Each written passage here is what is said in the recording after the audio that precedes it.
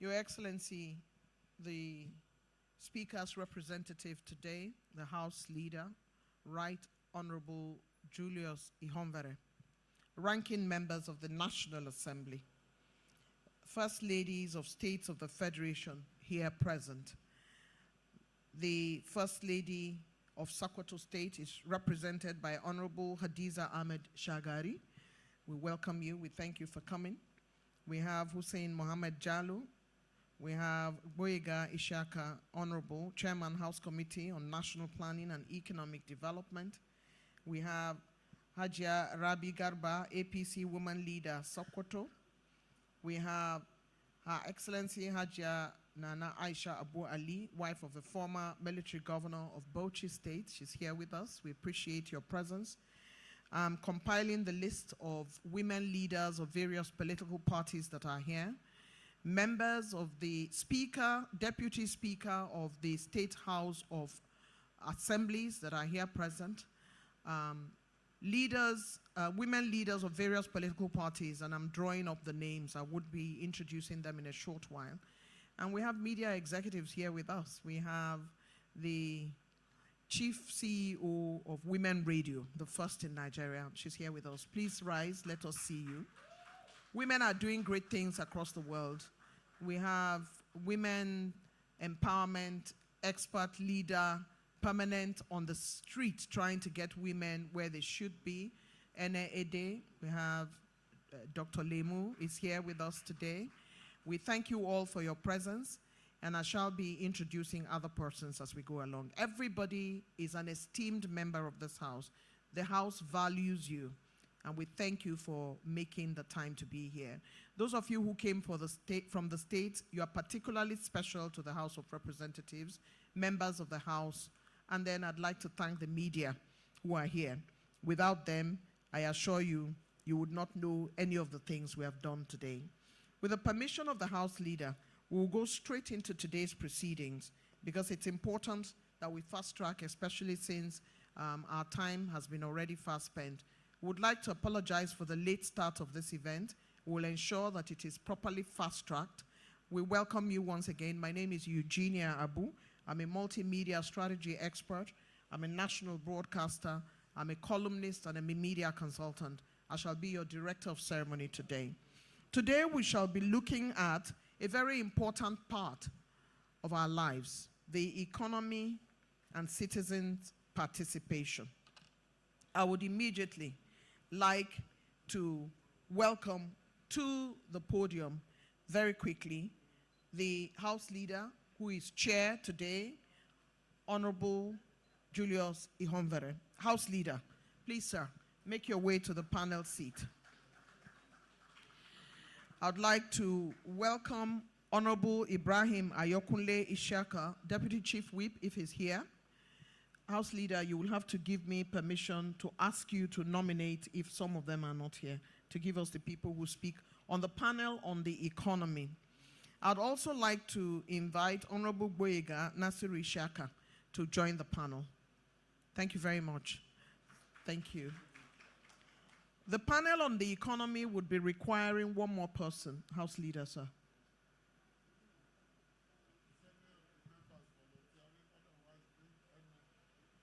Enede, I've been asked to invite you to join the panel. Such an incredible honor. Please make your way for the women of Nigeria.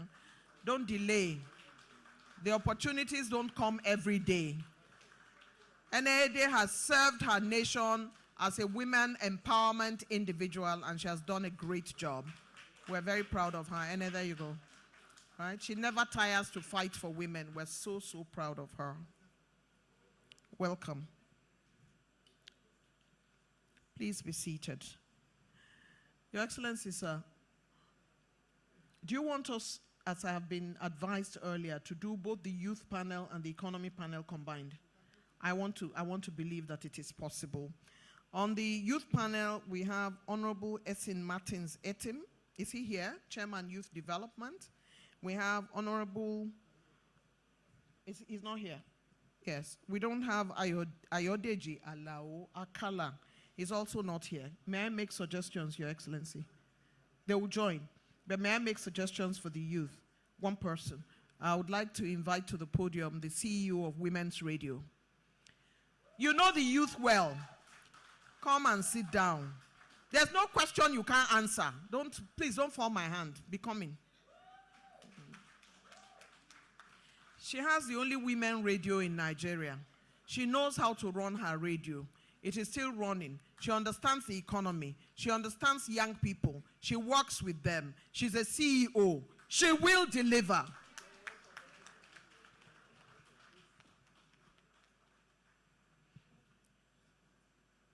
Your Excellency, you need one person for the economy.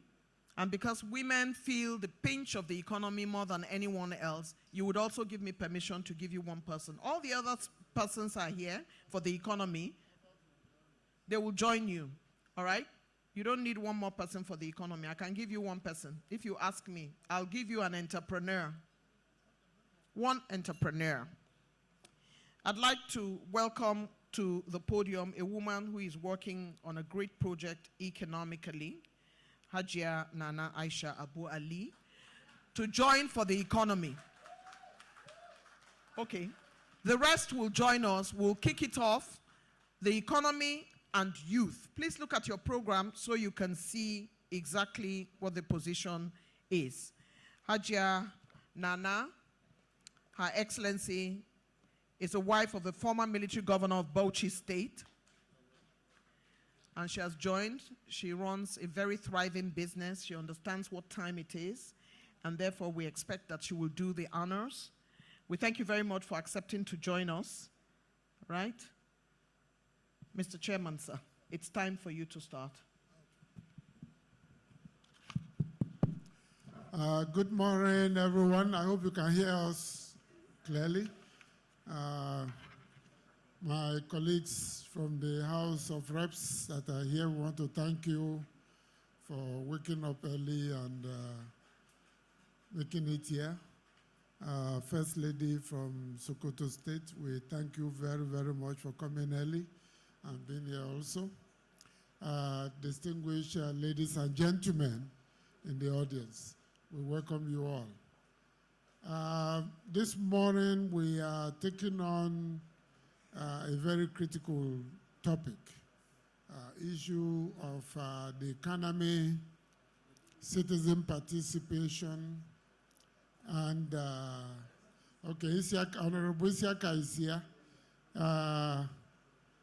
Right, Honorable Isiaka, just come straight to the, yes, you're on this morning's panel. Is the Deputy Chief Whip of the House.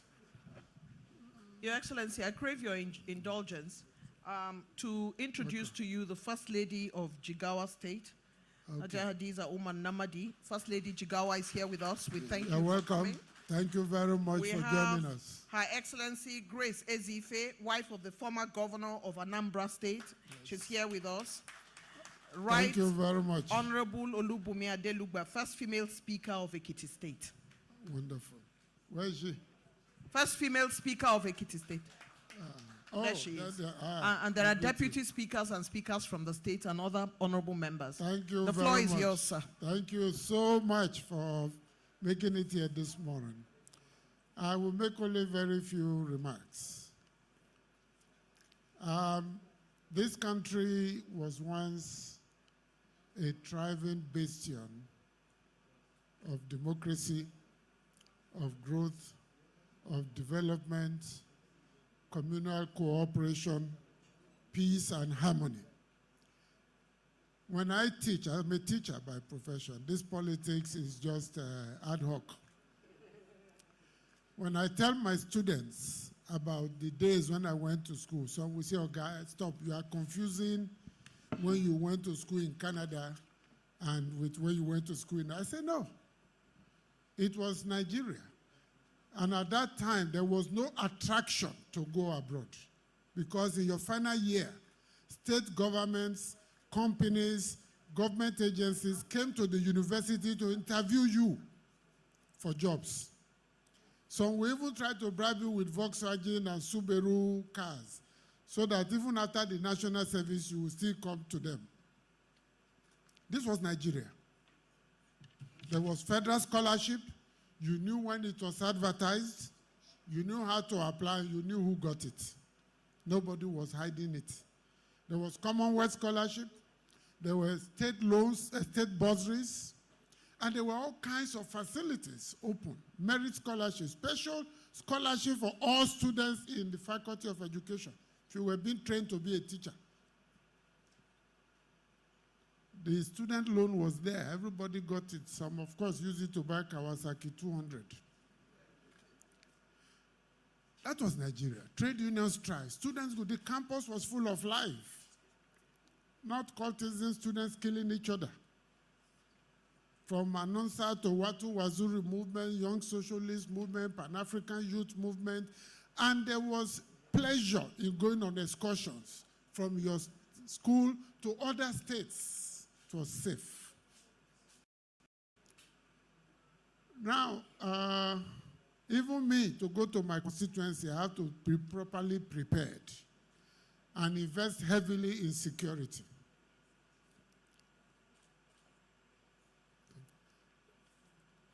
Now, like I said in one of the presentations here, it is not Bola Ahmed Tinubu that created the current situation in the country. He has taken some very hard policies, but those policies needed to be taken in order to redirect and reposition Nigeria on the path of growth. You have to grow before you develop. Things have just gone crazy in the entire country. Some young people now have copied the kidnappers and are the ones doing the kidnapping in many communities now. And are demanding for ransom of 250,000. But they kill their people because those people know their voices or recognize them. So they collect the money and still kill. You apply to the police, you apply to the army, you apply to Navy, Air Force, you don't know somebody, the chances of getting it is 1 in 500. Federal Civil Service Commission, they call it. I don't even know one person. Others may know, but me, I don't know one person they've recruited from me, from those I know I have encouraged to apply. Things are not working in the right order. But tendency is to focus on the presidency. The president has not. This is a federal system. Every month they share money. Billions go to states and local governments. Nobody talks about the local government chairman, whether appointed or whatever. Some people don't even talk about the state governments as if they have responsibilities anymore. Some state governors are trying. Others are happy to see the nation lambasting legislators and President Tinubu. That's not how it works in the federal system. And you see people complaining every day about state roads. They want Tinubu to come and fix state roads for them. I believe things can get better. Nigerians are resilient people. We are hardworking. We have always lived together. And the contradictions in our society can easily be managed.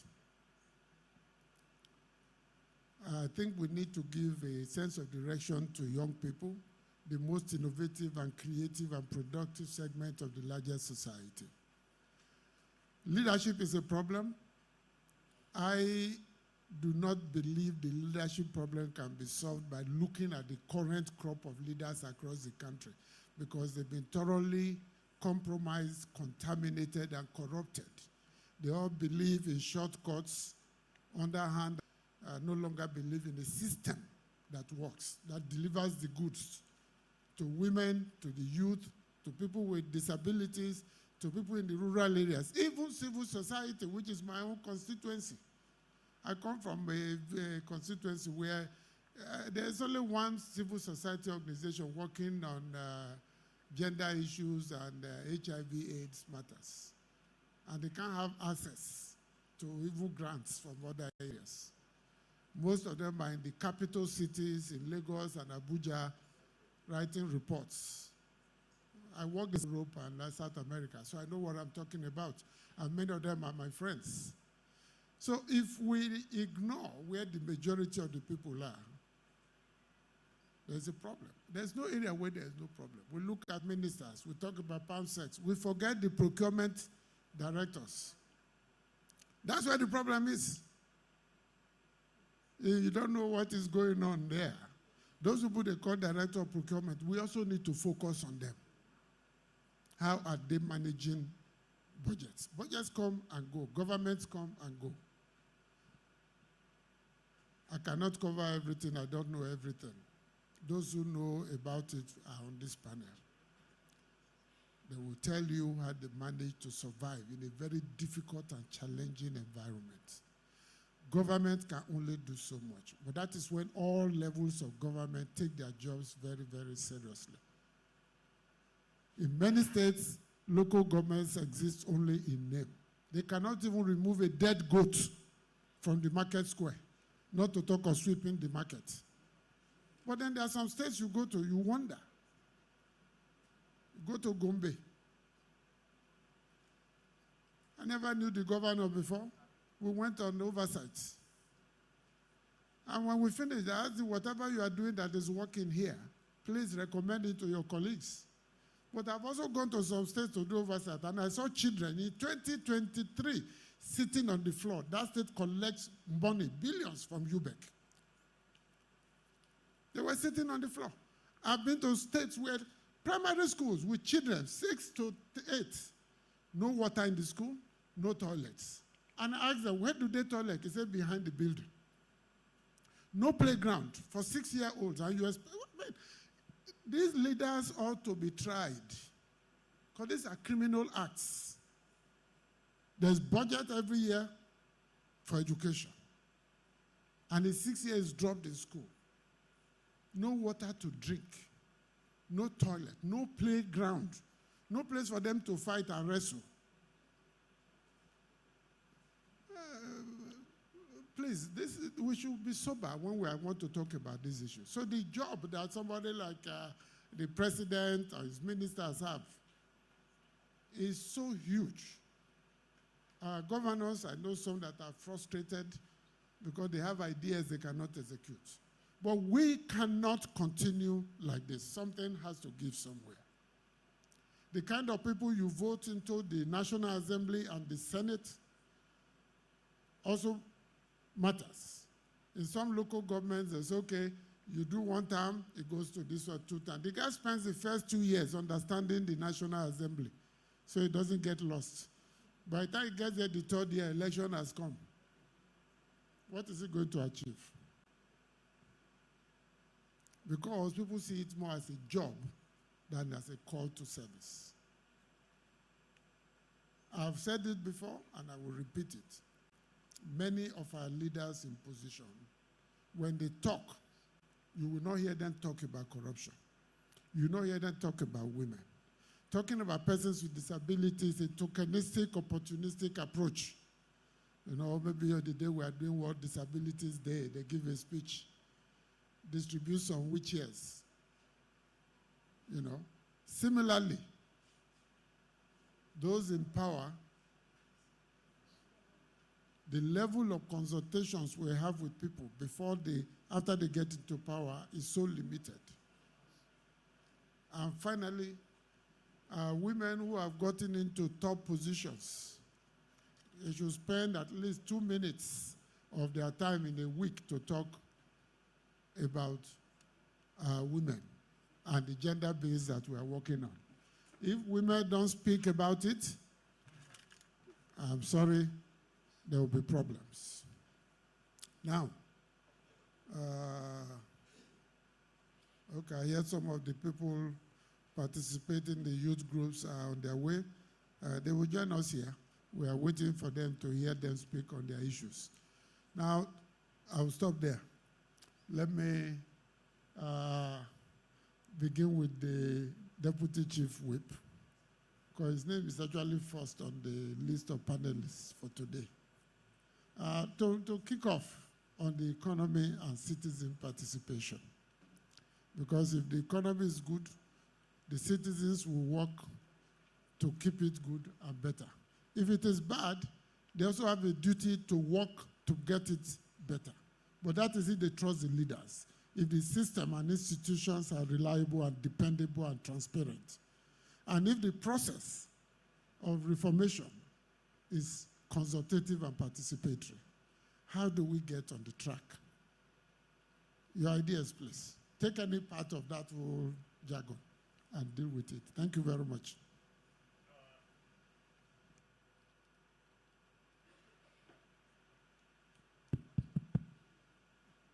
Thank you very much, our very quintessential leader, the leader of the 10th Assembly, with so much leadership quality, not only academically, but with wisdom that we always draw from the fountain. And I want to appeal to the audience. You probably may be hearing my voice, but whatever I'm able to say here, I'm drawing it from the fountain of knowledge of our very dearest quintessential Professor Julius Uveri, who has been leading and guiding us. Yes, economic and citizens' responsibilities and participation. Both are kind of what I call systemic twins. And one drives another as a process, such that there is a link. And once the link is missing, then it's either one is growing independently or the other one is detached and left to suffer in the doldrum, which is so unfortunate. Our leader has so much encapsulated much of their his growing ups. And of course, even when people like us far younger than him, we as his children, there were still some strengths of things we met on ground, which basically are not there today. Can we just first define economy? Of course, we all know, even right from 1 penny and the activities leading to it, and the exchange, and how far and wide whatever is in circulation. Before now, before even our grandmothers, our grandparents, they were talking about cowries in exchange for goods. And whatever they got in returns, they either use them, kind of cowries, to implement projects, develop activities and around them and all sorts. Then we got to currency, and now the level at which we are. First and foremost, if the government does its part, we as citizens, have we been taking ownership such that whatever the government is doing, we are complementing it? We're taking ownership of what the government has done and to maintain them. That is one aspect. Then another aspect, we as government, without being hypocritical, I will tell you that so many things are wrong.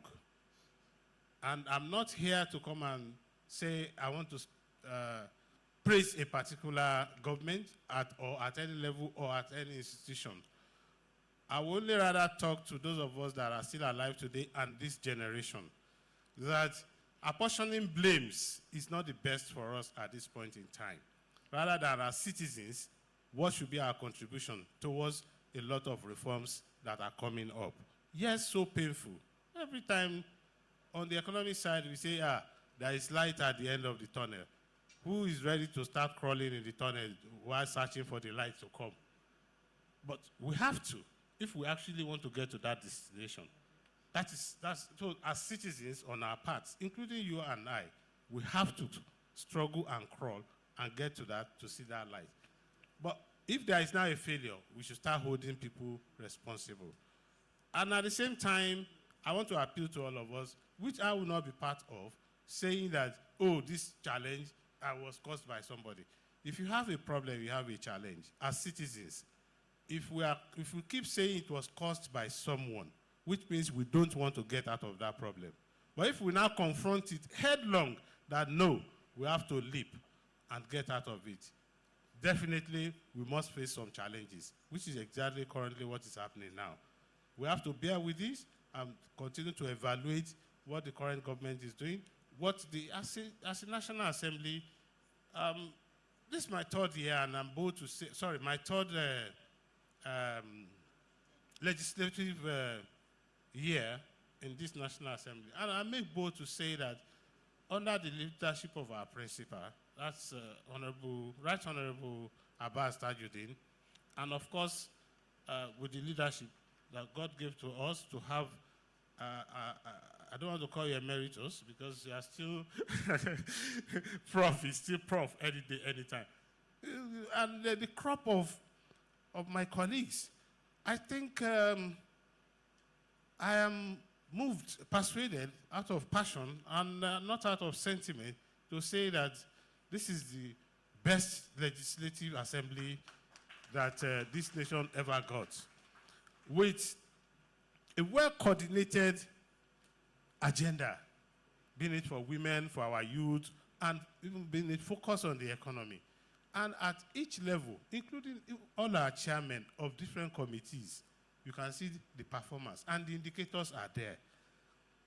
If I knew I was going to speak now, I would have been here with the statistics, accurate data to reel out for everybody and anyone to go and find out.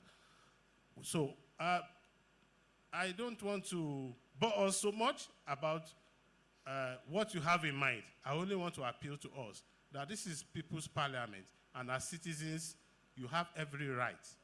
So there are some things we've been keeping to ourselves we have not been using. And the tools we have been keeping to ourselves to achieve greater economy for this country is by using your legislators. We are approachable. That is why they are using your tax to pay us. We were elected to serve you. So get it as your right as citizens today that any legislator in this parliament is your servant that you have to send an errand.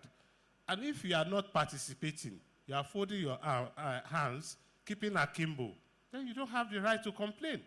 Then on the challenge side of the government, yes, we know it. The government is not there, and the National Assembly is not the rubber stamp that is keeping, just saying that, oh, whatever they want, just bring it, or whatever they want to do. But when you have some cracks and you want to mend, definitely it takes time. I now want to juxtapose these and marry them together, the economy and citizenship rights. It is your right, yes. If I want to challenge any of us here now, because in so many advanced countries, have you actually or really performed your own civic duties, responsibility, as it's written in so many laws of the land? I'm moved, persuaded again to say no, including the speaker, the person talking to you here now. Absolutely not 100%. So let's check ourselves so that we now use that as an instrument to challenge the government and make the government and all the governments at all levels to perform their responsibilities to, that is, when you say government, that is the rulers. When you talk about the citizens, that is the ruled. That is those of us that are citizens of the country under the government that we have to serve. So it's a win-win situation, and I want to appeal to us. It's a kind of always criterion, as you always say in statistics, to balance the two. So while the government is saying, hey, do this, let us see that we have actually, in all honesty, done our own part. Then we challenge the government and then allow the government, stimulate the government, poach them to, in return, to make our welfare better in the country economically. For now, as we progress, if there are questions and there are opinions, suggestions, we'll be able to rightly answer. Thank you very much. Thank you, Honorable Isiaka. I would join him in saying there is no House of Reps, National Assembly, that has been more open to engaging with civil society than that led by Tajuddin Abbas. In all our actions, our willingness, our dispositions, it is an open house, and we invite them to come in every day. We engage with them regularly. So if you are running an organization and you think the house can be useful to you, it's an open door policy. Feel free to come in, not just during the open week, which is an original creation of Abbas Tajuddin, but even beyond that, and even at the constituency level, engage with your legislators. That's the only way they will know your concerns, what you need, how you want them to approach the issues you bring. So please, not just at this level, but beyond here, feel free. Let me call on the CEO, Women Radio, to please, from your vintage point, tell us what you see. Thank you. Thank you for this opportunity. Can you hear me? Okay. So, only 22% of Nigerian women entrepreneurs are economically empowered. That's data, only 22. And if we say we are a nation of 200 million and women make up half of that, we can see that women are really disadvantaged. The gentleman over there have spoken about the facilities and the infrastructure that is being put in place by the government. While I agree that there are infrastructure put in place, I think it's also very important. I may not be very famous here today, but I think it's important for my sisters, women, for us to key into any agenda of any government in power. We cannot fight and oppose from outside. It's important to key into the agenda of the day. The agenda will not be made known. It is down to us to be deliberate, to be intentional, to look for those information. Obviously, we expect the people in power to make this information available to us. We talk about procurement. How many women have the opportunity to be part of that system? So my comment here is more of, to my sisters, we need to key into any agenda of any government. Let's walk up to them and let us see how we can be part of the system. Women are disadvantaged, I've said it. I know that there are a lot of facilities, the Bank of Industry, the Central Bank, they come up with a lot of interventions, but how many women are informed? How many women are aware? If we're saying that the bulk of our entrepreneurs are women, they're not as educated as we think they are. Are we making these opportunities accessible to them? So I know that the media also have more work to do. But do we make these opportunities available to them? One thing that I know is important, and I'm going to quickly mention this, is I know that education matters a lot. If there's one thing that I think this government has done very well, that I'm very happy to talk about, is the NEL Fund. Every opportunity I have, I talk about the NEL Fund. That's the Education Loan Fund. For every Nigerian student that is currently in a higher institution and the parents or the guardians are not are at a disadvantage for that child to go to school, the government pays tuition. Every time I talk about this, a lot of women are not aware of it. Government pays the tuition. So mothers, you don't have to worry about school fees as long as your child is in a higher institution. And they also give 20,000 naira monthly as allowance. So what are we waiting for to key into this and ensure that your child, your children go to school? According to the data that NEL Fund, and if there's one thing NEL Fund is doing, that is what, sir, I want every agency to do. NEL Fund is accountable. They are transparent. They give us data on a daily basis. How many loans, how many billions have been given out? According to the data that I saw today, women, we have less females applying for this loan. My mothers and my fathers here, please allow your children, if you can't afford school fees, to access this education fund. And this is what I'm saying, that all the interventions that the government is doing to will the economy, we need to ensure that this information are accessible to everyday Nigerian. We have to be transparent, sir. In as much as we're saying the government is doing a good work, where we have to challenge you in terms of accountability, in terms of transparency, we will say it. We need to have more women. Women oil are the oils of the economy. If you don't support women, you know, if you don't support women, we do a lot of lip service, right? If we do not support women to understand the basics of economy, the basics of finance, then we are really at we're at a disadvantage. So for me, the agencies and the government have more work to do to ensure that women have the access. You hear things like, if you take a loan of 1 billion naira,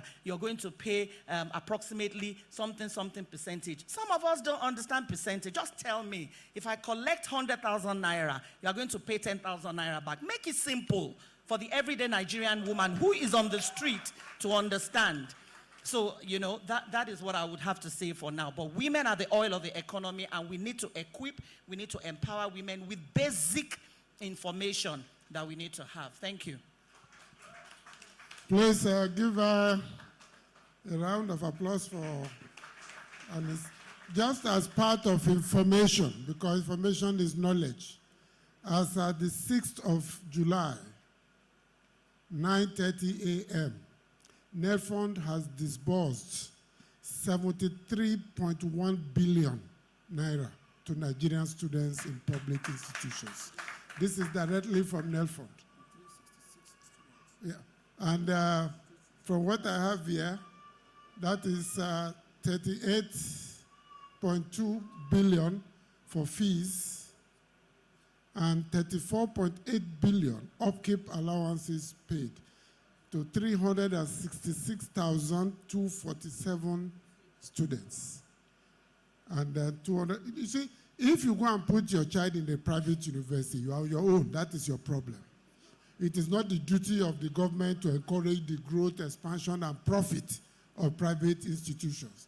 But if your child goes to a public institution, they benefit from this. No discrimination. We don't want to know your religion, whatever. Tell your friends. And legislators who are here, don't pay school fees for anybody in higher institutions. Give them the link. That's what I do.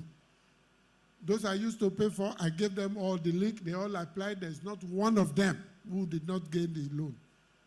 Prof, sir, so the reason I'm talking about NELFund is they are transparent. Yeah, they are I agree accountable. with you. And it's good to acknowledge the CEO, who is working hand with the president. Yes. But I'm also talking about other agencies. The other agencies need to follow suit. If we're saying that 57.5 micro, small, medium entrepreneurs are women, we need to break down information for them. So while I'm commending the government and I'm commending the person they have put there to head NELFund, I'm also saying other agencies need to follow suit. I agree absolutely with you. I agree absolutely with you. There are many agencies, hundreds of them. We don't know what they are doing and how they are doing it. They just have a beautiful office, beautiful secretariat with an executive secretary or DG, but no information to the public about what they do, why they do it, how they do it, and how the public can benefit from them. Even the Bank of Industry, Nigerian Development Bank, Bank of Agriculture, even MCT, I don't know what they do, how they do it. Many years ago, I tried to get a loan from Bank of Industry. They sent me to their branch in Asaba. And I went out 2 or 3 trips on a very bad road with kidnapping. I stopped bothering myself. You know, so how to break things down, make it simple. NELFund is a shining example. Put the right people in the right place, you will get the result. Now let me go to this side. Have you spoken? Okay, we see the same question you asked. We must commend the House leader for being honest, for being, at his level, it's not very easy to begin to speak to power, particularly that he's in the same political party as the president. Some will see it as something, they can give it a characterization that he knows what he's seeking, but we are grateful to have somebody like you, Prof. Thank you so much. Prof took us through memory lane, but there is something he said that will resonate with many of us, especially women. He said his position is ad hoc. It means he's not putting all his expenditure, all his finances, everything that he needs to do on the National Assembly, which will bring a lot of pressure. He talked about the local government governance too, that why are we not paying attention to that, despite the fact that the president has also gone ahead to say, look, and granted It's not an easy thing to have been done, autonomy to the local government areas. But if we look at it from this premise, I had the opportunity of studying economics. I studied accounting, first of all, at NCE level before economics. And what our lecturers told us repeatedly is that economy is the superstructure on which all other structures are built. So if you don't want to talk about economy, then you are not saying anything. Without economy, you cannot do politics.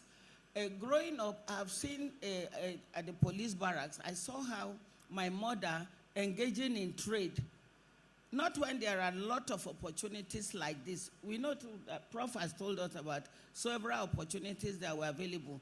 But now, we have multiplicity of opportunities that women can queue into. I know that as a result of what my mother did, that was how many of us were able to go to school in the family. And it took away the trauma that the family would have suffered. It took away the misery and the disintegration of the family. So it's essential that it's not because we are women, that's why we are speaking concerning empowering women to be able to be part of the economy or the economic arrangement. We are saying this because we are beneficiaries, and we know that societies will always benefit if women are involved sufficiently. Thank you so much, Tom. You have touched on very serious matter concerning basic literacy. A number of us, it's not only women. Prof has said there are some interventions that he's not aware of. It means there need to be more publicity. It's not only putting it at the doorstep of the media. There are many things happening. Some of us are lucky that we are around television, we are around radio, and we ask questions, and we are there on social media. But not so many people have the opportunities. Somebody had asked today that, yesterday we were having conversation. Somebody said, as long as women are not literate enough, either women with disabilities, older women, younger women, it will be problematic. I said, what happened? What happened to the mass literacy, which gave us opportunity for second chance education? So when you are educated, you don't have to ask too many questions, and you ask the right question, and you get the right answer. Even if you get the wrong answer, you will be able to ask questions. We have also seen, Prof has raised very serious matter, because for those of us in civil society, we have the opportunity of holding people accountable. Not only the media has the constitutional role of holding everybody accountable to people, but we in the civil society, Prof, you observed rightly when you talk about report being written. It means some of the reports are actually quite creative. They don't link up. They don't link up with the reality. You have seen that a report is very beautiful. We have intervened. We have done this for so. We have reached a certain number of women across the 774 local government areas. The report is beautiful. But on ground, you are not seeing the reality. So there should be a link between the report that we are giving as well as the empowerment of the people, the ordinary people at the grassroots level. Tom, you talked about procurement very elaborately. It's so important. Once at the level of procurement, everything is lost there and there is no inclusion. You are not including persons with disabilities. You are not including different segments of society, youth, women, older men, older women. If it's inclusive at the level of procurement, and there's enough oversight, not only the legislators, civil society, and other gatekeepers. We know that people in Nigeria, we talk about religious activities so much. If you say, look, you want to be praying certain things to happen, prayer alone will not solve this matter. It's action, strategic action, that will be able to lead us to get to where we need to be. Thank you very much, Prof. You talked about what happened in Gombe. Pair sharing, different organizations, different states, different people doing, individuals who have the opportunity to empower everyone, particularly women. We know too that I was telling somebody earlier that there's nothing you give to a woman that is not multiplied. And we have been told too that when you have loans, you have grants, the payback period is faster with women and you get it in full. So if you have looked at it from that premise, even from giving woman pregnancy, you see that it keeps growing, it comes to delivery. So there's nothing you give to a woman that does not grow. Beijing plus the Beijing Declaration and Platform for Action talks elaborately about economy, women and economy. So if women are the one managing everybody, society, managing themselves, it means we must increase the responsibility we give to women to the extent that they will be able to deliver to the needs of everybody. If we are not able to do that, like Lois here, I know Lois, she's not only doing civil society, she's a farmer. She contested to be a member of the Kaduna State House of Assembly. In between, she juggles a lot of things. So the opportunity for us to educate people enough to be able to, not to rely heavily on politics or government, it will be very important so that we don't generate unnecessary liability, that all of us will just share liability that should be, or few people share liability that should be liability of everybody. Nigerians are good people. So if we give them the right orientation and we give them the resources, we'll be able to get the best out of it. The Honorable has told us that for him, politics is not the end to everything, but that is just to support what he's doing. So we should all come with that mindset, and our country will be prosperous. Nigeria is a good country, and we have resources to go around everybody. So let's share it in an equitable manner. Thank you. Okay, you have a microphone there. Okay.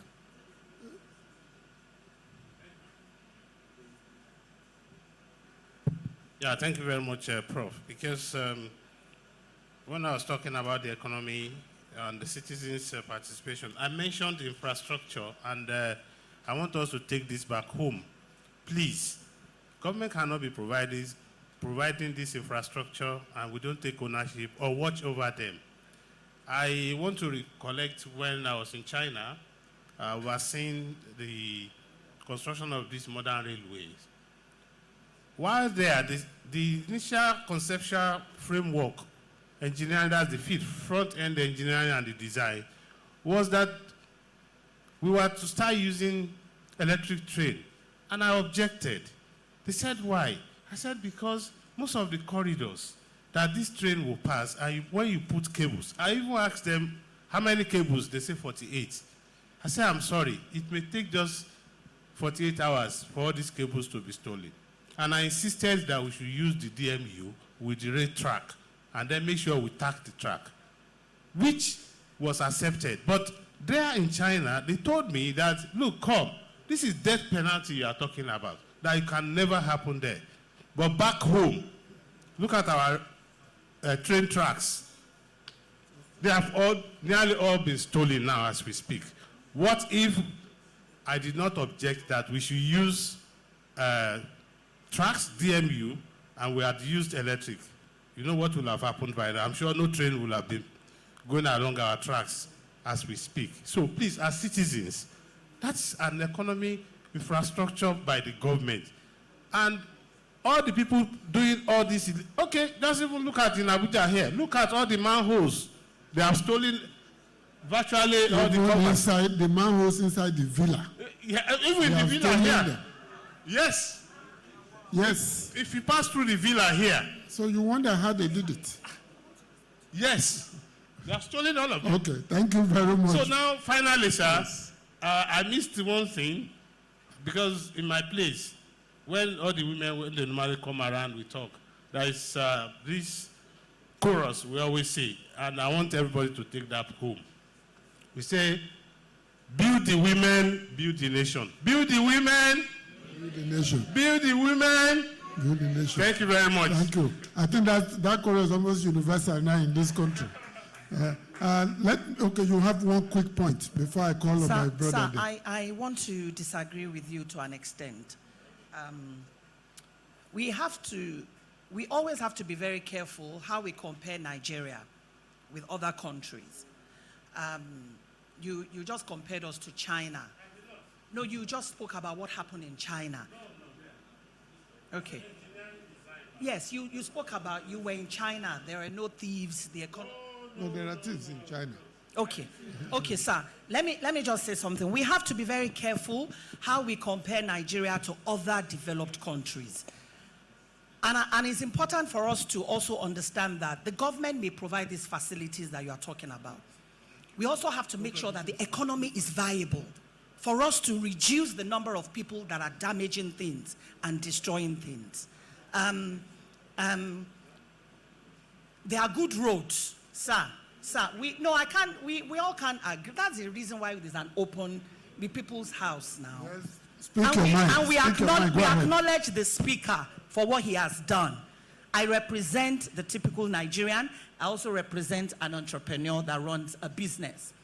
So I'm saying that in as much as people destroy things, we also have to make sure that we provide those facilities. You see what you spoke about, I would have thought, why can't we have CCTVs? But if we have CCTVs, we need uninterrupted electricity. Wait, sir, we need uninterrupted electricity. I just want us to understand that the government is doing its bit.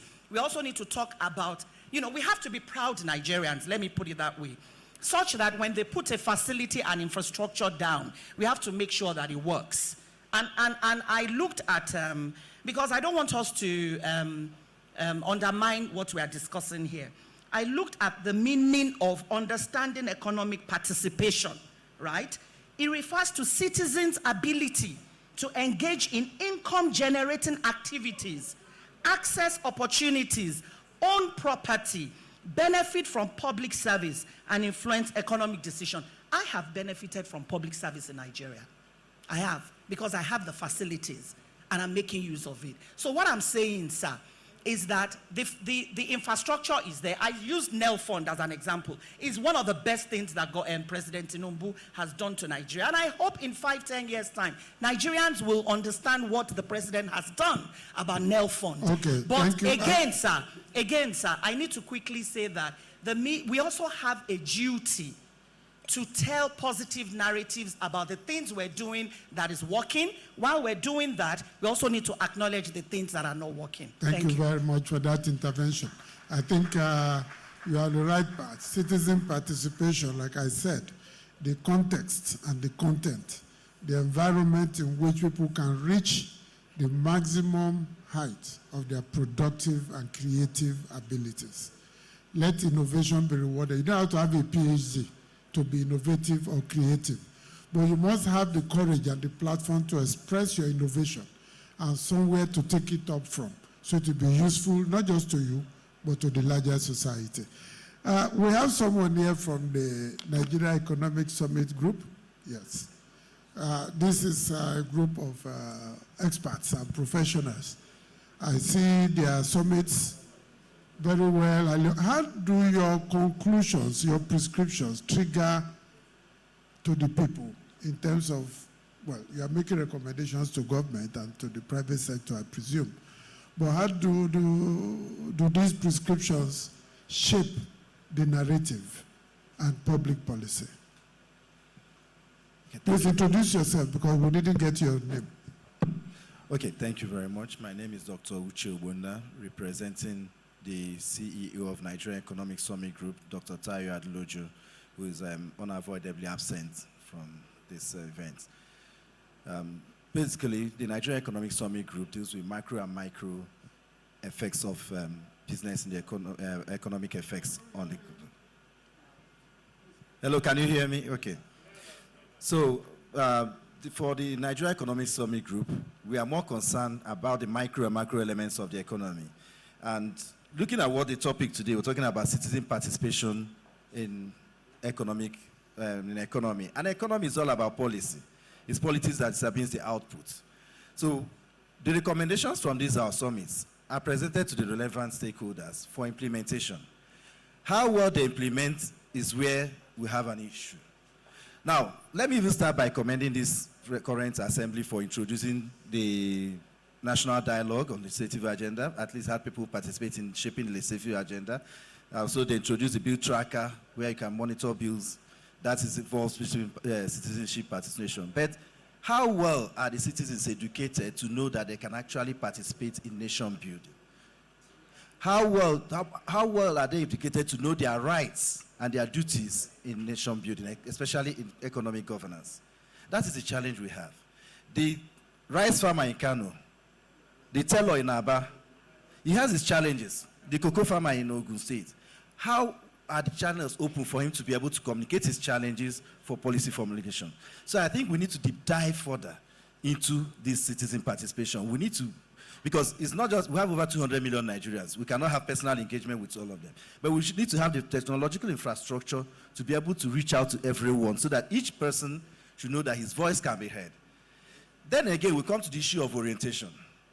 Probably events that have happened over the years and all that made the average Nigerian lose confidence in, does not believe that his voice can be heard. He does not believe that his challenges can even be addressed. So they learn to live with their challenges without even communicating it. So that's where we have this problem. We need to dive, and that probably as civil society organizations we've been doing our best, but we also need the support of the government to get to the grassroots, to make sure that every economic policy stems from the grassroots. Every policy has to be made with the citizens and not for the citizens. So that's the only way we can ensure that these microeconomic policies that we publish every day achieves its desired results. If not, we'll keep doing rhetorics year after year without achieving anything. Thank you very much.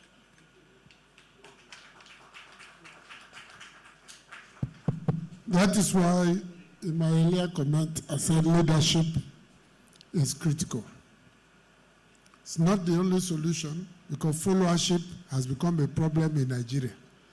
You call people to a meeting, you don't cook, you don't distribute wrapper and share money, the next time you call, they won't come. They will even abuse the hell out of you, useless rep. So they have become as contaminated and corrupted as the followers. It's a big challenge in our country. And that situation corrupts a national discourse. You cannot get objectivity, you know. But just to refer to a little part of what you said, as for members of the House of Representatives, even the Senate, we are 360. We represent every part of Nigeria. And it is compulsory that each member must have a constituency office, functioning constituency office. And we have a committee in the House. Part of its responsibilities is to investigate that these offices exist and that they are functioning. And it is open, must have people. So you can always go there, drop a complaint, ask for help, make suggestions. People are not utilizing them. There are NGOs that also monitor whether these offices exist. I know that Budget, for example, has gone to my own office several times to see whether it is really working, and they do provide reports. In addition, we have Nass TV, which records all our participations and streams them online. I know that not everybody has access to TV that can be online. But for those who can, I don't think there's any member of the House of Reps who does not have an online presence, because that is where you have to put your projects, how you represent your people, so that they can have access to it. Also, our engagement with civil society is designed for them to have an opportunity to monitor what we do, evaluate it, and take reports back to the people. And we're open to suggestions from the public. What more can we do to improve engagement with the people, their communities and constituencies? But that is just to explain from our own side what we do. Let me call on the chairman, because he may have critical information for us on the House Committee on planning and economic development. In fact, it's good that you speak immediately after Nigeria Economic Summit Group, because they make the recommendations. What do you do with these recommendations? Well, thank you very much. Our leader with the very youthful swagger, I was just telling him here. Thank you very much, and through him to the leadership of the House for putting this together. Unlike my leader from Ogun State, who says he's here for the third time, I'm here for the first time, and I'm just enjoying all that we are doing, you know. Thank you, and all the other members of the panel. I think what I would like to do, Chairman, if you permit me, is to say that, yes, we are talking about the economy and citizens' participation. Let's just give a very brief background to where we are, even now, as a nation in terms of our economy. In the last 2 years, we have seen so many very bold moves by Mr. President and the presidency and the government in the area of FX, in the area of removal of subsidy and all of that. That, of course, has brought a lot of untold and maybe unanticipated to some extent challenges in the area of inflation, in the area of purchasing power of our people, in the area of employment, and some of those things. I think the issue is that in terms of finding solution to this, and in terms of moving forward so that we can realize the full benefit of all these major changes. I was watching the video this morning of the chairman of Dangote Group, where he says that he wouldn't have thought that in his lifetime, any Nigerian president will have been able to bring, to implement these two, measures all at once. And that has changed a lot of things. But even as much as that has happened, we have all listened to some of the challenges here and the one that we're also going through. And, so the issue is that in terms of moving forward, what is how do we ensure that we move forward? Yes, the fiscal deficit of the government is coming down. It was about 5.4 at some point. Now it's coming to about 2%. The revenue to debt is also not doing badly. It has moved from about 9 to about 14%. Yes, it can still go to about 30%, which is what the IMF and all of that asks for. But that still does not mean that something that we bought for one amount 2 years ago is not going for so much now. But the truth of the matter is that all of these things are necessary. Are necessary side effects of a measure, of a step that has been taken in order for us to have a long-term stability in our economy. And as a lot of palliatives, as a lot of incentives are coming in, I'm very happy with my sister who has come with NEL Fund. I was going to talk about it, being the chairman of the NEL, the pioneer chairman of NEL Fund, House Committee on Student Loan, before moving to this. That is just one aspect. There are so many other aspects. And I think I want to agree that one of the things we need to do to ourselves is to ensure that we actually make sure that as citizens, we are fully aware of this. Ask your representative questions. We are your representatives. And do not just assume that, you don't care or you don't want to know what is happening. It is your responsibility for you to know. I think the other area is skill development. As citizens, we also need to skill develop so that we can fit ourselves into the emerging opportunities that we are expecting. A lot of things are going to change. Technology is taking over so many things. How developed are we? And I'm not talking of, I thought we have had enough of women issues yesterday until my sister came now and started talking about women. So this time around, I'm not even talking about women. I'm talking about all of us. Let us skill develop. So many things are happening. Now the world is flat, as they say. And before you know it, a job that is being advertised in Nigeria is being taken up by somebody from Ghana or somebody from Togo. So how developed are we in order for us to be able to take up some of these jobs? I think these are some of the things that we are doing. For us as a committee and for us, I think that we are in a very good state now. The National Development Plan 2021-2025 is going to end by end of December. We have gone into two major macroeconomic changes that is changing the whole gamut of our economy.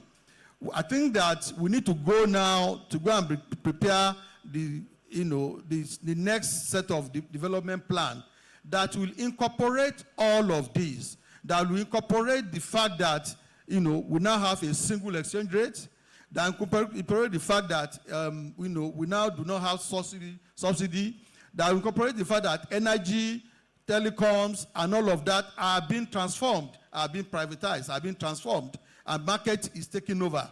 So how do all of this reflect in the National Development Plan? Of course, in doing the National Development Plan, we also have to reach out to the citizens.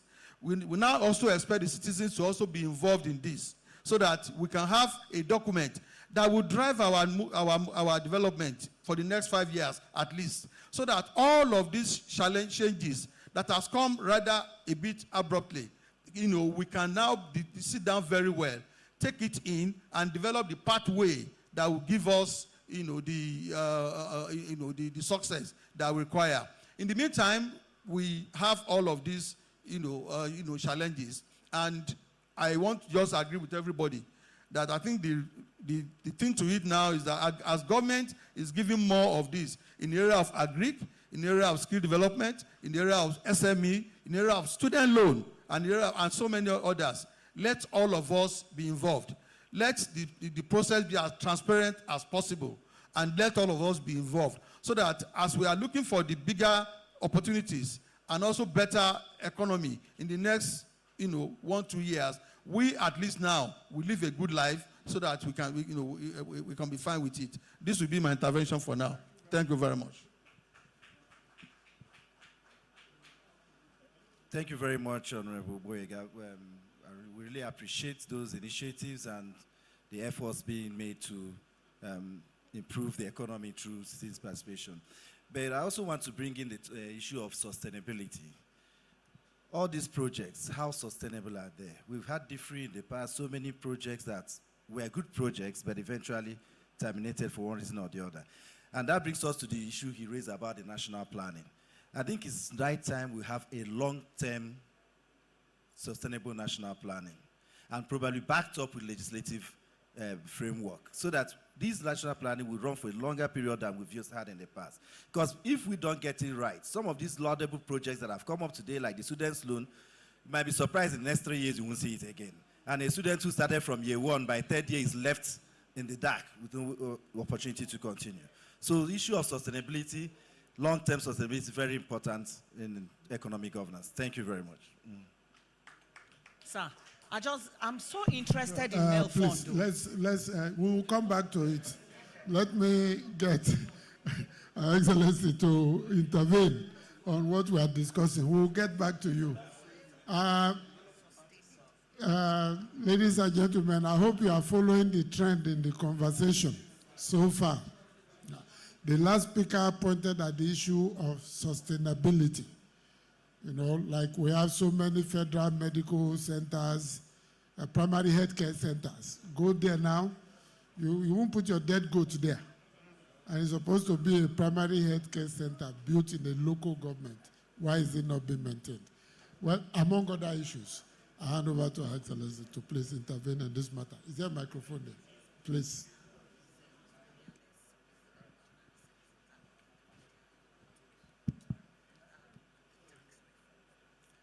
Good afternoon, everyone.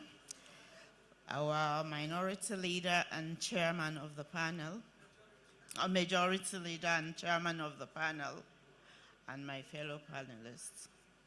I want to first of all commend the Honorable Right Speaker for this opportunity. I call it an opportunity to Nigerians, because this is about the first time we're having this type of panel with people talking about participation in the economy. On the first day of the open week, a former Speaker of the House did mention that this is the best speaker we've had in the history of Nigeria. So this is a plus for him. Now back to the topic of today. We've had people talk about the economy, sustainability, and how to move this economy forward. His Excellency, the President of the Federation, has put up laudable reforms that can move the nation forward. But we have to talk about how practicable are they going to be. Do we have people in the right positions that will move this economy forward?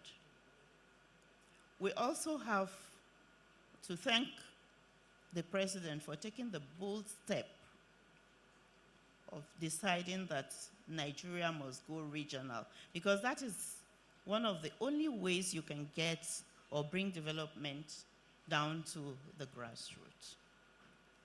My sister Chong talked about women and how we can get women involved, inclusivity of the women folk. The population of Nigeria tells us that we make the majority, yet we are the most disadvantaged group of the nation. When you even talk about the population of Nigeria, the youth also have a part of us. That is the female youth. She is a woman. You need to encourage women to take part and participate in leadership for us to be able to move forward.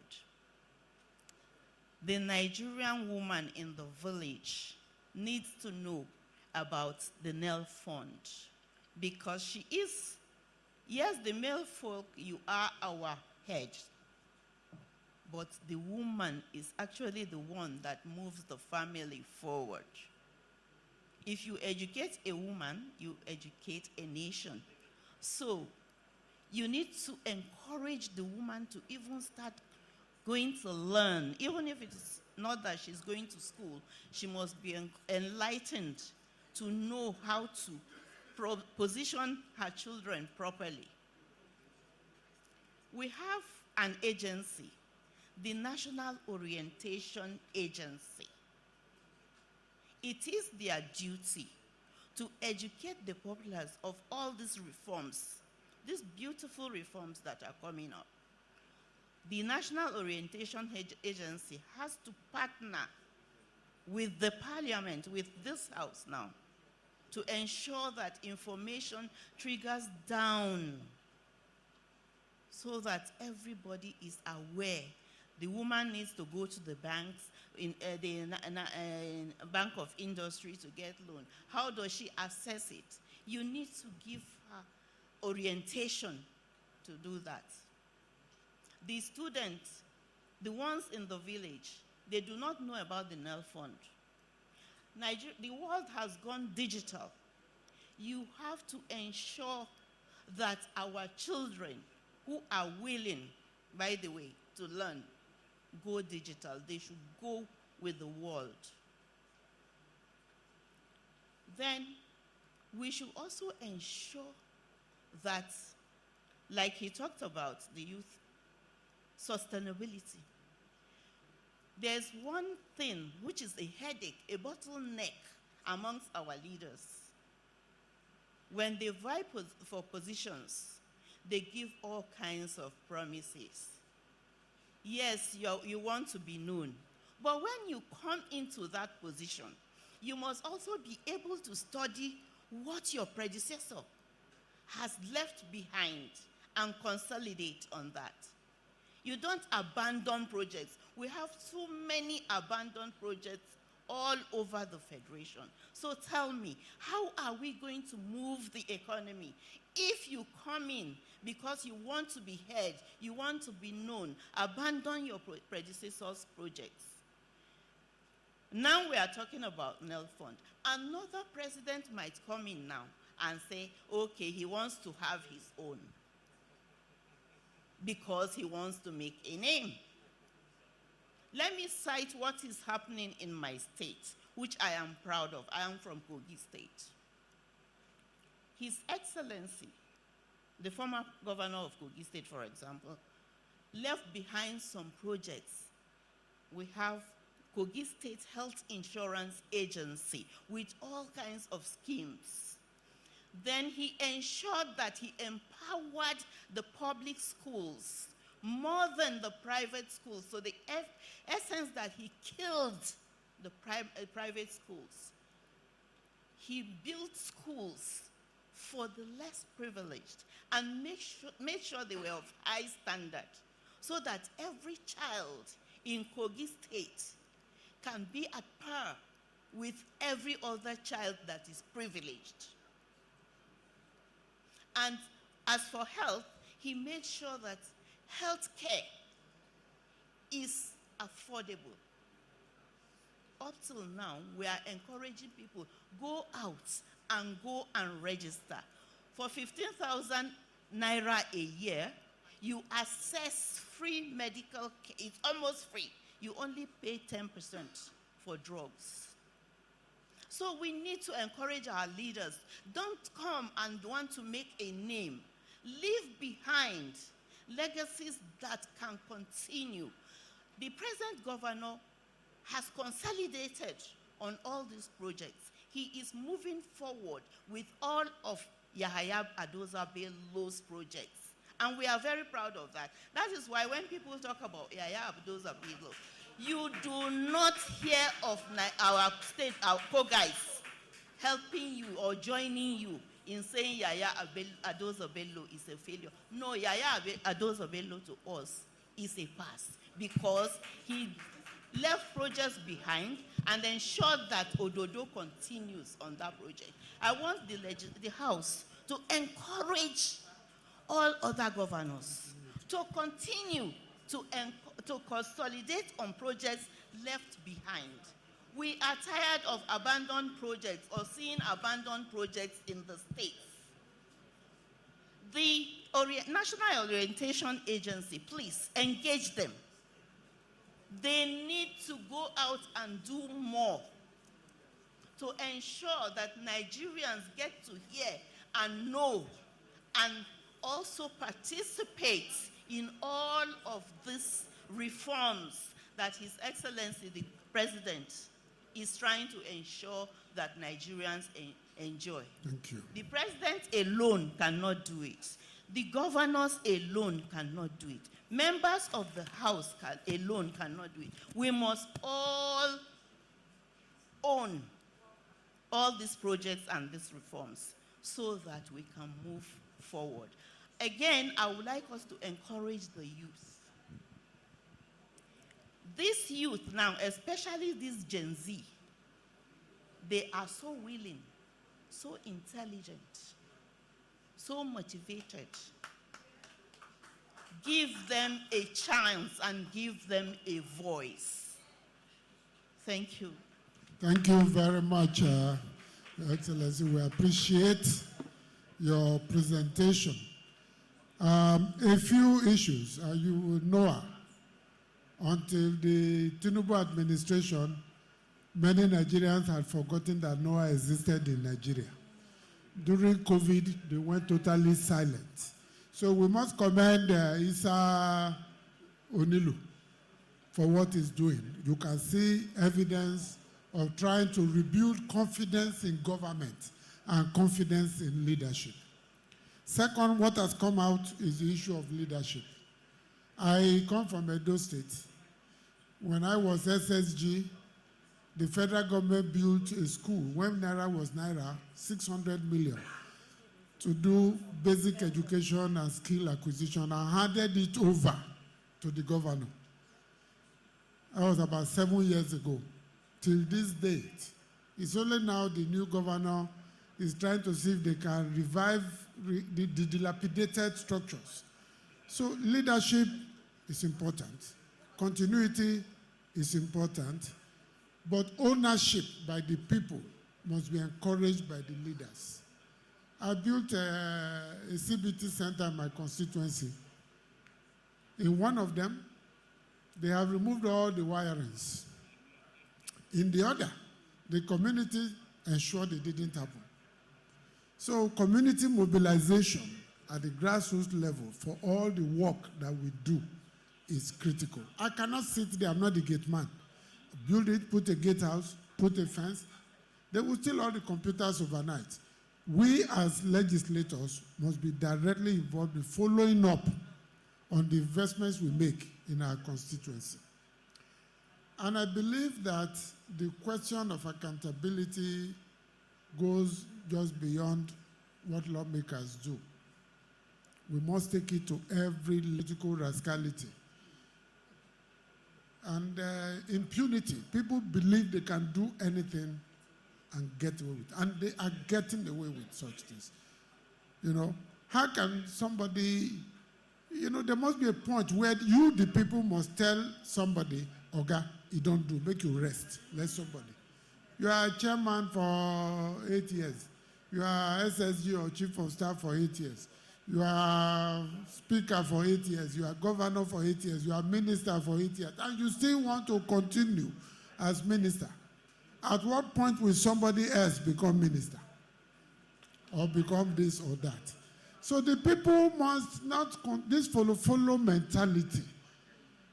Chop, make I chop. It's not always correct. It doesn't always lead to the right results. That's why I said, as we interrogate the place of leadership in our lives, we should also look at followership. You know, and the very loud silence of those that should speak in the churches and in the mosques. And some civil society organizations that have become routinized and chronically bureaucratized. Do bureaucracy, have fine office, write reports for the donors, fine, but the work you are doing must leave Lagos and Abuja. You know, this Labango, Lagos-based NGO. We must move to the rural people to serve them. So you've listened to the panelists. I'm sure there are persons with questions.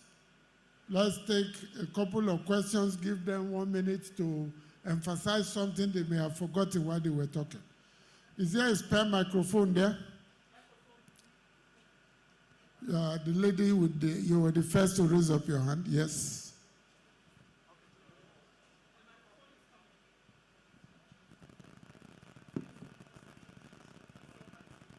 If it's a comment, make it brief and direct. If it's a question, make it straightforward. The lady, she's standing up already.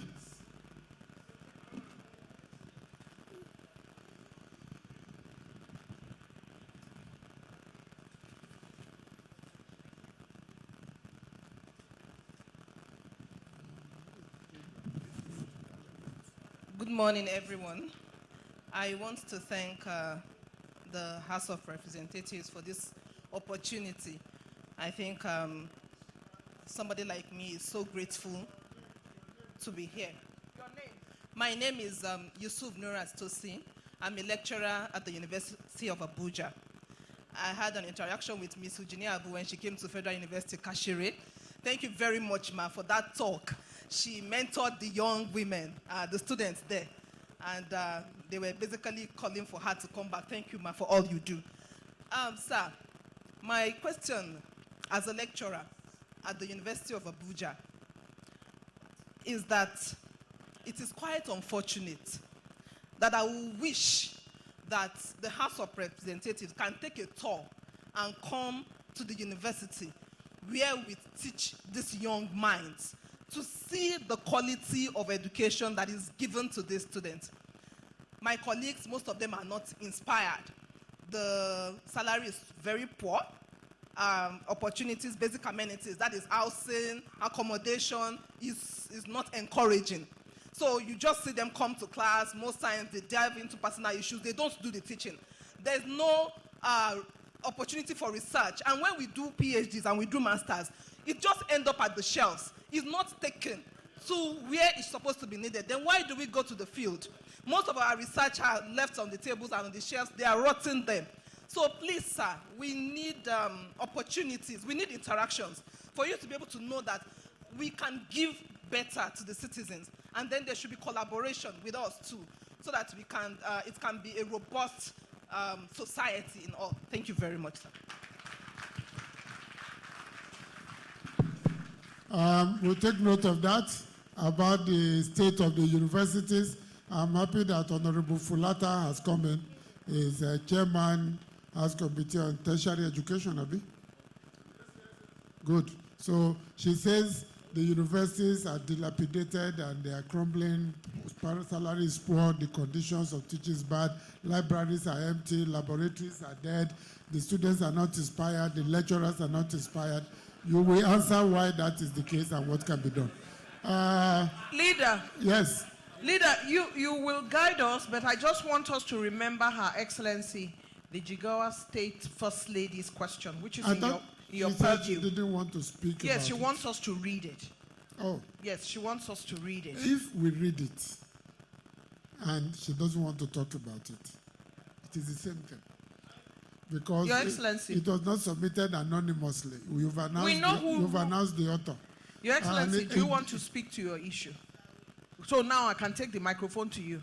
Thank you very much. So that we go to the Ekiti State speaker after her, and then Your Excellency, you guide us after that. Yes, certainly. Your Excellency, the microphone is in your purview now. And Honorable Kuye Ademore, is that you? Yes, Chairman on Public Assets. While you were away, we all complained about so many abandoned projects in the country and dilapidating public infrastructure. I think all of these are your properties. You will also tell us how to handle it. Thank you for coming in. Yes, Your Excellency. Okay. The floor is yours. Sir, as a First Lady, our forum has emerged as a result of increase in sexual...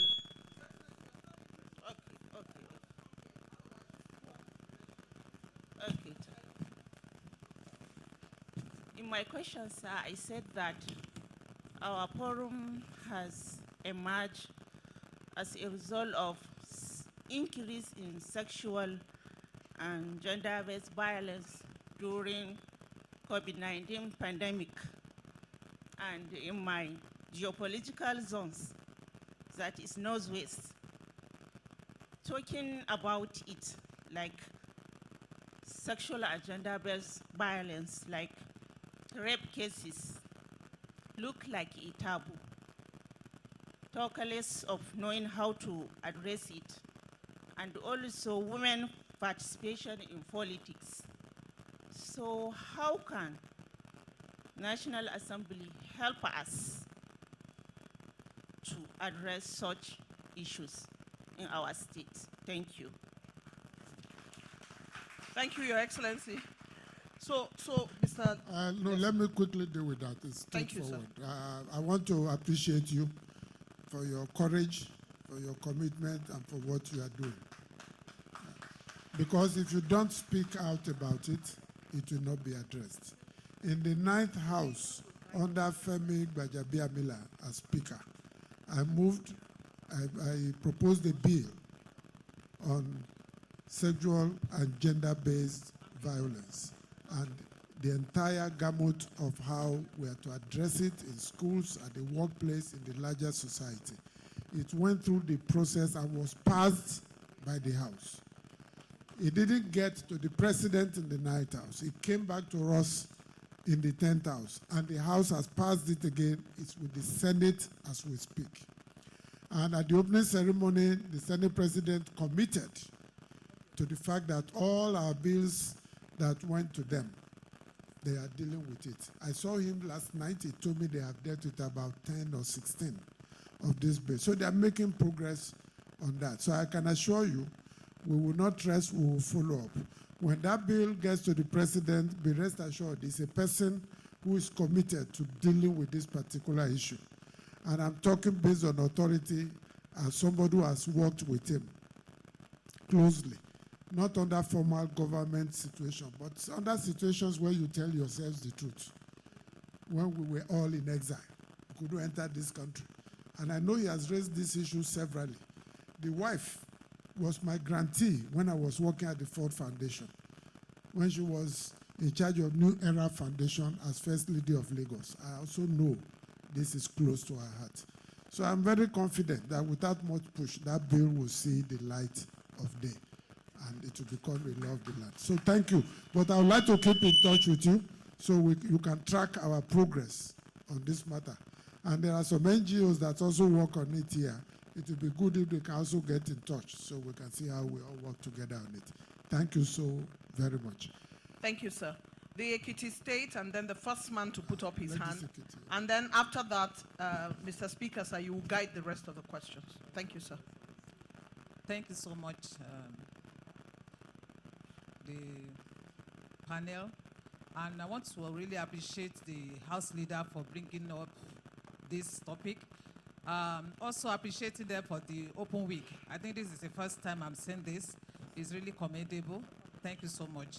And I want to allude to so many things that so many speakers have said about, open citizen participation in economy. So many things, at least I know that my government do every month meet the citizen and giving accounts. But what accounts are the local governments giving? Who is monitoring the local governments? And these are the ways that we can really trickle down the dividend of democracy. If nobody is monitoring the local government, even giving them autonomy and all those things, people just believe that, well, they know how much goes to the local government. Even people monitor even what goes to the states. But after some time, after making noise about it and nothing is done, they just resign themselves to it, and it became trust issue among governments. So the people are not trusting the government, and they cannot even query they cannot ask the duty bearer any question. So I want to suggest that there should be a way of governments, monitoring and actually asking the local government at local government level that they should be budgeting. There's no budgeting, there is no activity issues. So there is no way you can monitor them anyhow. So it's important that we bring this thing down to the local level. Thank you so much. Thank you. We'll take one more before we come this way. Thank you. Please keep your questions and your comments short to give other people the opportunity. After you have spoken, the House leader will guide as to the next numbers of people to speak. Because his hand was first up, that's why I picked him. Whoever else needs to speak, only the leader can give that permission. Leader, sir. Thank you very much. I wish to, first of all, thank the House for this wonderful opportunity. My name is Chukwudi George Azala. I'm the Vice President of Advocacy for Change Initiative. I'm also a publisher. I'm happy that we are talking about the economy. My serious worry has always been the cost of governance. Sometimes we borrow a whole lot of money to finance luxury. The expenditure, the things we do as elected representatives, the kind of lifestyle. Thank God, Prof, you mentioned that you can't call for a meeting without people expecting a whole lot from you. Maybe you cook for them, give them transportation. It's also because of the jumbo takeaway and things. What is jumbo? How do you define jumbo? Well, don't try to confuse people who are here. Go to the facts. Okay. Another thing is this. No. Go back to your jumbo. Give the facts. Let me know what is jumbo, and also define jumbo in the context of the work that they do. The paraphernalia of offices, allowances, and the pay. Explain the paraphernalia and the allowances, and which one you want to take away. I'm coming to that. I'm looking forward to when we also have Nass open book, whereby citizens can also Have you opened the book of the police, the army, the navy, the air force, and the CBN and First Bank? You people just pick this thing out on the way and throw them around. We can start from somewhere. Start from somewhere. Start with First Bank. Okay. And how relative and relevant is it to what we are discussing? Is it the jumbo pay or the Prado, one Prado, given to a member? That is why there's unemployment. I'm sorry to say that, but it's not. No, you are not dealing with the question properly. I'm an intellectual. I'm a teacher. I'm guiding you. Okay. Go ahead. Finally, I want to. No, go ahead. You have the microphone, but give us the facts. Don't confuse people. Please, okay. You talked about you've discouraged some of your colleagues to stop paying for school fees for their constituents. If they are in federal institutions. Yes, but there are those who may not really need the loan. There are those who doesn't want to take the loan. So if there are other members that want to support their constituents, I think they are free to do that. You see, this is the way people create problem in Nigeria. If somebody doesn't need the loan, they are not forced to apply. It is voluntary. You go on it's for indigent students. If you don't need the loan, and when you start a policy like this, you don't start by discrimination. You are trying to popularize it. You are trying to make people interested. You open it to all students. After a year, 2 or 3, you cannot begin to say, okay, if your father is a legislator, he can afford to pay your fees. You can't apply. Even in the United States, I don't like comparing Nigeria, United States, but that's a country that is supposed to be rich. There is a minimum threshold of your income. You cannot apply for any financial support, even from your university or any federal government facility. So it is not all students in higher institutions who have been given the loan. You have to apply first and be approved. My brother, you are not helping our conversation. I saw Leader, how many just persons do three. you want? 1, 2, 3, and Leader, that's it. identify them by their clothes. The three that are standing, not the one in front, the one behind him, the man in gray and brown, So and the lady. lady in orange, Yes, the man in suit, yes. of the two men, which one on that The side? one behind. The one behind. Yes. Your Excellency, Sorry. can we join a young person to All it? right. There And you this are. one. That Young is the person. fourth. That's After all. that, no more. We can't take any more. We We're come going to back the here other panel. because we have another panel. Please keep your question short. If you don't keep it short, I'm a teacher as well. Yeah. I'm a lecturer in And a keep it university. straight to the point. I will Otherwise, I stop would you. intervene I will stop like I you. did with my I will man stop you. of the Jumbo Pay. If you want more than two questions, write the second one down. Ask only one question. Go straight to the point. Yeah. Leader, have I helped? You've done it well. Thank you sir. very much for the opportunity, sir. I am Barrister A.B. Austin Ogionwo, MNI. I'm here to suggest, because we are talking about economy, and I'm talking in respect of the women entrepreneurs. I am suggesting that in this country, we should give a definition about women-owned businesses. Because we don't have a clear definition of women-owned business, sometimes when we go for these opportunities, like the privileges that have been given by government, we don't assess the opportunities that are given there. For instance, requirements. When you want to build women-owned businesses, you have to downplay a little bit about certain requirements so that women, knowing who we are, can key into some of these privileges. Just as our leader explained, the one on the other side explained. You have to that, start rounding up. yes. Thank you very much. So I want you to put it in the law, definition, clear definition of business, women-owned business. Because Chamber of Commerce these few days was with National Council for Women's Societies, and they wanted us to give some businesses that will be beneficial to some of our rural women. Your time is up. The Thank you. time. Your time Thank is you. up. Next question. Thank you. I know where you are going, but the rapporteurs will take note of it. Maybe they will recommend It's a too late. bank for women. How many did they pick? Please show me. Finish.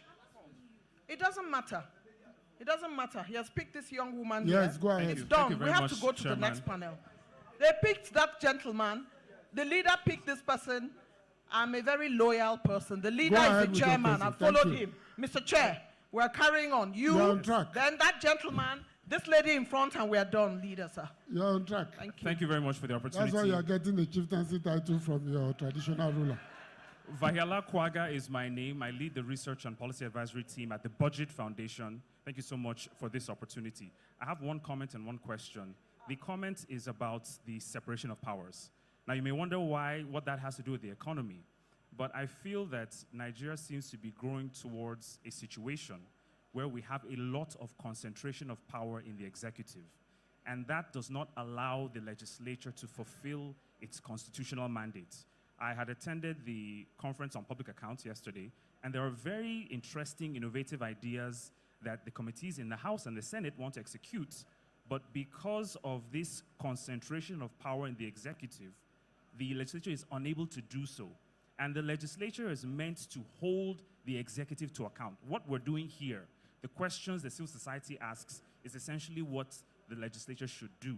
So I think all well-meaning Nigerians are calling upon this 10th Assembly to find ways to balance the power well so that they can monitor the economy and ensures it runs well. My question is, for the committees in the House, I'm not very conversant with the House rules or the Senate rules, but I'm not very clear on how committees are assigned. And I'm not sure if senators or House of Rep members have enough time to learn the ropes of that committee to be able to provide appropriate insights and interventions on the work of the executive. So if the rules can be made open to us, or perhaps if the House and the Senate can think about how to redesign the committee work and give committee members more time to understand these communities to provide better insights, I think it will really go a long way for the economy. Thank you very much. Next Thank question. you. The next man. Good afternoon, everybody. My name is Olajide Balogun, affiliated to the Citizens Assembly. So, economy and citizen participation. I'm really, really disappointed, and I stand to be corrected, that I cannot see representatives of the fiscal policy and the monetary policy. I cannot see them among the discussants here. The representative of the NESG pitched something to them about implementation, and it had to be the House Committee Chair on Planning that was responding. They should have been the ones here. Representative from the CBN, FIRS, the Minister of Finance, they should have been the one to respond to that pitch from the NESG. Your point has been made. Yes, Mr. please. Chair has taken note. It's okay, they were all invited. Check your program. We can't force them to be here, but we invited even the CBN governor, the young lady. Yes. Yeah, sure. Where are they? Okay, Where is so Lance? young lady, the challenged person is seated beside her. When she's finished, we'll give you. I've made the concession, I've gone to ask for concession for you. So you cannot ask a question that's a chapter. And she cannot ask a question that's a chapter. It's a concession. Let that go. Short. Good afternoon, everybody. Good afternoon, sir. Good afternoon, ma'am. My name is Anu Oluwapo, and I'm a student, a proud girl child advocate, a spoken word poet, and a public speaker. Thank you, sir, for this opportunity. So my question is, in aiding the government as young people, as youth, what are the forums we can participate in to promote good government instead of criticizing it? Thank you. Very good question. Brilliant question. Thank what you about very much. the physically challenged? Who? You have somebody? Go ahead, my brother.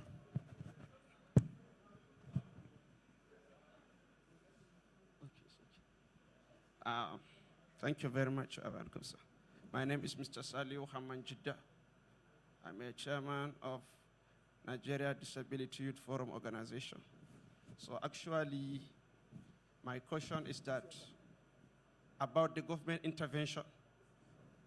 The government raised another intervention to the people of the nation. All we are Nigerians.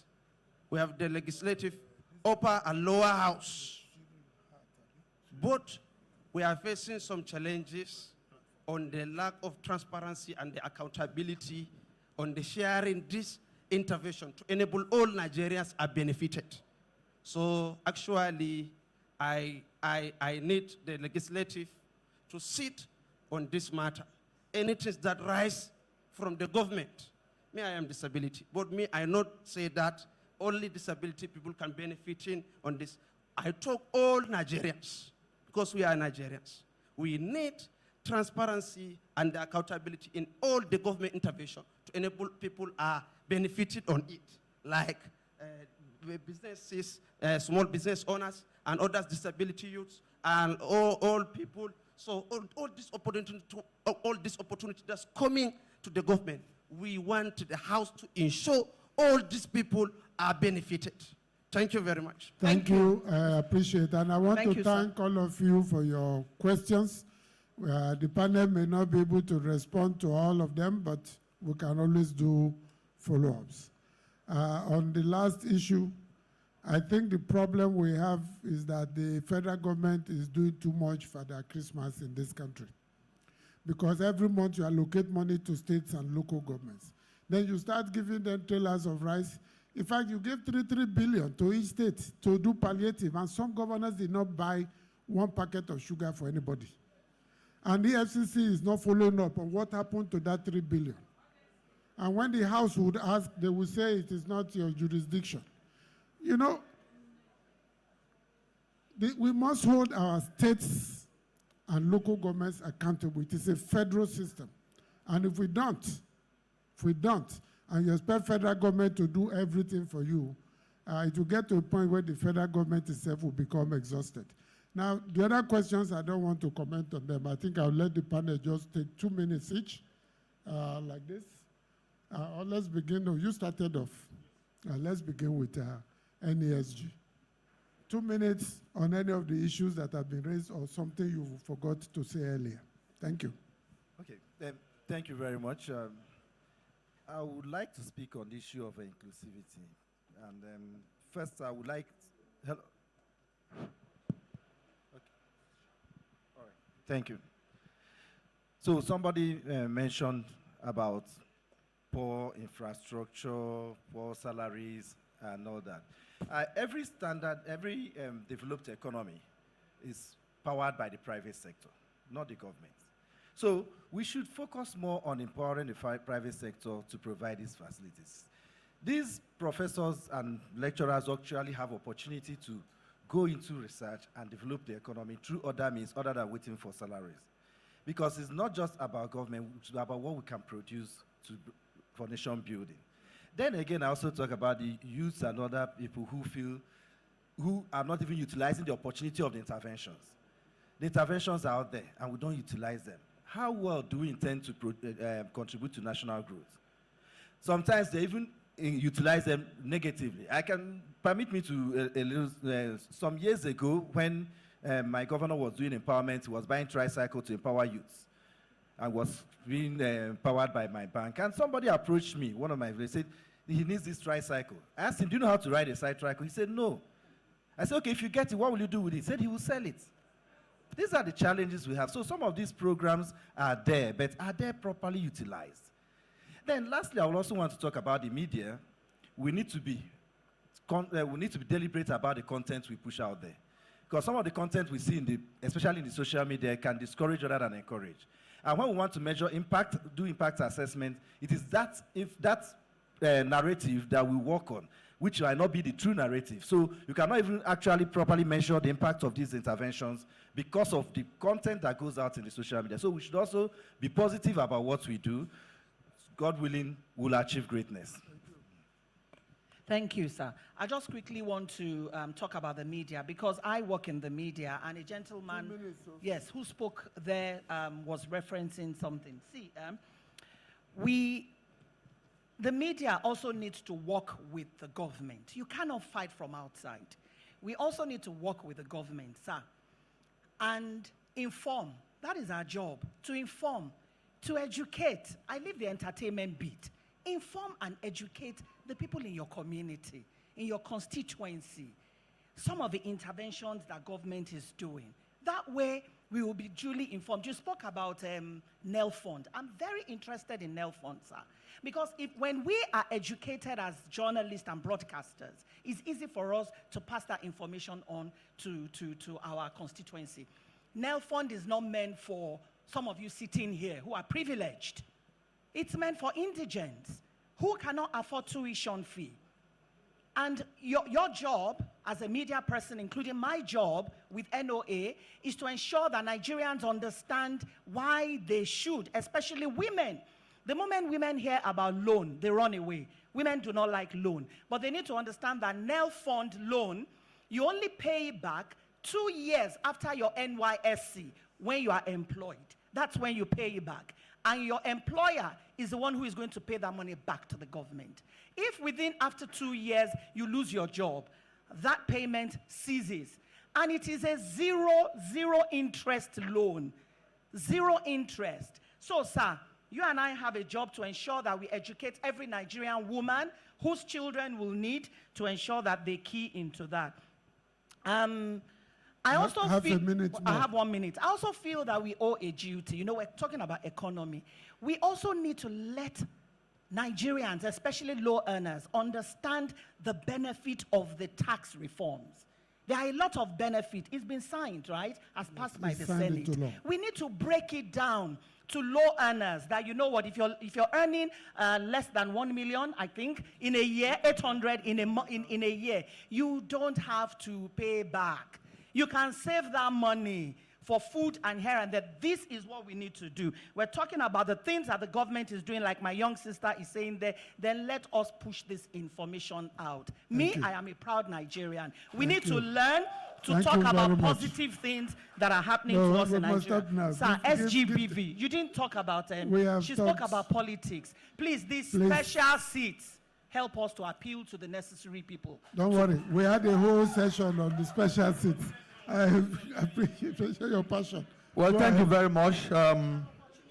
My conclusion would just be to reiterate that this economy has a lot of potentials. Even before the rebasing, which we hope may happen sometime soon, we are in the top 4 in this continent. And there are moves to even open the borders so that the entire continent will become one market. And here we are, 1 out of every 4 African is a Nigerian. Therefore, if that happens, what that means is that we are opening up for us to have opportunities to be able to trade and do business across the continent. What is required of all of us now is for us to tap into these opportunities, particularly the youth, that constitutes about 60% of the economy. Enhance your skill, enhance your scope, look at the opportunities. There are so many of them around us. Government needs to do so much, but even we, as followers, we also need to be responsive and be responsible. And I'm sure that if we do that, there are so many things that can happen here, even in this economy. I wish you well. Thank you very much. All right. Thank you so much. We've talked so much about the quality of followership, much more than the quality of the leadership. I would like us to look at Chapter 2 of our Constitution, 1999 Constitution as amended, Section 23 and Section 24. You have the duties of a citizen, as well as the ethics and values of our country, Nigeria. Finally, the two honorables here, they said it in low tones, but we heard. They said, look, yesterday was for women. Today is for general discussion. The mainstreaming will always happen at every level. If you look at what our sister citizen, Eugenia Abu, has done, that is the spirit of the special seat. Look at we here. It's a temporary measure. We are not here forever. We are just here for a close gap so that the conversation can be expanded. If our sister was not here, the person with disability who is not properly represented here wouldn't have had a space to speak. So it's for us to continuously look at how we can empower everybody. If you want to empower a person with disability within the clusters, the hearing impaired, the physically, the deaf, all that, you need special measures to be able to support them so that they can participate from point of knowledge. So thank you so much, Eugenia, for showing how the special seat can work and the benefit. Thank you so much. And thank you, the chair, because it was a cooperation of the chair that was able to give us the opportunity to be here. So that is what partnership is about. Thank you, leader. I just want to reiterate the part of being owners of our own economy. As a Nigerian, you owe it as a duty to not just Nigeria, but to yourself, to ensure that we do everything to ensure Nigeria grows at the level we want. The former president of Nigeria, His Excellency General Buhari, once said, Nigeria belongs to all of us, and we do not have any other country but Nigeria as our own. So we cannot leave legislation, governments, and power to just the people in power, people in government. We must do everything to ensure that we do that. And one of the ways we can do that is to ensure that whatever information you have about all these reforms that are being rolled out by the government, you ensure that everybody to the grassroots level, you also inform them so that they know. And then I would like to say something about the gender violence Her Excellency, the wife of the governor of Half a minute. mentioned. I would also want to add that you need to also ensure that drug trafficking, drug addiction is also dealt with in your state. So, because most of these things happen with youths that are taking the substance. So you need to address that issue. When you address that, you are now addressing gender violence. I think, Thank you. And the last comment from Honorable Isiaka. Our leader, thank you very much. And I think we've said so much. And I just want to summarize this a bit by saying that when one is not informed, he is deformed, or he or she is deformed. Because when the information, just as everybody here, including our audience, and Madam from orientation, national orientation. Oh, I guess I'm right? I work with Women Radio. Sorry. The CEO. CEO, okay.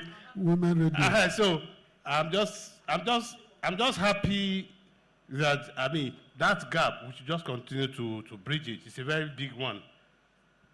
Being informed, being not informed. When you are not informed, you are deformed. And we have seen so many examples, even here today. I'm not trying to cast aspersions. And I want to appeal to my G2 brother, who started, first of all, with a mindset that, I will go and attack these National Assembly people about Jumbo pay. And I'm very happy that our leader was able to control that and put it into checks without. So when you seek for information, you will get it and ask people instead of being a bit aggressive in asking questions. Then lastly, still about this information gap and communication. I know of some villages in my area. If you go there to tell them that in our local language, government is bringing some people to give you loan, they will enter the bush and run away. Because in Yoruba land, when you call women, immediately they hear loan, they call it Gwamule Lanta. And for the purpose of this discussion, I will tell you what it means. The people that normally go to them, this Lapu and Co., they will tell them to put their breast on top of a lantern. So when they hear, come and collect, government is giving loan, everybody will enter the bush. I'm speaking the fact. I mean, any Yoruba person here, so to recover their money, now. So, but now government now has a lot of programs and initiatives which the women are not aware of. So if you don't educate them, inform them that it is different from Gwamule Lanta, they will not come. So I now want to further appeal that many of these information to disseminate them in different local languages and let our women know that there is a paradigm shift. Thank you very much. From the past. So thank you very much, sir. Sir, okay, that's okay. Let me not take much of the time. So thank you very much, sir, Prof. Thank you, leader.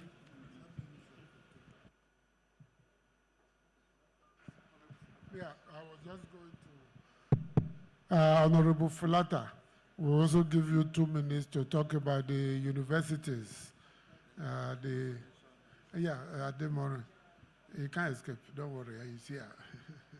Thank you very much, Comrade Chair.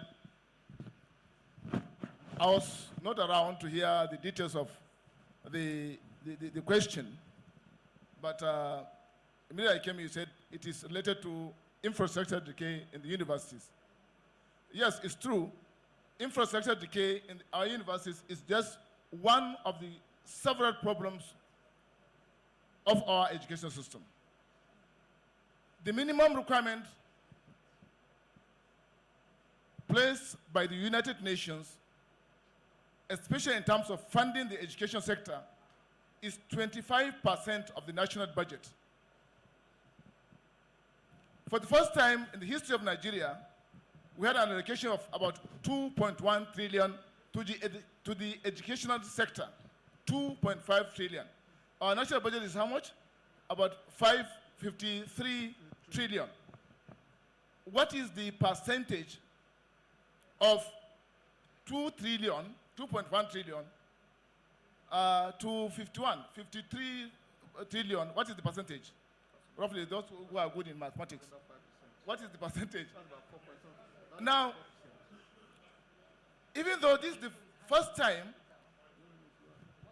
2-point-something trillion is allocated to the education sector, it is still the largest.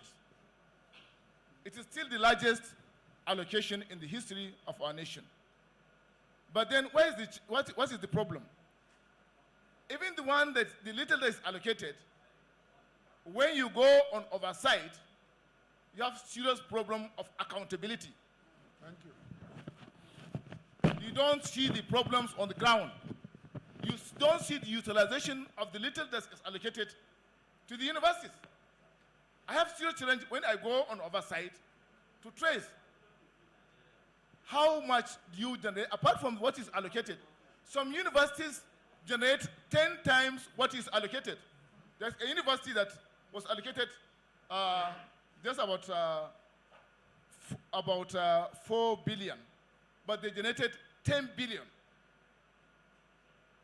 When I put them on spot, they could not account for half of the 10 billion they collected as internally generated revenue. They could not. And then our universities fail to also take leverage, take advantage of the various research findings. They have conducted several researches. There are many groundbreaking researches. Why can't we patent? Why can't we patent those research findings and get money out of? Interface with industries. Patent those research findings. Sell them. Most universities outside the nation, outside the country, all over the world, make use of their research findings and their investments in blue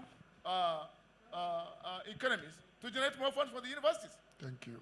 So it's not the problem of funding per se, but also the utilization of the amounts. Thank you. I think God brought you in at the right time. My sister, we will need to have a session on reviving, repositioning, and refocusing our tertiary institutions. By the way, I've been ASU secretary, ASU vice chairman, and ASU chairman. And I was in the ASU struggle when Jibril Aminu banned us. So I know the issues that he's talking about.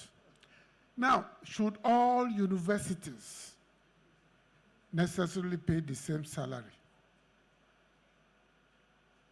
Look at many developed countries. It's not the same thing. If you're in a university in New York City, they know what they pay you. If you're in a university in Maine, they also know how to pay because of the living index and inflation and other things. Now, if you're at a university with a professor with a small p, with 2 publications and political upliftment to professorship, should you really be treated as a professor that is properly assessed and promoted?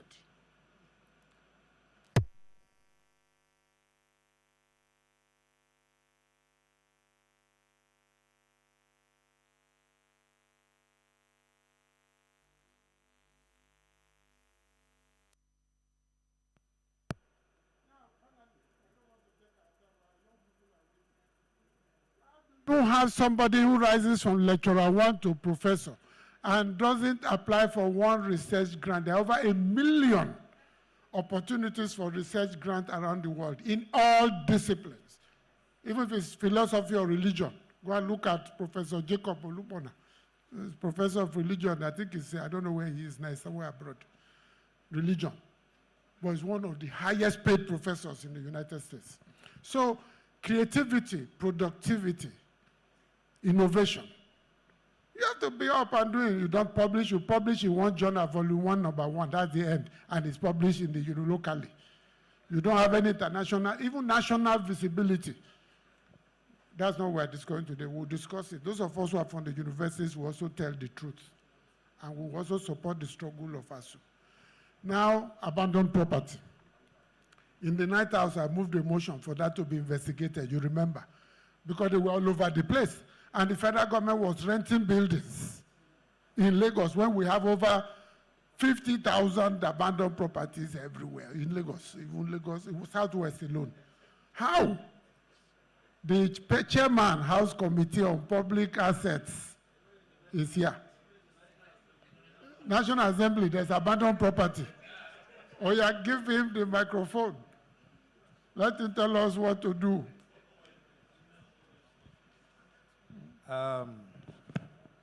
Our distinguished leader of the 10th Assembly, honorable colleagues, Let me know you at the back. for, my constituency is at the back.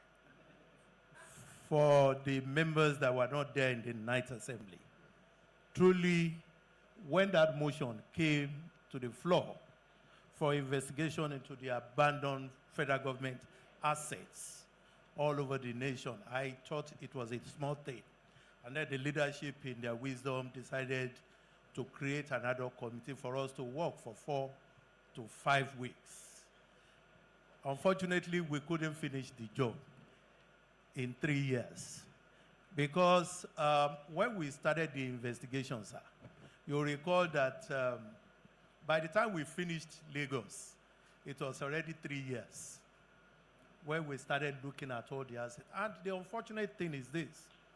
Each time we talk about what Nigeria is owing as a debt, people are quick to point to the amount of money that international loans that Nigeria is owing. However, we cannot convincingly talk about what we own as Nigerians. Now, the truth of the matter is this. As an individual, if you have 4 or 5 properties that are not registered, no proper documentation, then you cannot use that asset to access loan from any bank. So it's just useless to you. You'll just be collecting rents, probably. And if there is a litigation on it, anything can happen. It is the same thing with Nigeria. Most 90% of federal government assets are not registered, they are not documented. You can't find their paper anywhere. Not insured. Anywhere. And not insured also. Something that is not registered. Who will insure it? Who will insure it? So the thing is, like, when the leadership in the 10th Assembly, in their wisdom, now decided to have a standing committee called the Public Asset, when we started, and it's unfortunate that when people talk about jumbo pay to the National Assembly, I just laugh because I know where I'm coming from. I'm a legal practitioner, you know, by calling, and I've been involved in a lot of investigation of assets, even for banks. They pay you to investigate, you know, title and all of that before they give out loans. And here, many times, the members of my committee have had to take money out of our own pockets to buy air tickets to go and look at assets. Lagos, we have gone. Port Harcourt, we have gone. Warri, we have gone.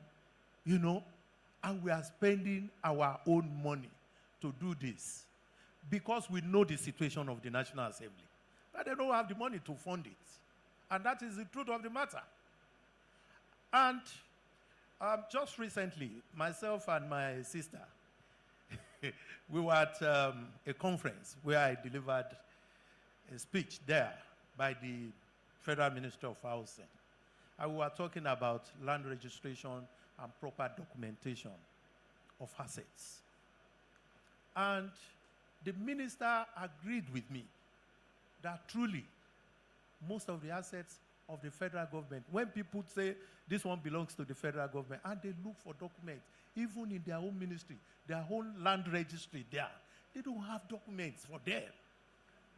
We went to Plateau State, the old Jos where the white people built all those GRAs and all of that. All those properties have no documents. None. Trillions of naira assets lying idle, wasted. Now, let's leave that. Let's now go to abandoned contracts, buildings, that money has been appropriated and released. Of course, you want to go and see an abandoned property, an abandoned capital project. Nobody's going to pay you because they don't even want you to see it. So you have to take out money from your pocket to go and see them. And then, by the time the audit report comes out, it comes out late. We just discussed that some days ago. And they call it ongoing projects. So these are the issues. But the first line of action is to start the proper documentation and registration of assets. We must have a national asset register where at the push of your finger, push of a button, you can say, okay, this is, sir, where is the title document of this National Assembly? Oh, the National Assembly has no title document. Ah, okay. All right. Please. I think, thank you. I think we will talk with the speaker at some point. Maybe we'll have a 1 or 2 day event.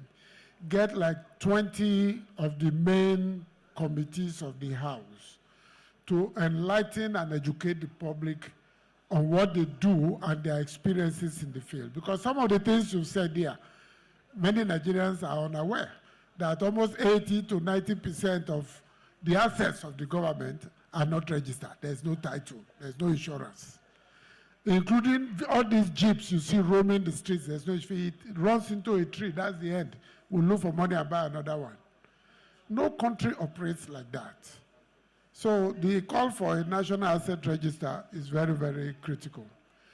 Thank you all. I don't want to waste more time. I see that the leader of the youth of the House is here. I thought you were not around. I had already pleaded with another youth, Comrade Cyril, Dr. Cyril Hart, to chair the session. But now that you are here, I know you can do the needful. That's High Chief Akala. So in rounding up, I want to thank all of you for your questions. Those that couldn't ask, there may be an opportunity to do so in the next session. But I believe a lot is happening in the country. There is hope for the country, but we all have to contribute to the progress of the nation in different ways. It is tough. It may get tougher. It may get better. But it's only when we ride the horse that we know how smooth it can take us in the journey. I want to assure you that for the National Assembly, particularly the House of Representatives, we want to rely on you, the public, to guide us, to work with us, and pray for us to deliver the goods to the Nigerian people always. And for the panelists, I thank you all very much for your time, particularly those we conscripted at short notice. You all did perfectly well. I'm proud of you all. Thank you. God bless you all. Mr. Leader, sir, I want you and your panel to be seated before the picture. Let's do an exercise. Please be seated, sir, for a second. I would like us to, first of all, thank the House of Representatives. This is the second edition of the Open Week. This is the second edition. Some people may just be hearing about it. This is the second edition, so they have done well. You may not have had all your questions answered. You may think that some of your questions that you asked has not given you a democracy. But what it is that the House of Representatives has shown the way by having an open week is the beginning of great things to come. That they have given us an opportunity to come and hear what they are doing is a great thing. If they didn't give us, we won't even be here to ask any questions, Abi. So we want to thank God for that. Why have I asked that the youth return to the room for a few minutes before they get their refreshment? They are returning to the room because we're going to talk about them while the house leader is still seated here. So whatever it is you have, just keep it away for now because I'm going to be engaging you in a short while. But before then, we're going to do something I do when I teach children between the ages of 7 to 14. And if we're proud, even if we didn't have everything we wanted answered, at least we had 70% of it answered. And the fact that the House of Representatives has called us means that they are willing to open their doors for us to partake in what they do and educate us. So those of us who can should please rise. Please, could you just rise? It's an exercise to also stretch ourselves. The day has been long. Please rise. No, you are not going to rise because you are the panel. So you are under the cover of the House leader. And it is for you that we are doing this. So what we will do is when I say one clap, you clap once. When I say two, you clap. When I say locomotive, if you can see me, you go like that. And when I say clap, you clap one more time. Let's go. One clap. Two claps. Three claps. Four claps. Locomotive. Clap. One clap. Three claps. Four claps. Locomotive. Clap. Thank you very much. Your Excellency, that was for you, your panel, the speaker, the House leadership. We thank you. Please be seated. Thank you. Eugenia, I'm going to return. You see, as you were giving me these notes yesterday and today, I imagined you in primary school. You know, those in primary school, those who send notes to their friends, they'll write the note and say, you know, I have more than 20 here, from Eugenia to me, right from here to here. I wonder if we were both in the same class, if how many you would have sent to me. So I'm returning your notes to you. Thank you very much for helping us to succeed. God bless you. Pictures now.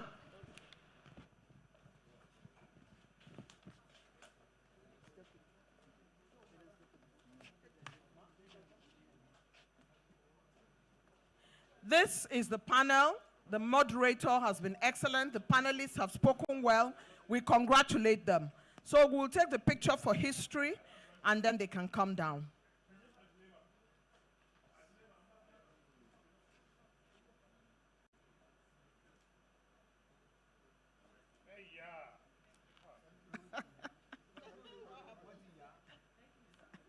Thank you very much, sir. You may step down. Thank you very much indeed to the panel. Let's keep clapping as they come down. Please clap for them. Thank you very much, sir. Well done. Thank you, sir. Thank you. The House leader has acquitted himself honorably by being, and if your questions were not answered, I want you to know that that does not mean any disrespect. Please write down your question. We will collect them and we'll pass them. Put your email and your question and your phone numbers so that we can reach you with the answers. In the meantime, once we settle down, I want to engage the students because the youth discussion is next. The youth discussion is next. As soon as we settle down, the youth discussion is next.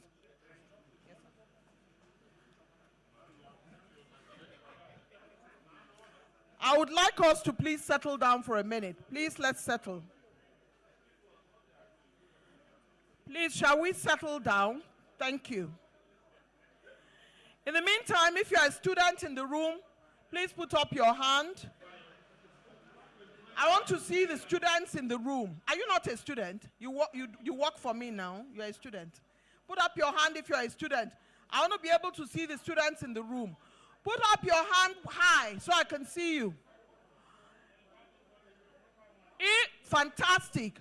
All of you should be on your feet. On your feet. Students and youth.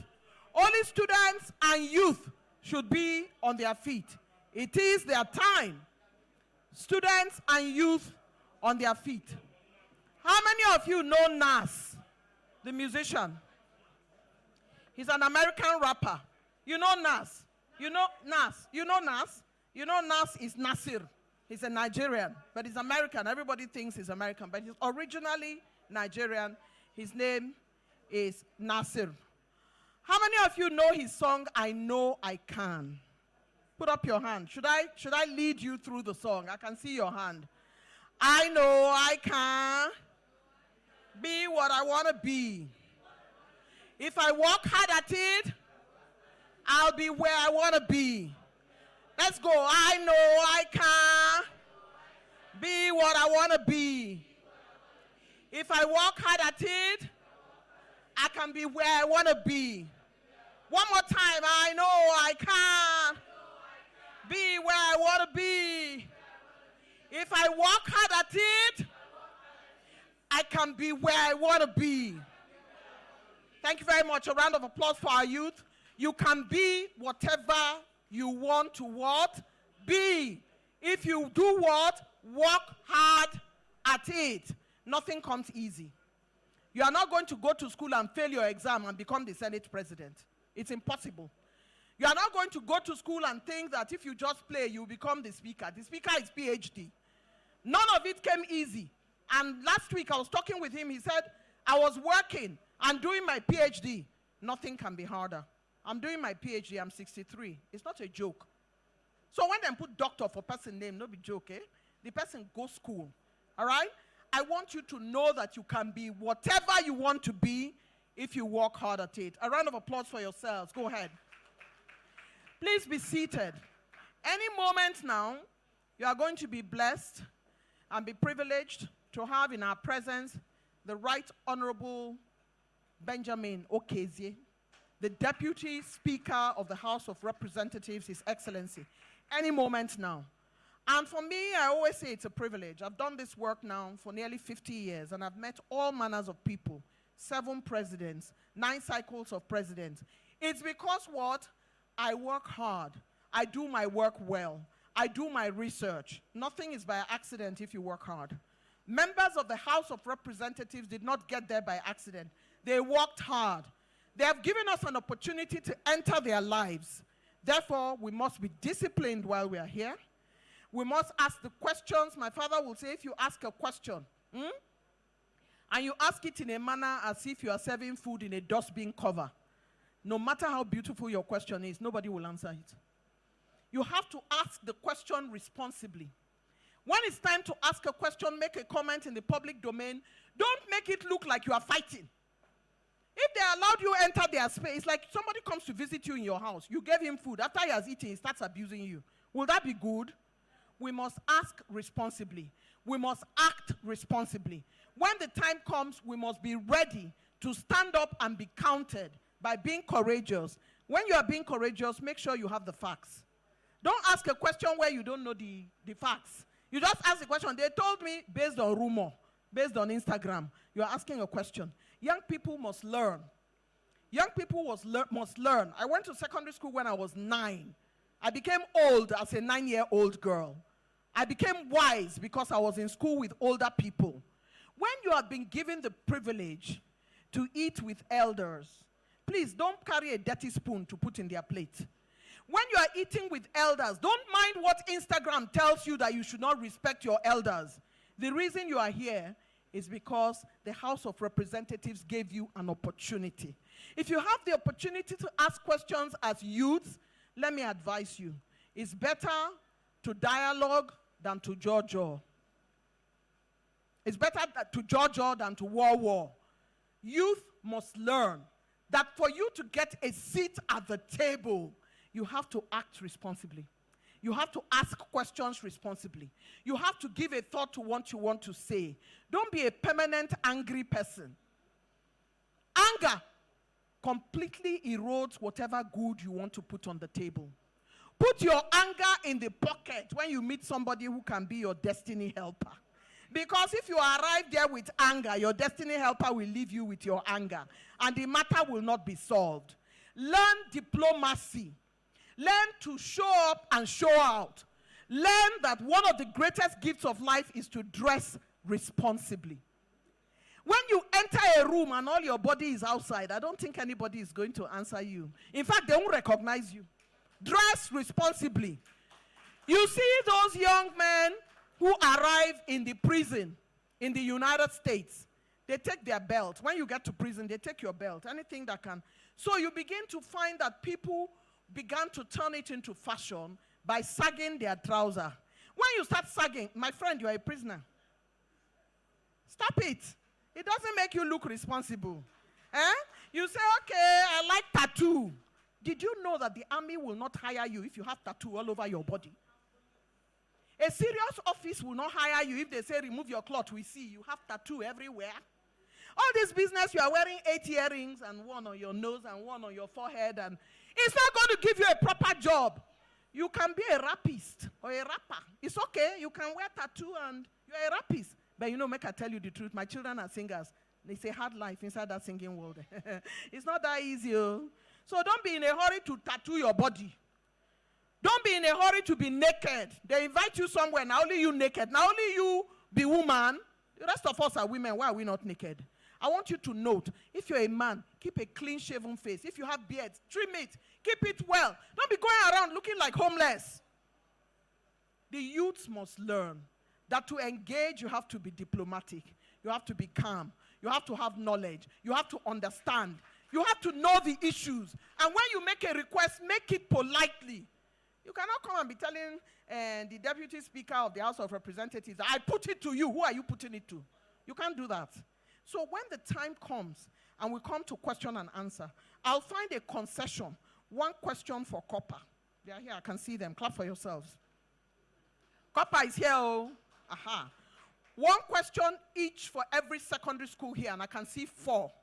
And then the rest of us, because now them be youth now, not be so. There's youth assembly there. So I will make concessions so that one from every school has a question. Please, do not come and have a question when you didn't listen to the panel. Because your question has to come from where? From what they are saying and from the things that are bothering you. Remember, you have to be polite. Otherwise, the House of Representatives, they have sergeant at arms, they have police. They have, if you come here, you can't show yourself. We will help you, show you where the door is. That I've been doing this for 40 years is because I conduct myself. They don't know me for some places, then they invite me. Conduct what? Yourself. Let your work speak for you. Another try.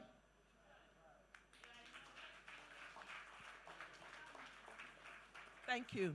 So while we're at it now, I'm going to go around and take the names of the secondary school, and then we'll make it democratic.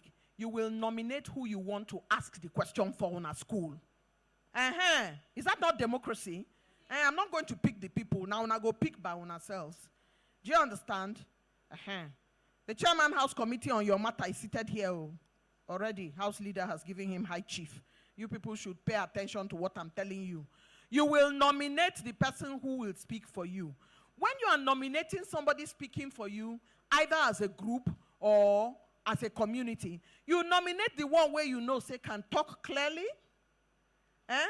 Because you know, amongst our friends, you get the ones who no get sense. We get friends who no get sense. Make sure you pick the one who in class has shown that they have some level of sense. May they not put on outside, may they not disgrace on our. Carry the person you know is also calm. Carry the person you know can speak clearly. Somebody who can not be somebody who will come, they go say, what did you say? Pardon? What did you say? You don't want that kind of person. Every school should pick the person speaking for them. Corporation should pick the person speaking for them. I want to see names. I want to see names of schools and the spokesperson for that school. You didn't come here. Yesterday, one youth said, I want to be well known. Please, that's not an occupation. I want to, now Instagram, they tell you, say, well known, now walk. It's not walk. When you show yourself, when you just marry, you show yourself when you are eating rice, you show, that's not, please. It's a waste of time. Can you show yourself when you have found an innovation, when you have discovered something, when you have arranged for young people to get jobs, when you have arranged for young people to eat well, when you are now a farmer? Show yourself. Please don't show yourself when you are trying to be beautiful, or when you have just done Botox, or when you have adjusted your nose, when you have gone and done one thing and your nose is now different from how we know it, when you have swallowed medicine and you are now yellow, When we don't know you, when we see you for corridor, say, be like, say, I know this person. You don't yellow now because you go swallow one medicine where they say make you they maintain. You don't, your waist don't small. Nobody waist, they be like that. All those things that people are doing, don't follow them. Don't follow them, oh. They have consequences. Those medicines, they hit your kidney. Before you are 50, you are sick. You don't need those kinds of things, oh. Therefore, when you pick who will speak for you, pick the person who knows the road. Pick the person who understands the matter. Make sure that when you are going to speak, you are speaking in a manner that suggests that you are responsible. Pick the person who can represent you well. Not the one who will say, I want to be well known. I want to be famous. No, no, no, no. Waiting they worry una. Waiting you hear for panel. What did you pick up? What did you learn? Those are the issues I want you to be dealing with. I don't want you to be dealing with a matter that will then mean that you did not pay attention, you are frivolous, you are just wasting our time. Write your names. I'm going to look at your question and guide and help to ensure that the question is tidy. When you ask it, go straight to the point. All right?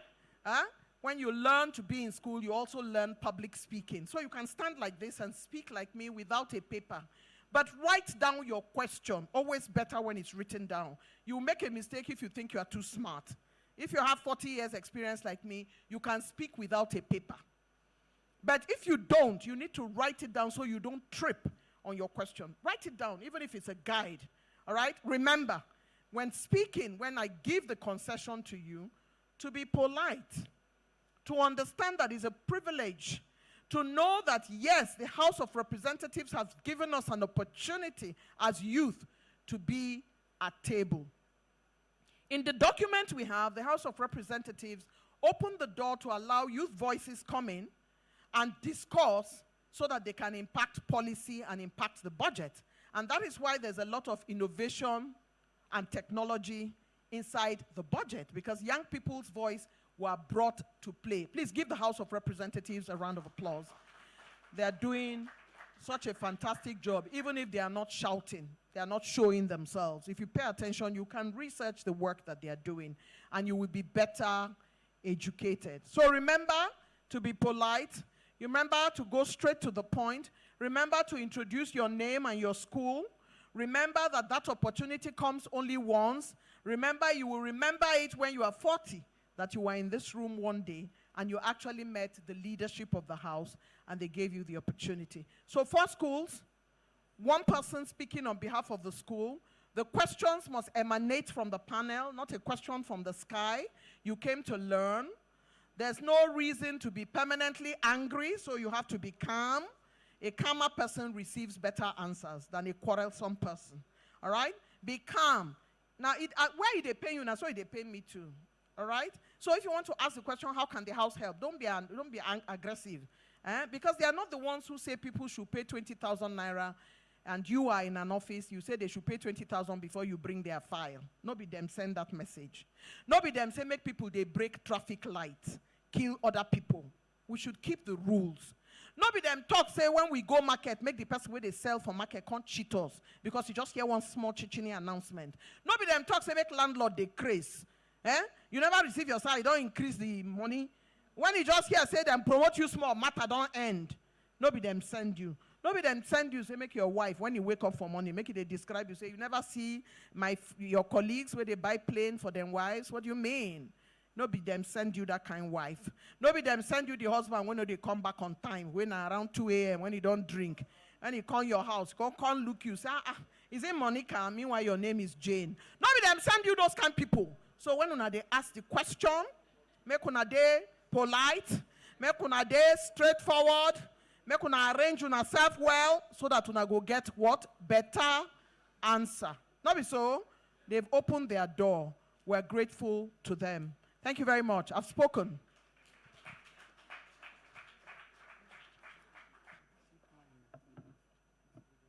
Can I have the entire list? No, list of people will come, madam. Is this a list? I'd like to say here that I have a list that are selected to be part of the discussants. And I don't know if this list that I have, Dr. Ihuo, if you're here, I have a list here, but I also have a list in the program. Can I have the program? If it's anywhere, there are 2 persons on the program, and we have the chairman here who we believe is responsible for moderating the session. Mr. Leader, sir, am I correct on that? That the chairman will, yes, High Chief, will be responsible for moderating. I have here Honorable Essin Martins Etim. He's here. Great. Welcome. Chairman, Committee on Youth Development. Welcome. Not yet. Not yet. Clap for him now. The man stand up to greet us. What's that? We have here Honorable Ayodeji Alao Akala. Has he come? Not. Oh, there you are. Oh, now you be High Chief, not be small thing. Welcome. And we have a discussant, Honorable Ayodele Olawande, Minister of Youth Development. I don't see him. And then 6 youth leaders representing youth groups. So we have picked 6 youth leaders, and I'll mention your name. Please indicate by show of hand if you are here. Lukman Salawuddin. Is Lukman here? He's not here. Honorable, you are here. Lukman, I'm just mentioning, I just call past your name. Just Ajuwaya, eh? When we are ready, we'll come to you. Honorable Aliyu Idris, Nigerian Youth Parliament. I can see you. Dr. Alex Adekunle, RID Nigeria. Is he in the room? Great. Architect Nasir Suleiman. In the room? Salihu Hamajida. You are there. Honorable Usman Shagari, National Youth Assembly of Nigeria. Okay. I'm going to seek the permission of the House Leader. We cannot have a list that doesn't have a single woman. These are youth leaders. There are no women youth. What happened? The people who select this list, they're not no side here. What's that? You guys have to arrange yourselves. So. This young lady here, please remind me of your name. Anu Oluakpo said, how can we get the youth involved in participation so that they are not constantly criticizing? As a result of that question, when it's time to put a woman on that discussion group, she will be on it. When I say make you adjust yourself when you ask questions, she was very polite. It was a concession. She accepted the concession, thanked the House Leader, and asked a powerful question. She's now on this list. Sorry. We have put her on the list now. We need one more woman on the list. There was a lady who wanted to ask a question, and I said, it has closed. My darling, you are now on the list. She not follow me fight. She just said, okay. I said, you can no longer ask a question. It has closed. She said, okay. So we have 2 young women who are now on our list. So we have 8 discussants. Even though we have 5 minutes each, we're now going to make it 3.5 to accommodate the 2 of you. Therefore, those who are speaking will now ensure that they don't do 5 minutes, which is again the point we make. When we go abroad, they say Nigerians talk a lot. They say ask one question. They ask multi-bullet, multi-purpose, multi-dimensional question. When you finish, you say you have a question, you have 2 comments. What's that? What you are saying is that I'm so selfish, I don't want another person to talk. My father will say, put up your hand the first time if you know the question. Put up your hand the second time if you know the question. Don't put up your hand again for the remaining 6 questions. There are people struggling in your class so that they can have opportunity. Because if every time you are talking for 2 people, it means the other people can't talk. Please, learn it from today. Selfishness. And I have one question. My 2 questions are 1. Meanwhile, people hand they up for back. You don't want them to talk. Are you the only one in the room? Not the only you come here now. I beg now. Try.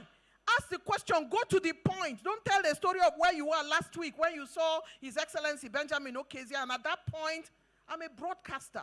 When I read the news at 9 o'clock, they give you 1 hour. If you pass 1 hour, they quench you. If you are they will quench you.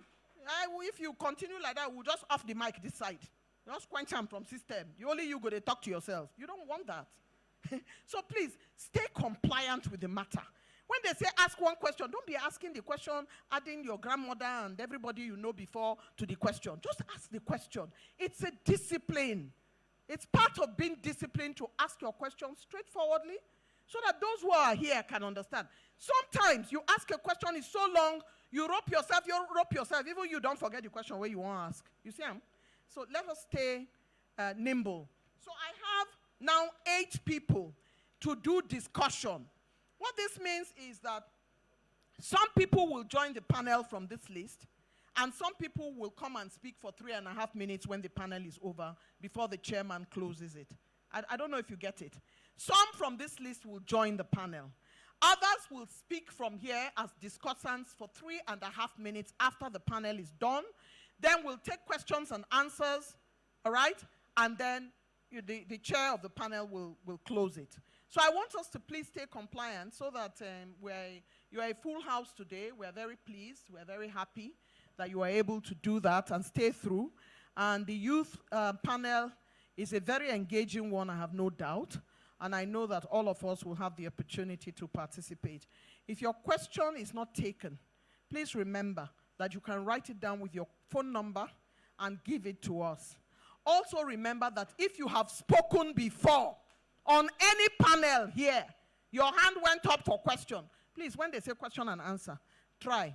Help the government of other people who are here so that they too can. Don't be putting up your hand for every panel. We know say you know book, but not be only you there. Everybody here know book, no be so.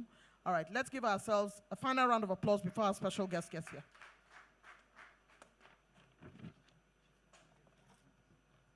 Names of the students, yes, please. Don't use this. Let us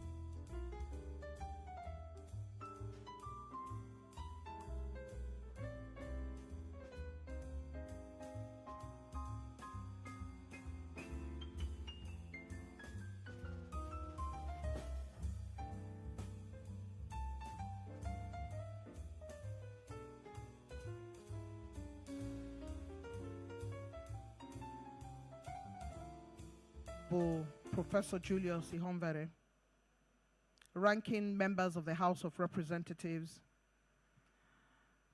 students here, and distinguished invited guests. We want to again thank you for staying with us throughout today's proceedings, day 3 of the Open Week 2025. We again want to thank members of the state's houses of assembly. We have speakers and deputy speakers here and other members.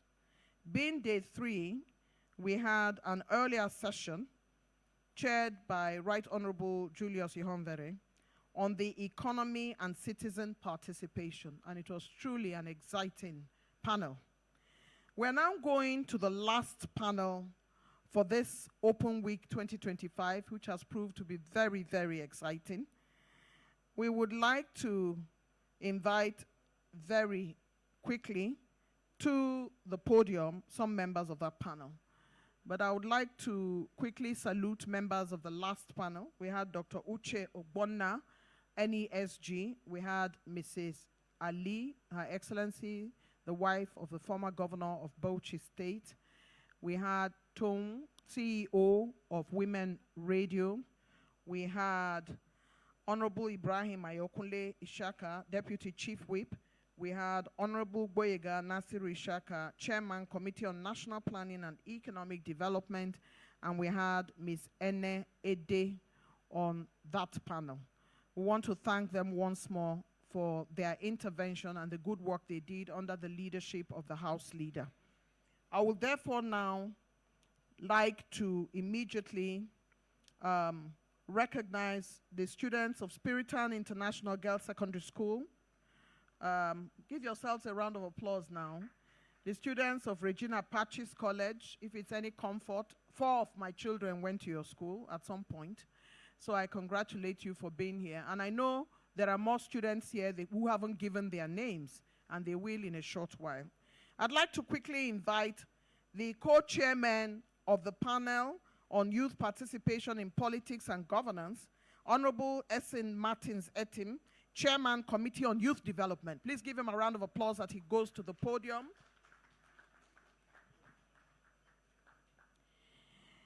I'd like to invite very quickly Honorable Ayodeji Alao Akala, Chairman, Committee on Youth in Parliament, who is now making his way.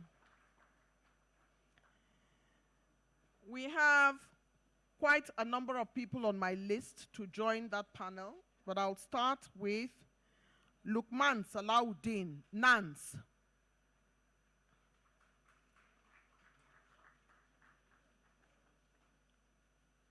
We have Honorable Aliyu Idris, Nigerian Youth Parliament.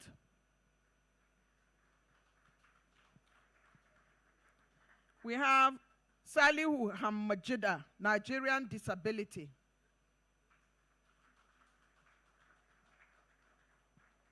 We have Honorable Usman Shagari, National Youth Assembly of Nigeria.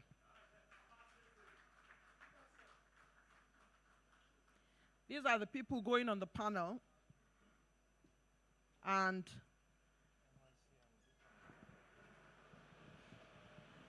I also would like to invite to the panel Anu Oluwapo Gabriel.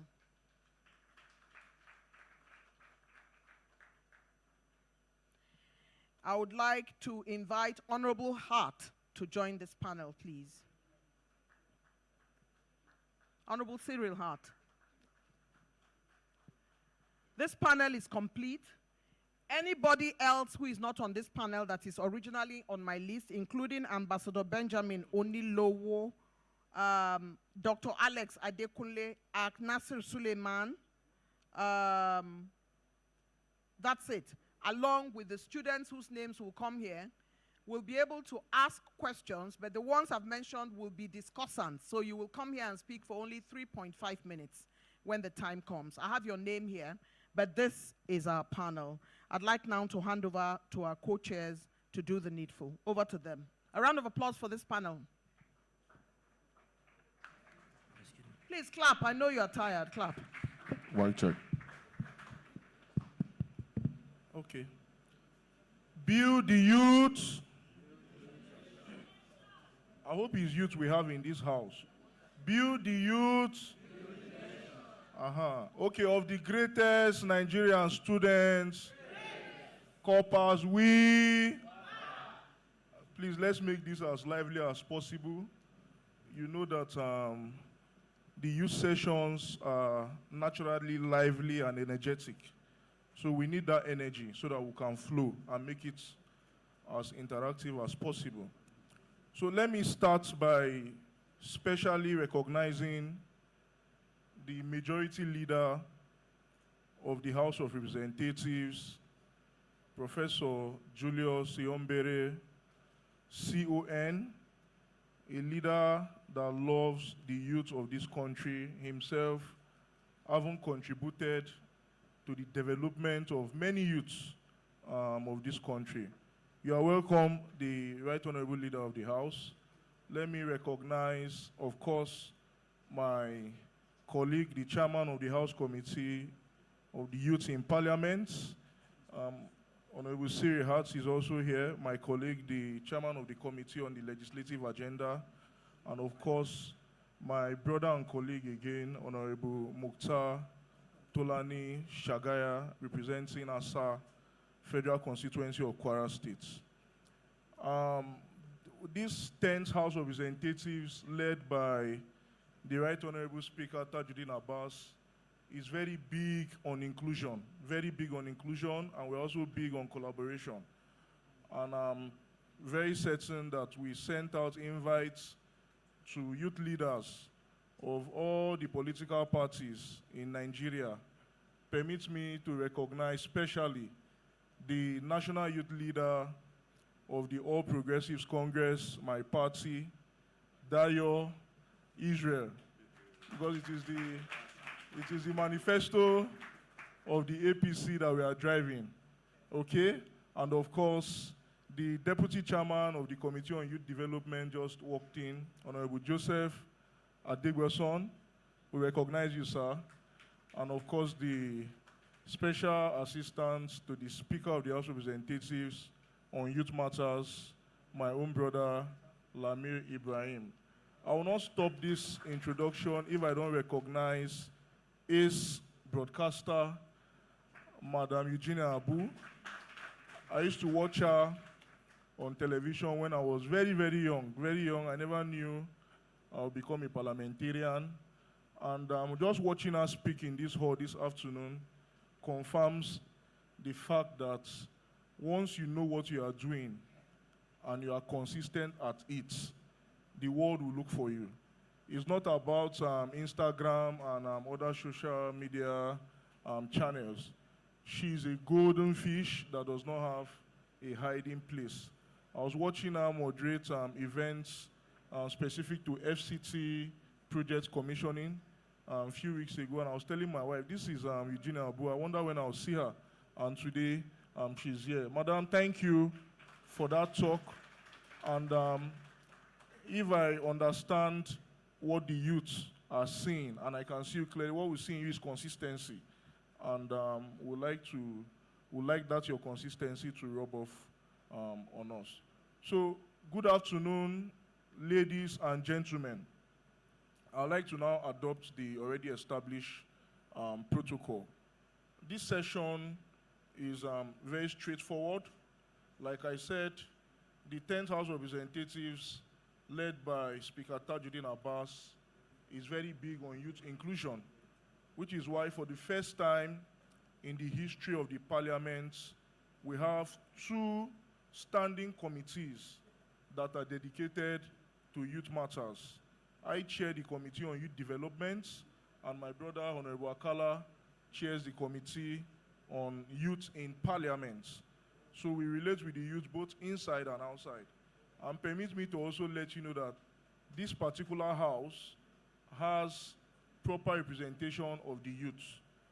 We have over 60 members of this 10th House of Representatives that are purely youth, and I'm talking about members that are 40 years and below in this particular assembly. So you can say that this assembly is a youthful assembly, which is the reason why the Speaker, Right Honorable Tajuddin Abbas, in his wisdom, initiated the biannual youth town halls.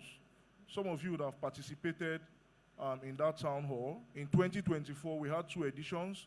We had one in June of 2024, and then we had another one in December of 2024. In fact, the one we had in December of 2024, youths all over this country from all the geopolitical zones were represented, and they made significant inputs in shaping the 2025 budget, which is why when you look at the 2025 budget, you see a lot of digital skills and vocational skills projects in that budget. It is because the youth of this country came into the National Assembly and they made their input. They didn't just make their input, that input was carried. So I welcome you to this session.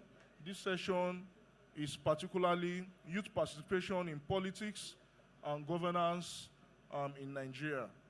Youth participation in politics and governance in Nigeria. So I have the honor to now declare this particular session open. It will be very, very interactive, and I would like to hear from you as much as you would like to hear from us. Let me greet our leaders that are still coming in. The Deputy Majority Leader of the House of Representatives, the Right Honorable Halims, has just walked in. And of course, the Minority Whip of the House of Representatives, Dr. Honorable Ali Issa JC, has also walked in. So we have 10 principal officers in this house, and 3 of them are already seated here, and more are coming. This is to show you the commitment of the 10th House of Representatives specific to youth development. Youth development is not an event. Youth development is a journey. I hope you understand the difference. It is not an event, it is rather a journey. So I welcome you all to this session as I yield the floor to the chairman of the House Committee on Youth in Parliament for his opening remarks. You are welcome.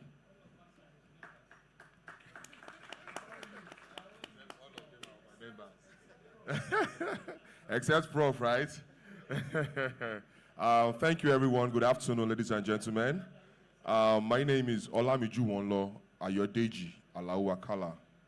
I represent Nigerians, especially the youth, starting from Ogumosho North, South, and Owerri Federal Constituency. I'm from Oyo State. It's a pleasure being here this afternoon. I'm always happy whenever I'm in front of the young ones because I always tell people that this is my major constituency. This is my constituency. This is who I represent. This is the people that drive me every day, that make me wake up every day because of our tomorrow, our today, not our tomorrow, our today. Because I tell people that the youth, we're not fighting for tomorrow, we're fighting for today, now. because we've always been talking about tomorrow ever since. So I'm always joyous, I'm always happy whenever I'm in front of you. So please permit me once more to stand on existing protocol as established by my friend. As you can see, being here today, we have 4 or 5 of our leaders in front of us from the nationals, from the House of Representatives. That will tell you how dare we take youth matters. That will tell you that when it comes to the youth, the leadership of the House is at the forefront of it all. Because you would expect that this kind of discussion, the leadership would have left and like, want to go and do something else. But they are right here instead with us because they know that whatever we discuss here, whatever we say here, whatever we hear from you, whatever you say to us today is what is going to shape the Nigeria of tomorrow. It's what is going to shape the policies that we the young parliamentarians out here are out to do. After they're not too young to run bill, a lot of us have made it a job, has made it an opportunity, has made it nothing else but a job and to ensure that the participation of youths in politics is heightened than before. Because if you look at it, who took over this country in the time of independence? It was the youth. Because they were all in their 30s, 31, 28, 29, 31, 32, all them gone ones them. They were youths. I'm 39, I'll be 40 this year. So I'm wondering, why can't we have more people who are 34? We have a 27-year-old in the house, 28-year-old. So we need more people because now we have a generation above us that do not understand the level of technology, do not understand the level of some things. So we need more of us that can be able to explain to them, talk to them, so that there can be a mixed match between the two generations. Because there's a generation gap. Let me say that there's a generation gap between what is and what was. What is now is different from what was. Like our constitution that we run today in Nigeria, we run a constitution that is archaic. A constitution that's why we have our constitutional review, Commission on Constitutional Review, that is out to ensure that, and that's why I tell the youth, please be conversant with these things. This, our constitutional review that the House is embarking on, is not a joke. It's a policy that will ensure that your tomorrow, our children's tomorrow will be secured. We have the chairman of is here, Professor Julius. He's part of leading the committee.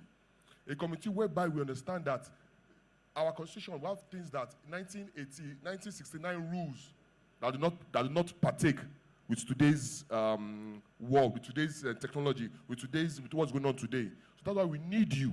We need you to participate with us. You just cannot leave us there in the house and say because you have young ones in the house, they should know. We need you to participate with us. We need you to drive us. We need you, and like she said, like our ace broadcaster said when she was talking, there are ways you can pass these messages without being rude. There are ways you can pass these messages without being insultive. And that is what the generational gap. The ones ahead of us, they take those things very dear. There's a way you ask a question to me now that I will say is not a big deal to me because of our age gap. Because of we have the same demographics, I understand that you're not being insultive. I believe that you're just asking it out of your plain mind. But no, these are other people, they don't understand that. And you need to learn that because we're Africans. We're not woke, this woke generation, we're not white people, we're Africans. We need to understand that. We need to understand those things that will not let them see us as being unserious or see us as not knowing what we are doing. So we need to come across to them as, like the ace broadcaster said, we need to come to them. We need to come across to them like we know what we are saying, we know what we are doing, and we know what we want. And in that manner, they will listen to us. Not only will they listen to us, we will have what to say in the house. We will be able to drive your agenda. We will be able to say, yes, these are the people who are fighting for. See what they want, and we must get what they want. So thank you for this opportunity to be before you again, once more, to talk to you. And as we continue with our discussion, we'll unfold much more in this our discussion. Thank you so much for this opportunity to speak to you. God bless you all. Thank you very much, Honorable Akala, for that insight you have given. Let me again welcome the chairman of the House of Representatives Committee on Rules and Business. The Rules and Business Committee is in charge of the day-to-day running of the House in terms of motion, bills, and plenary activities. So it gives me so much joy to see the chairman of that committee physically here with us, the Right Honorable Reverend Francis YV, is here, it means that all youth-related motions and bills will be given accelerated attention. So let me just also bring you up to speed with some of the youth engagements that the 10th House of young people, so that young people will be able to access more funding. I think the Speaker of the House of Representatives deserves a from the youth of this country.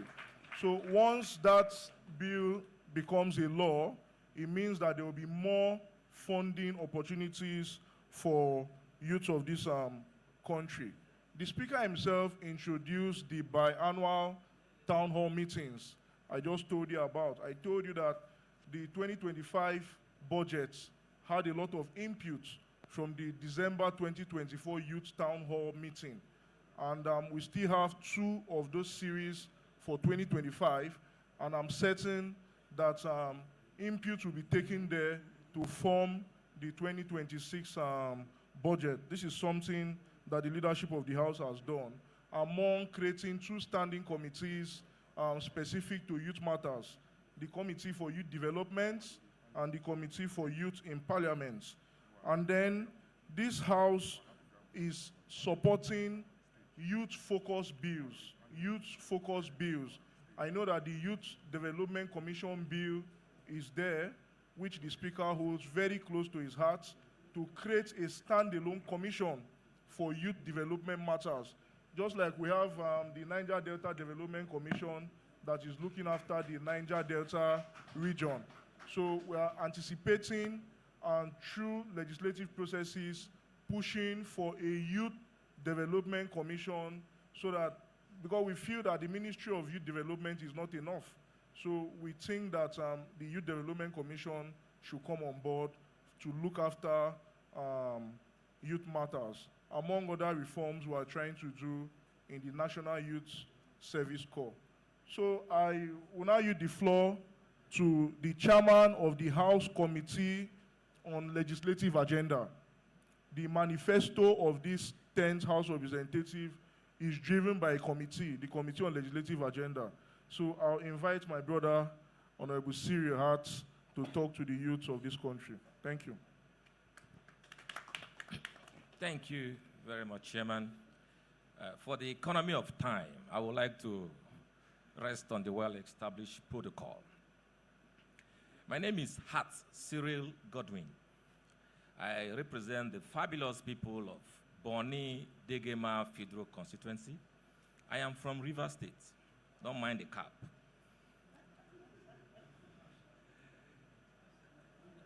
I think the best way to communicate to this audience is to share my experience as a young man.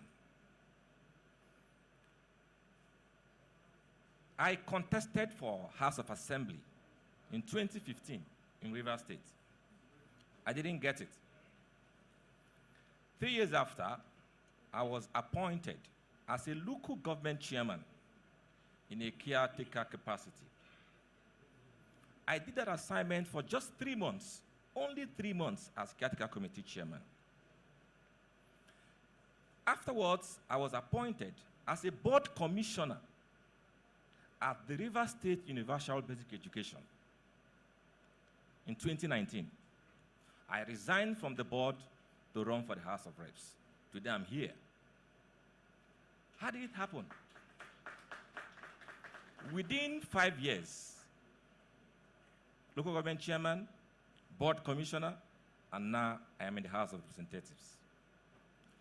Yes, there is a God factor, but you must take advantage of grace to build your capacity, because your opportunity will definitely come. The reason I rose very quickly, this is not to gloat, but it's to state the obvious, that within that 3 months that I was chairman, I saw it as an opportunity to sell myself to the people. So corruption, sleaze, misappropriation of fund was not in my mind. It was service, to prove a point that as a young man, as a youth, that I can do this work. So I did it very well. And that was what led to the elevation.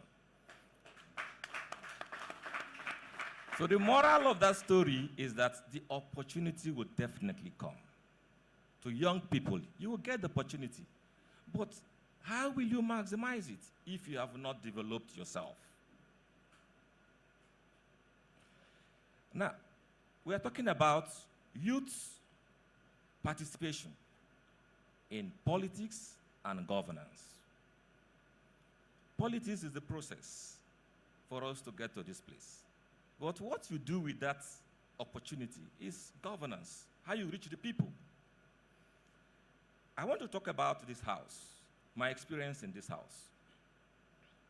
A lot of you have branded us, badly so, as rubber stamp to the executive, but it's not true. I will tell you the magic in this 10th assembly. The head is the magic wand. The speaker, I want to say this. If you know you don't have compassion in you, don't aspire to lead. Carry out a critical examination of yourself. If you know you lack compassion, don't aspire to lead. Compassion says, yes, this is what the law says, but I think based on human face, we can go this route. Some of you, because you've not seen us throwing chairs at each other or scaling fences, you think the house is not vibrant. It is because the head does a lot of consultation, even with the opposition. That is why everything is done seamlessly.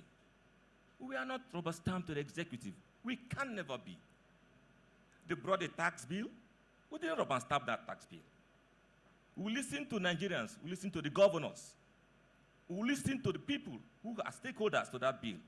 And we did their bidding, and not that of the executive. Go and fact-check it. Yes, they say they will rubber stamp budgets. That's not correct.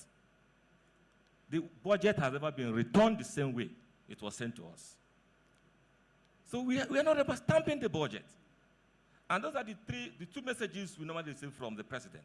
Either it's budget, even the issue of my state, Rivers State. We did not rubber stamp that proclamation. We didn't. We had to remind the executive that Section 11 is our responsibility. And it was part of the resolution. So I want to put it on record that this house is not a rubber stamp assembly. So as we progress with the discussion, I want to encourage us, don't see it as one gathering. See it as something that at the end of the day you'll be inspired and try to move from where you are to that thing that has been burning in your heart to become. Thank you very much, Chairman, for the opportunity. Thank you very much, Honorable Siri Hart, Chairman, House Committee on Monitoring of the Legislative Agenda. Okay, now talking about, or picking it from where my colleague just stopped, we are not a rubber stamp legislature, and we can never be. We understand fully the elementary principles of the separation of power. And to that extent, we know that there are three arms of government, but there is one government with three arms: the executive, the legislature, and the judiciary. And the legislature, in my mind, is the most important arm, because if you take out that arm, then there's no democracy. So we are not rubber stamp, which is why we are working for you. The Students' Loan Act that was assented to by the president of this country is a piece of legislation that was well deliberated on the floor of the House. And my colleagues supported that piece of legislation just because it is going to benefit the youth. I'm sure you know that that piece of legislation, or that act as it is now, is purely a youth act, because it is the youth of this country that are students. And as we speak now, over 500 young Nigerians have already drawn from the students' loan. Do we have students here? Do we have students here? Do you know about the Student Loan Act? You don't know about it. So this is why we have an open week. So I'm putting you through. So make available use of the act. You go to the portal and register, and you benefit from that. Now, the corpers that are here, you agree with me that your allowances has also shifted upwards, and that is a direct consequence of the increase of the minimum wage. And now, a corper is earning above the minimum wage. Corpers, is that correct? Corpers, is that correct? I'm not going to disclose your allowances, so I'm only saying that your allowances is now higher than the Nigerian minimum wage. Eh? Is that correct? You better answer before I disclose it. So, it's not enough. Like I said, youth development is not an event, it's a journey. And for me, the biggest room in the world is the room for improvements. In quotes, that's the biggest room in the world, the room for improvements. So we can always continue to build from where we are. So I think that we should allow members of the audience to have one or two things to say before we come back to other members of the panel. So at this point, if you have any question or observation or contribution, I think the time is now. We'll do that very quickly before we come back to other members of the panel. But let me specially recognize another young parliamentarian that has joined us here, Honorable Bello El-Rufai. Honorable Bello El-Rufai is from Kaduna State, and he is the chairman of the House Committee on Banking Regulations. You can see the kind of responsibilities that young people are driving in the 10th House of Representatives. And also, let me recognize a very ranking member of the House that has joined us here. Welcome, Honorable Ma. So, anybody who wants to contribute can raise his hand or her hand up. I'll start with a lady. A lady first. Okay.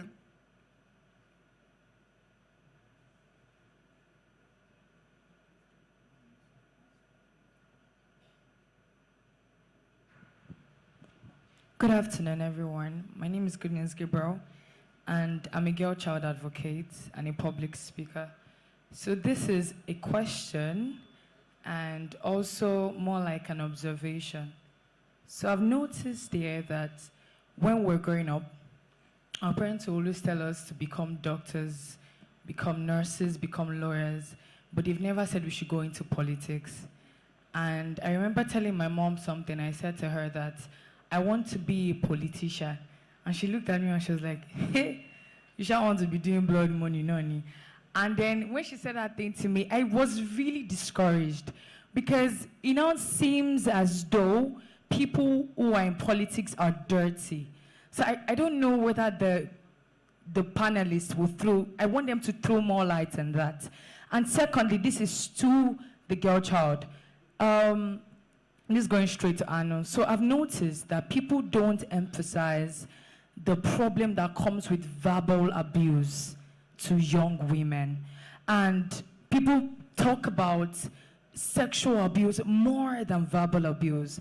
Like when I was growing up, there's one of my uncle that would always say that your nose is big, your eyes is big, you're not pretty.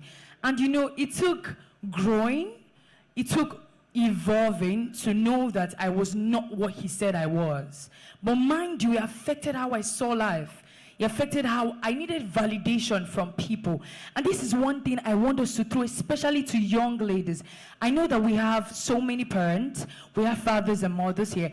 And sorry, I didn't know, I forgot to talk about our host. Thank you so much, Ma.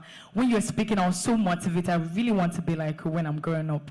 So yeah, so I want us to throw more light on verbal abuse.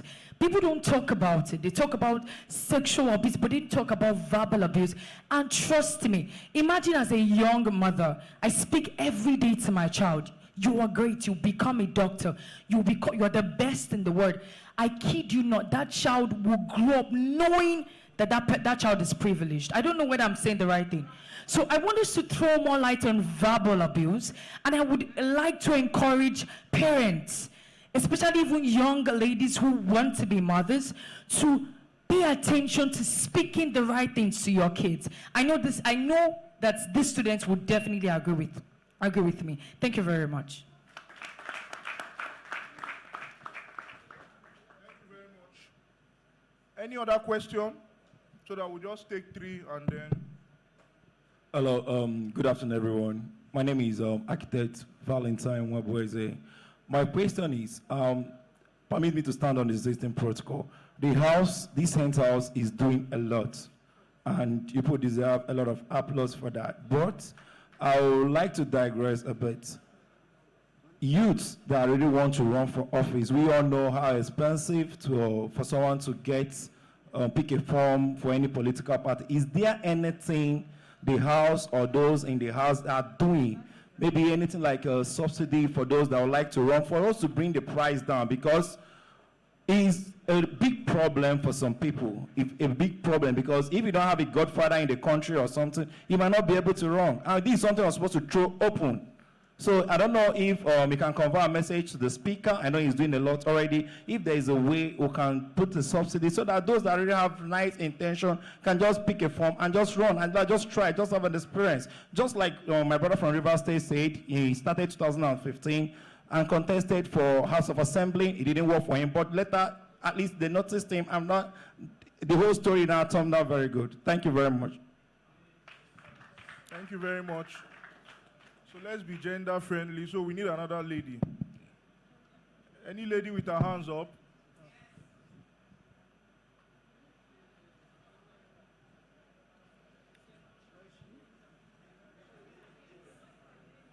That will be the last for now.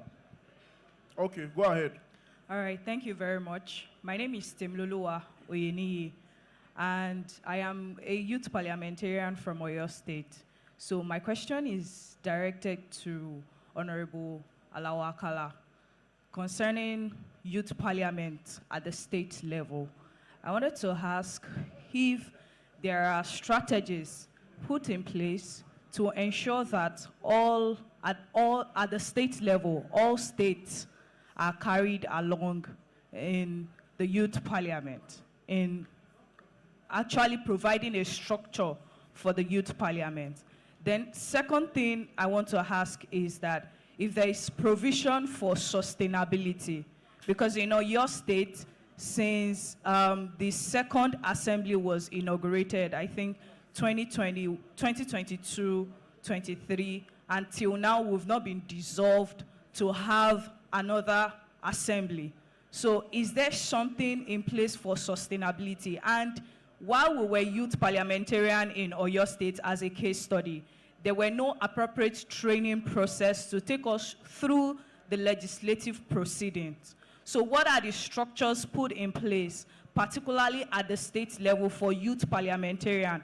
And then what next after you become, a youth parliamentarian, except for some of us in Oyo State that have the opportunity to apply for initiatives like the Legislative Mentorship Initiative, plaque, and the likes. What next after you being a parliamentarian at the state level? Because that's where I'm most concerned. Thank you.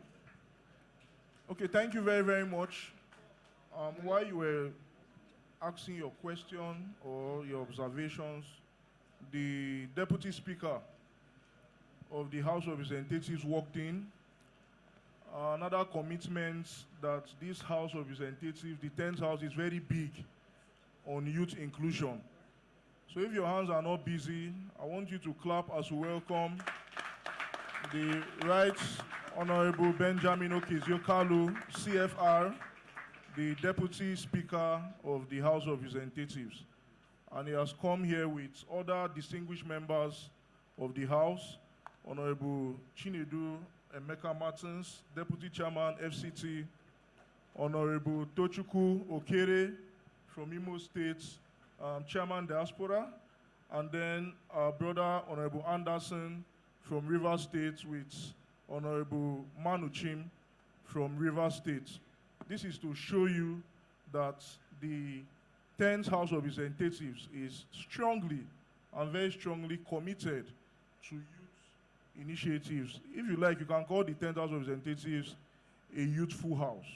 So it is on that note that I invite Honorable Alawa Kala to take the third question that was directed to him on the workings of the youth parliament at the state level. Thank you so much. Once again, I'd like to use the opportunity to welcome our Deputy Speaker. Once again, welcome to our gathering. And like I said earlier on, you can see the commitment of the leadership of this House to youth affairs. You would expect that at this time, everybody would have gone about their business. It's the last panel, it's youth matters. But you can see the importance of this discussion, the importance of this panel. That is why we have the Deputy Speaker of the House here, one of the highest ranking members of the House here with us, so that you understand the importance of our discussion. Thank you so much. To take your question, the last question about the youth parliament. In line with that, that was why the 10th House was able to inaugurate this committee, that's the Committee on Youth in Parliament, able to interfere and interface with the parliament of the states. But then again, you should understand that politics will come into play when it comes to selection of those who will participate in the youth parliament. In some states, like for example, I'm an APC member. You're from your state, like you said. It's a PDP state. If this time comes to choose who's going to represent, I cannot have a say in that. The governor will have a say in that. I will not have a say in that. So in choosing, it's become political. So it has to come over from the governor. So it's not from here. We don't choose from here. We cannot choose from the National Assembly. It's been chosen by the governor and by the Commissioner of Youth in all the states. That is the choice of the chosen. So the next one is about what happens next and the proper training. This committee that I am chairing has been able to establish a forum which is called the YIPF, which is Youth in Parliament Forum, which was assented to by the Speaker of the 10th Assembly. The forum was created to train young Nigerians in the ways of the parliament. So that's why the forum was made. So from next year, hopefully, if we're able to finish all our framework, from next year, after you've been selected from your state, you will go through the YIPF training, where you will be trained on our rules and how to behave and how to act as a parliamentarian. Because after serving there in the young parliamentarians, in the youth parliament, you ask what next. You cannot have what next if you're not trained, if you don't know what to do. Some people just come to that youth parliament throughout the 1 year, they don't come for any sitting, they don't do anything. So after that, they still remain the same person. They're not different. So after that, you're not even sellable. So we want to change that aspect. We want to ensure that you are being trained properly in the ways of the parliament, so that if you choose after the 1 year to now serve as a legislative aide or serve as something in the parliament, you have the opportunity and that experience to be able to serve in that forum. So like I said, the 10th Assembly has set up that forum, which is the Youth in Parliament Forum, which is for you, to able to train you to ensure that you are poised for tomorrow's leadership. And that's why it is for. I hope I'm being able to answer your question. Thank you.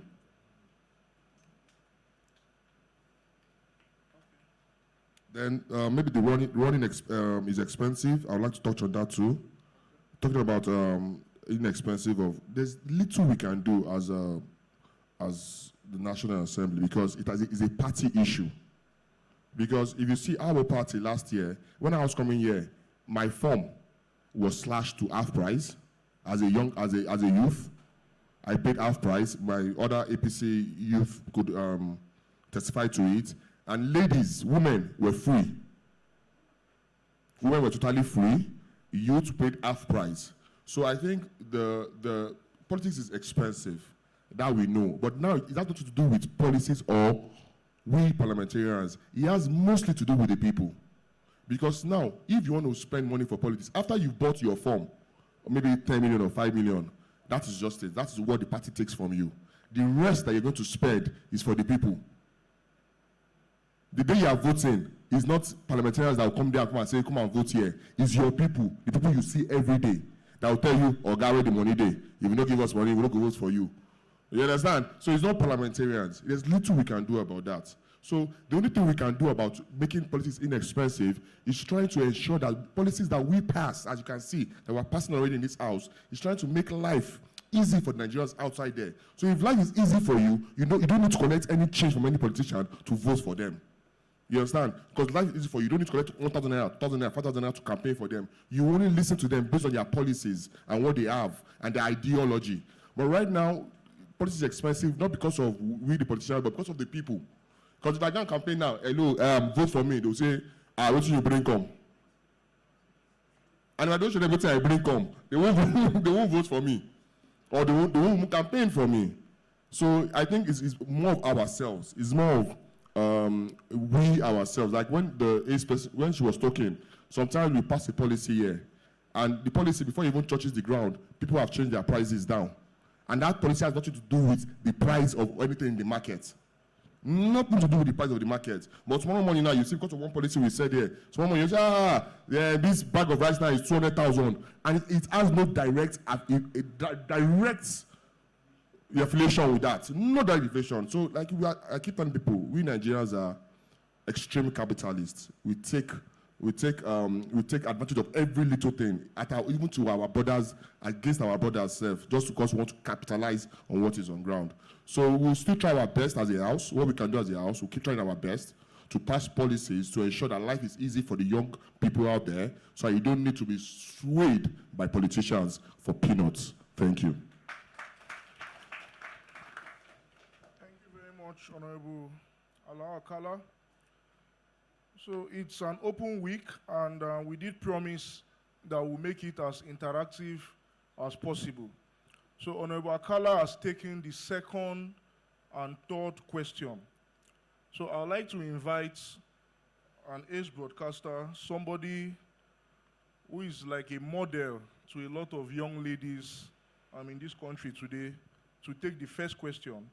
And the first question borders on verbal abuse on young ladies, and talking about boosting the confidence of young ladies. Her personal story is that she wanted to be a politician, but her parents kept insisting that she be a doctor or a lawyer. So I just want you to speak to that. Thank you. Thank you very much indeed. His Excellency, the Right Honorable Deputy Speaker, and other ranking members in the House of Assembly, and other members who are here. Your question was very germane. I work with young people a lot, so I hear that a lot. I've met somebody who works in a newspaper, and she said every time she gave her father water, he would say, "You're going to be a useless girl." And she was very beautiful at 27, but she didn't believe that she was. So it's an emotional abuse. I have a certificate in psychology, so I know that what you put in the heart of children from when they are young defines them, and it's difficult to get it out of their heads. So I hear you. Some people have to go into therapy to be able to come out of it, and we don't have that tradition in Nigeria. So it's important what you say to your children. It's important what you say to young people, even as a teacher. We have lots of students here. There are teachers who wrecked children's lives just by the things they said to them. You're never going to amount to anything. When a teacher says that, that child looks up to the teacher, and it's difficult to erase. But when a teacher says you are the best of the best, even for the child that is struggling, that child is going to make an attempt to rise. It's even more complex now that you are facing multidimensional issues. Instagram tells you have to be slim, you have to be fair before you are anybody. There's a lot of challenges for women. And they're seeing a lot of people online who are saying the only way that you can be paid attention to is when you are beautiful. Beauty is now defined in different ways, and it's important for young girls to own themselves, because when you own yourself, you know your worth, you know your value, and you call yourself aside and advise yourself. That is not what somebody said beside you that defines you. That in fact, it's not how you look, that would make a difference. It's what is in your brain. The most brilliant women go on to do great stuff. Nobody cares what they look like. In the end, the most brilliant women. Today, we have role models who have stories to tell. Dr. Okonjo-Iweala, don't forget, she went on to be finance minister, and today she heads the WTO. First of all, a woman, second, a black woman. It was something that people didn't even fathom. My friend, the United Nations Deputy Secretary General, Her Excellency Amina Mohammed, was a Minister of Environment. But before then, she served humbly. I was on a board with her on the Commonwealth Education Fund Action Aid. We sat on the board together. She was just a person who was brilliant at working in getting things to the poor community in the NGO, international NGO, where we both served on the board, before she went on to head many things in Nigeria and become Minister of Environment. I think you should learn that there are people, most women should learn. It may come from your father. It may come from an uncle. And sometimes if you pick the wrong man, it may come from your husband. If you have a husband who gives you wings to fly, you will be the best that you can be. You have to choose carefully.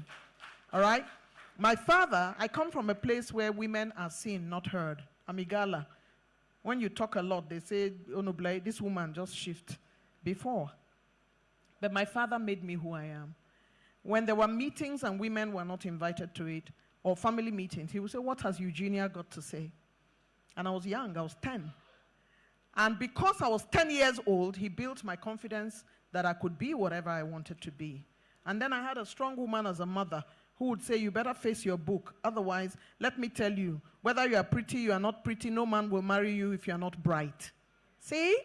So it's a big deal for parents to learn that their daughters are very important to them. If you keep on abusing your daughter verbally, she will marry a man, she's looking for somebody who will abuse her verbally. It's just a mental thing. She's going to find a man who will abuse her because that's all she knows. So what I want to say to young girls is, 1, choose carefully. 2, own your space. 3, study hard. 4, make sure you are leading your class. 5, get into STEM, the sciences. I'm a creative, and if you're a creative, pay attention. Learn from the best. Done. Thank you so much, respected Eugenia Abu. You have said it all. I think I should bring another young lady to also speak to. You've heard from a senior lady, so you hear from a young lady. Anu, I invite you.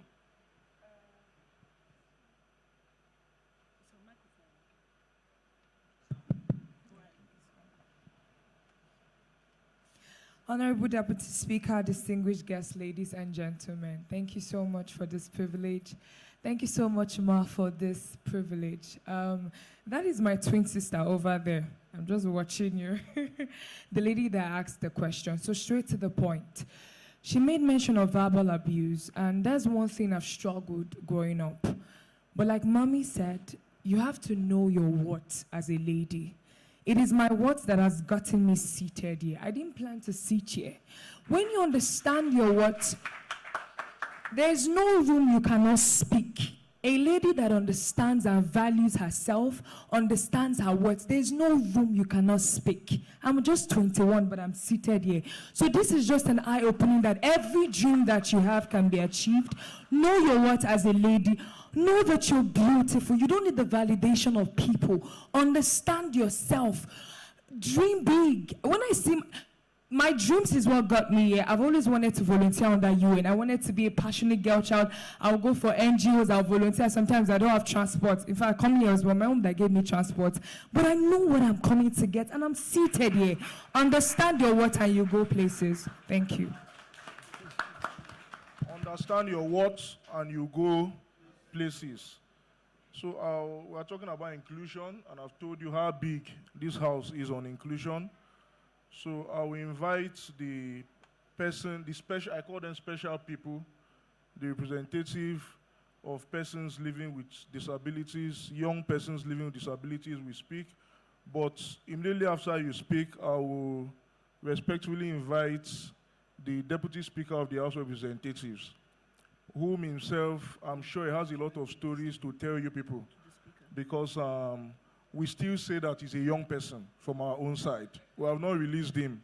And look at the heights that he has achieved today. But he didn't start from here. He started somewhere. And I'm sure he will tell us that. So after our brother representing young persons with disabilities, it will be time for us to hear from the Deputy Speaker of the House of Representatives. So I invite you, my brother. Thank you very much. Welcome. Ladies and gentlemen, it gives me the great pleasure to be given the privilege as an honor. My name is Honorable Saliu Hamanjida. I am a former contestant, member, House of Assembly, moving the local government area in the Adamawa State. I am a so by this time, I advocating as a president of Nigeria Disability Youth Forum organization. Secondly, thirdly, I am advocating the right of disability youth. Anything that I see inside the categories of the government structures, we have the inclusion of youth. So I use my idea to create Nigeria Disability Youth Forum to continue advocating them, because most of our people living with disabilities are seniors. So when I do like this, most of young of disability into the categorically statistical generally, they are migrated from one country to another country for the reason of beggars. Actually, I sit and consign this matter. Which follow? How and which way that we can follow to defend these people from destroying their lives and wasting their time, not going to school and going to another business. Always they are still on one place, especially in northern Nigeria. So I continue to advocate in this. So actually today, I'm very happy and appreciate the people that participate in this occasion today. I'm very surprised to include it, give me full inclusion today in National Assembly. Because I never expected in my life, I never expected to sit here in the high chairs with the members, deputy speakers, and all the Nigerian House of Representatives. So actually, I'm very happy today, and thank to the SA, to the Speaker on youth, for his kind of gesture to inclusions of disability youth. So actually, I'm very appreciate you so much. Thank you very much. Thank you very, very much, our brother. Now it will be time to hear from the Deputy Speaker of the House of Representatives, Right Honorable Benjamin Okezie-Kalu, Commander of the Federal Republic. Youth, the more you clap, the more he will tell you a lot of things that will inspire you. So put your hands together for the Deputy Speaker of the House of Representatives. Put your hands together for the Deputy Speaker of the House of Representatives. Thank you. Please, you may have your seat. Thank you very much.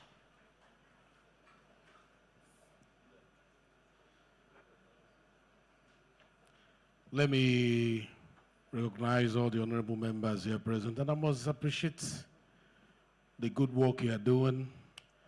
The chairman of Youth in Parliament, and yourself who is moderating, you've done a great job. I've been sitting there listening to all your contribution. And youth, thank you for coming. I really appreciate you being here. But I have a problem with this setup. Only one lady is here. There should be more than one in the spirit of inclusion. You know, I'm he for she. So when you have 1, 2, 3, 4, 5, 6, 7, and you have only one, and mama came to help, it's not sufficient. So organizers, next time, try to increase the number of women here.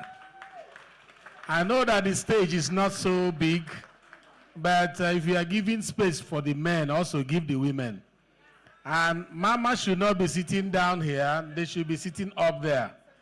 That way we'll give that sense of inclusion to our girl children, our young women. We're not using them as spare parts. They are an integral part of what we are doing. I want to thank the Office of the Speaker. Lemire, very proud of you and your team for putting this together.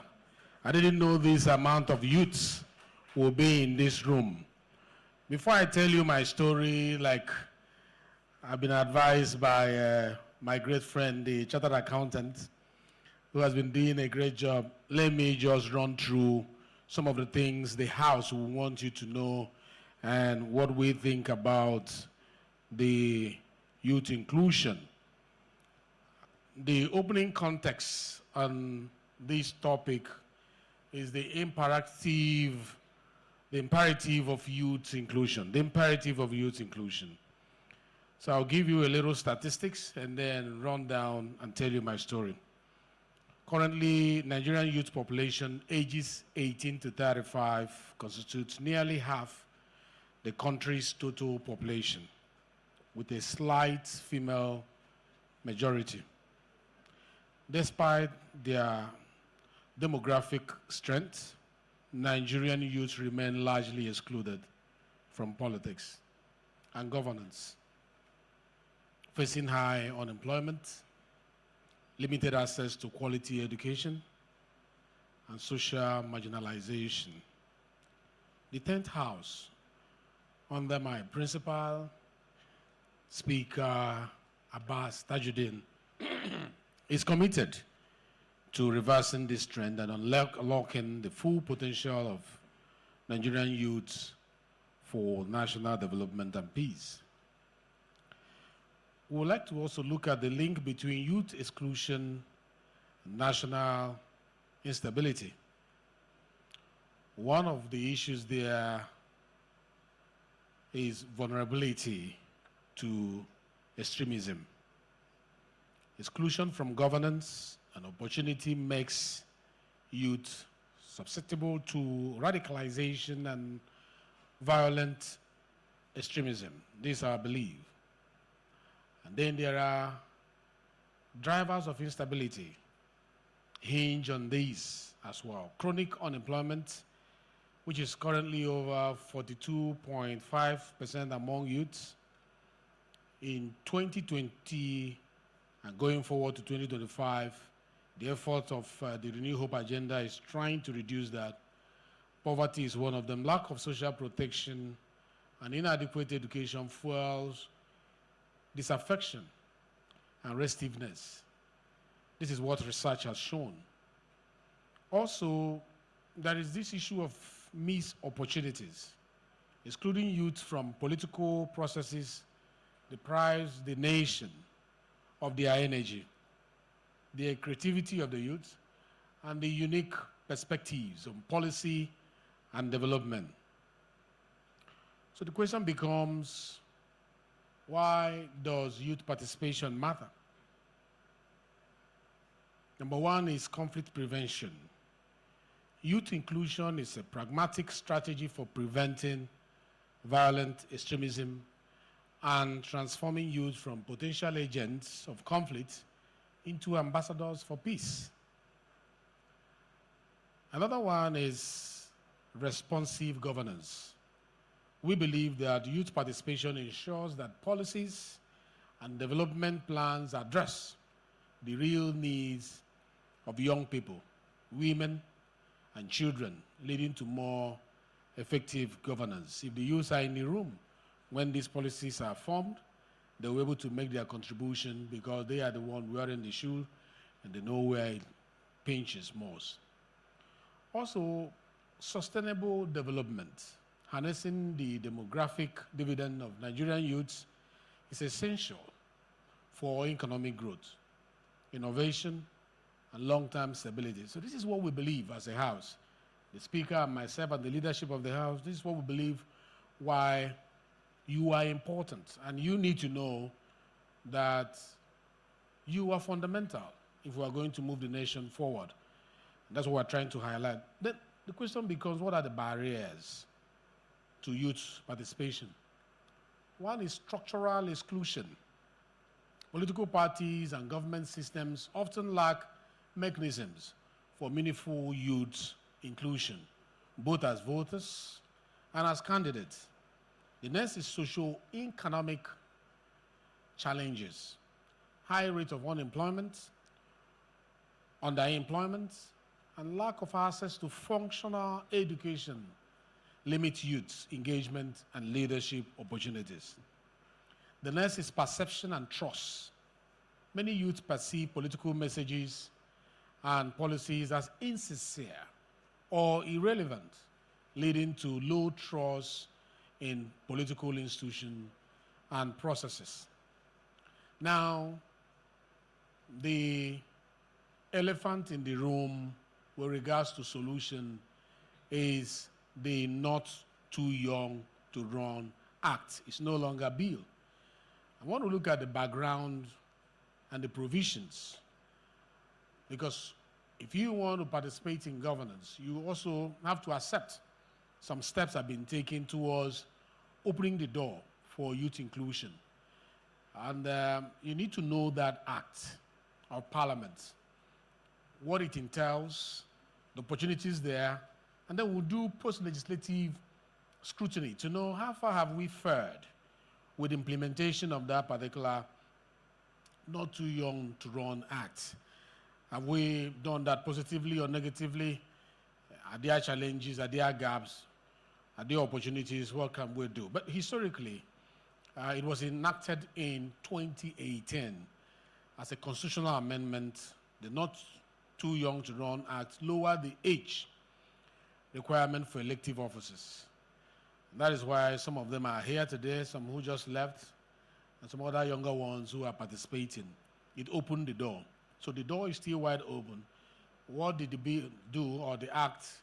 It made the office of the president, for you to run for it, it reduced it from 40 years to 35 years. So if you are 35, you can be a president of the Federal Republic of Nigeria. House of Representatives from 20 to 25 years. And House of Assembly from 30 to 25 years. House of Assembly from 30 to 25 years. And Senate and governorship age limit were retained at 35 years in the final version of this act. So the act was the result of a youth-led advocacy movement supported by over 40 youth-based organizations and passed by the 8th National Assembly with broad support from state legislature and the executive. That is the power of the youth. 40 youth-based organizations. Whatever you want to achieve as youths in the government, you can do that. But it's not by carrying placards on the street or protesting or rioting. No. There are strategic ways of being heard. And this is one of the examples of how the youth use that strategic platform and they achieve what they wanted to achieve. So if anybody calling you to come and riot, yeah, it's your right to protest, but there are more result-oriented ways of getting things done. And this was one of the things that the youth applied, and they got it done. They didn't break anybody's head. They didn't break any facility. They didn't destroy the things built by government because they are agitating for inclusion. They followed the strategic pathway, and they got it done. If there are things you need to change in the Constitution, now is the time to come together to have a formidable force in your advocacy. And I know you are thinking about one or two things. Please don't think alone. There is force in that group effort. Put yourself together like reasonable people that you are and push for it. So, key benefits and impact of the Not Too Young Act. Some people will ask, okay, after the Not Too Young to Run Act, what next? Number one, expanded political space and opportunity. Removal of age barrier, the act eliminated a major constitutional obstacle, allowing millions of young Nigerians to aspire to and contest for public office. Number 2, widening political participation. There has been a notable surge in youth candidacy and representation in federal and state legislation in both the 2019 election and the 2023 general election, directly linked to this act. Because of this act, some people have leveraged it to run, and they've been supported. Some of them are here. The chairman of the youth is contributing immensely. You know, when we talk about inclusion, yeah, please put your hand together for him. And other youths also. When we talk about inclusion, either of youth or women, it's not to compensate them. It's because we want to harvest what they have to offer. Their mind works differently with regards to innovation and creativity. And if you bring that into legislation, you need to hear them make their debates. And the way the kind of ideas they bring into their debate, no longer obsolete pattern of thinking, innovative pattern of thinking is what we're enjoying by youth participation. So we are waiting for you in the House of Representatives. Empowerment and inclusion. The law has promoted equality, inclusiveness, and diversity in Nigeria's political process, giving youth a constitutional right to participate as candidates and not just as voters. You are better than being thugs. You are better than being used as messengers who will just go and cause one mayhem or the other. No, you have the right energy. But that energy is not for violence or for criminality or for vices. That energy should be harnessed together for nation building. And the Constitution has given you a platform to leverage to get that done. B is strengthening democracy and governance. Enhanced representation is one of the things that this act has achieved. Youth are now able to bring their perspective, like I mentioned, their energy, innovative ideas, into legislative and executive decision-making, making governance more responsive to the needs of the younger population. And I want to thank the President of the Federal Republic of Nigeria. If you look around, you see he's bringing young people closer to his administration, even in the executive. Yeah, he deserves a hand clap. He's bringing people closer. When you check through, you see the interventions they are making, the energy they are bringing on board. Minister of Interior, my friend Ojo, see what he's doing there. The one in charge of communication, see what he's doing there, and a whole lot of them. They are bringing value to this government. I was attending the president's birthday, and when I heard him speak about the Minister of Communication, he was so proud of him, you know, that he brought something on board. And in you lies that energy and that innovation. We're just waiting for you to evolve. And the way you evolve is by participation. The way you will evolve is by showing interest in what is happening around you. Don't call it their thing. Make it your thing. And I will tell you why when I tell you my story. So there is also leadership renewal. The act paves the way for generational leadership renewal, helping to address the historical dominance of older politicians and fostering a pipeline of new leaders.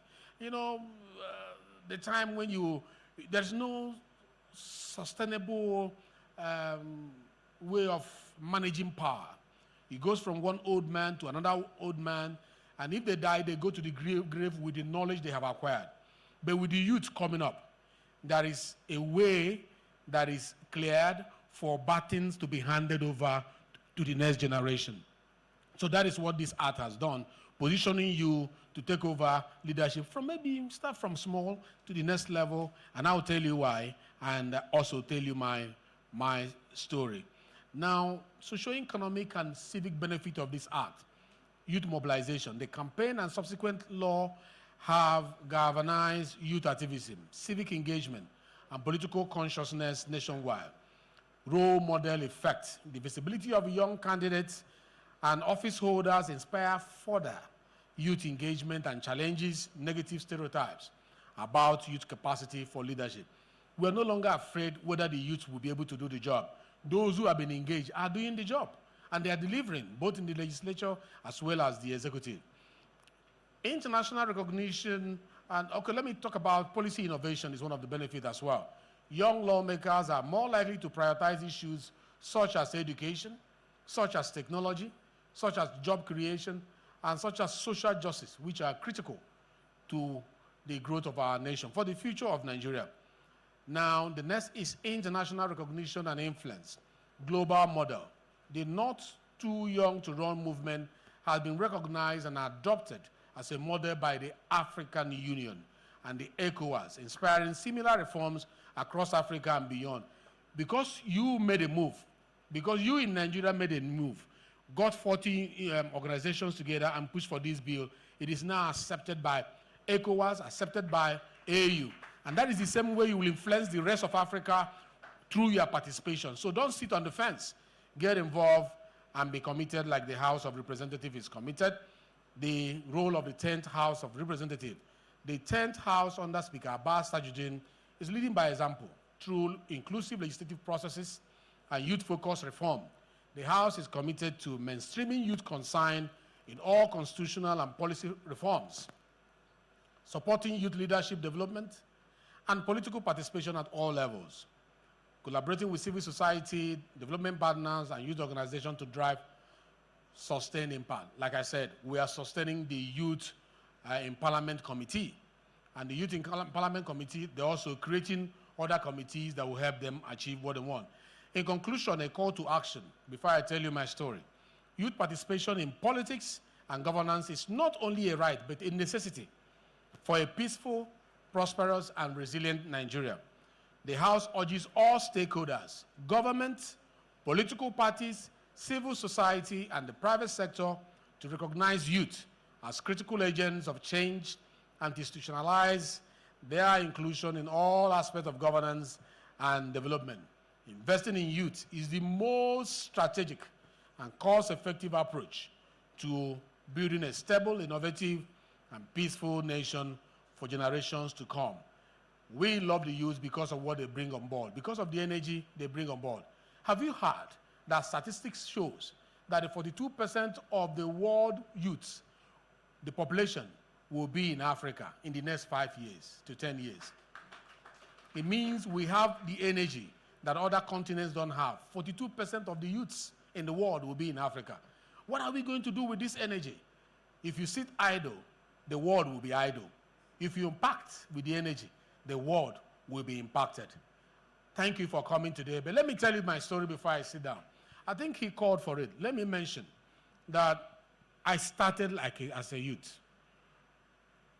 to show interest in leadership. I am a child of God. I'm a Christian. So in church, I participated in Sunday school and tried to be one of the leaders in Sunday school while in primary school. Right there in primary school, I worked hard to be a class monitor, as little as I was in the 70s. When I went to secondary school, I distinguished myself to be the best dressed, best disciplined student, and I was made a class prefect. So I was one of those students that if you come for assembly, that the principal will call out and say, look at him. This is the identity of Wicos Memorial Comprehensive Secondary School. If you are not looking like Benjamin Okezie, you are not a student of that school. It took effort to make sure that my sandals were clean, that my school uniform, that they were ironed. Leadership starts from you. From you to your community, your family, your environment. Before you get to national level, you must lead yourself well. So I made sure that I clean my teeth so that when I speak to my neighbor, my mouth will not be smelling. I made sure I cut my nails so that when you look at me, I appear presentable. I make sure that my clothes, when I wear them, I wash them so that when I stand or sit beside you, I will not be smelling. You have to lead yourself first. And because of that, I was distinguished in my secondary school. The secondary school was managed by white people, so you knew the excellence they were looking for at that time. Then I went to university. When I entered the university, I distinguished myself to be in the places of leadership. Like I said, I'm a Christian. So in the Christian Union, I was the Brothers Network leader. I did not run away from leadership. I made sure I was positioned to lead the brothers. And I'm a lawyer. I was a law student then.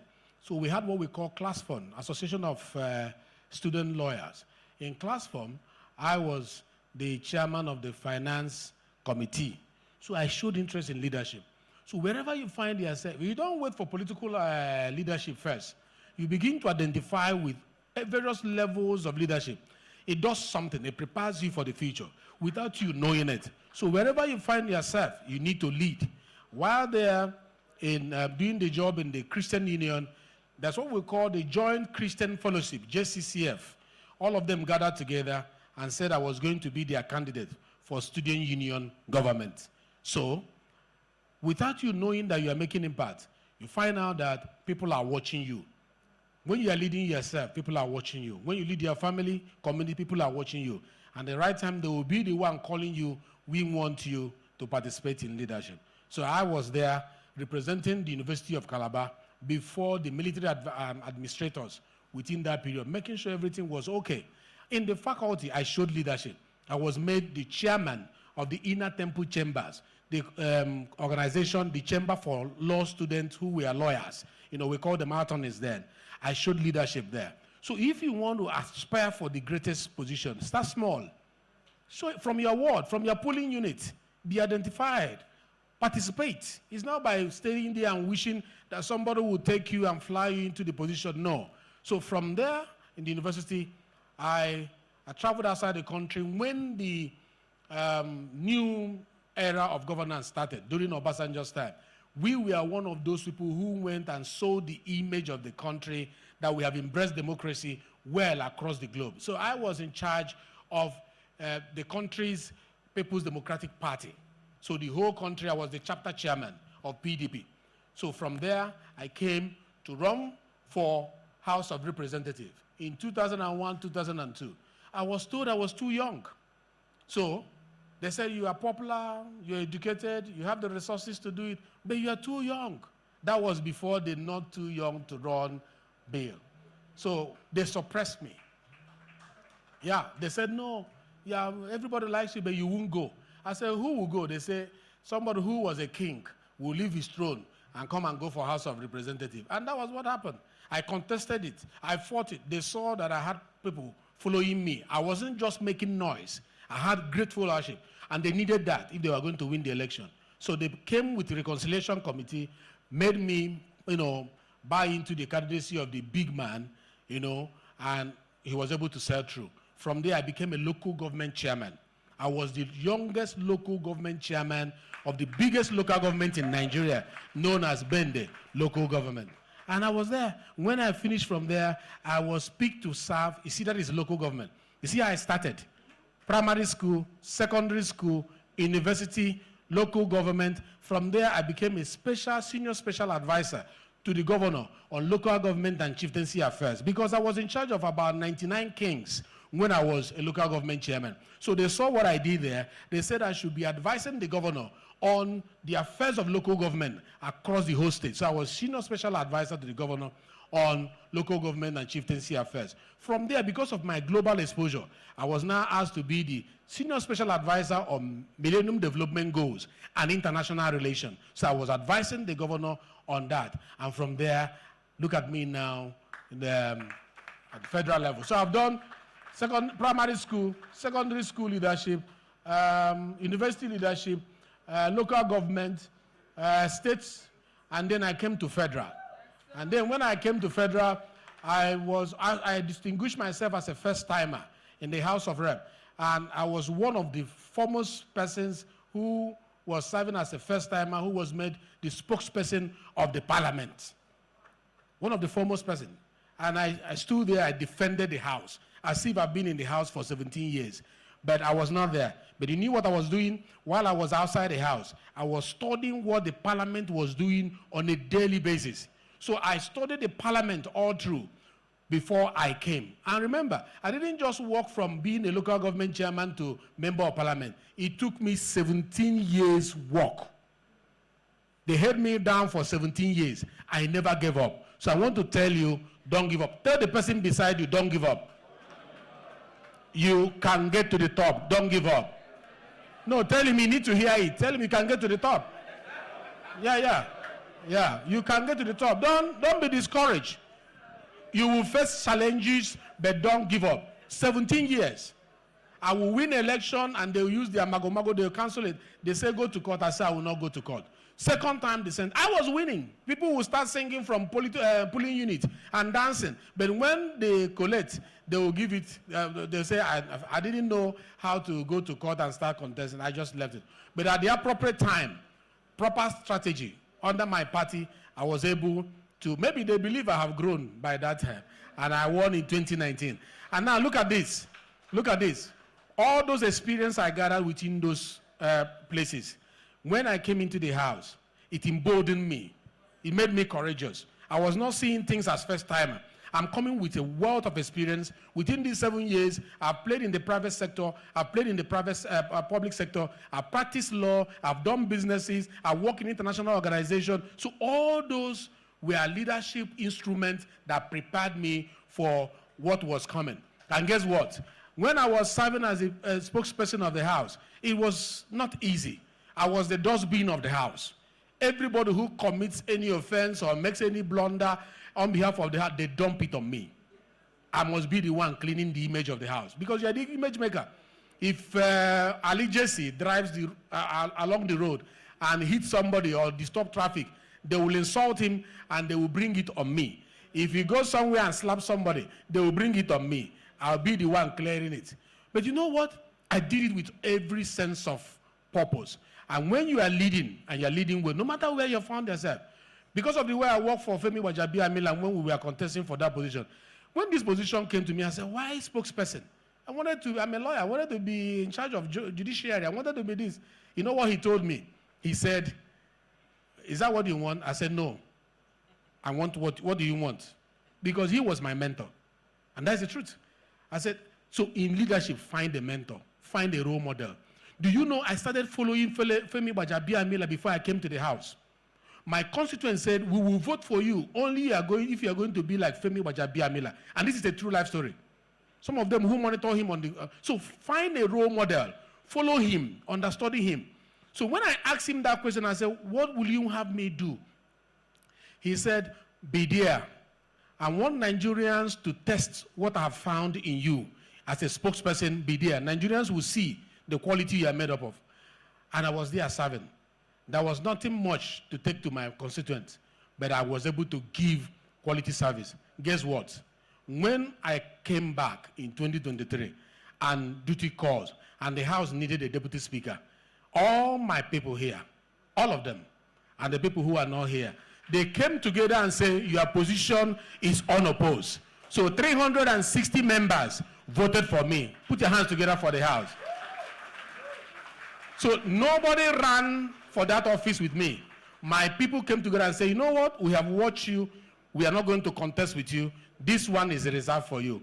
And it's a position of trust. Now I am in that position leading. I must make sure that these people who voted for me, that I don't disappoint them. So the top is reserved for you if you can show leadership from the small place where you are. Thank you, and God bless you, and bless the Federal Republic of Nigeria.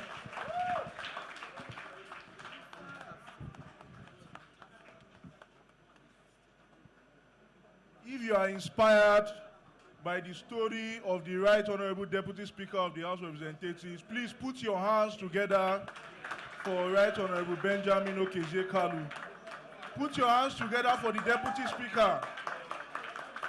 Myself, I'm inspired. Please be seated. Thank you so much, the Deputy Speaker of the House of Representatives. And this is what the Open Week is all about. The Open Week is not just for non-parliamentarians. It is also for us, members of the House, because this afternoon you have clearly opened the other part of you that we didn't know. And I'm saying to the youth of our country today that you must start somewhere. You must start somewhere and apply the necessary C's of leadership, which is capacity, competence, courage, charisma and character, and then you find yourself at the top. Hear that story from primary school. He has been a leader to the secondary school, up to the university, to the local government system, to the state government, and now the federal government. And I was asking my colleague, what about the arms of government? He was a chairman in the executive arm. Today he's a deputy speaker in the legislative arm of government. And of course, he's a lawyer. Maybe he may choose to pursue another career in the judiciary after his tenure as deputy speaker. So thank you very, very much, the Right Honorable Deputy Speaker. Other members of the House are still coming in.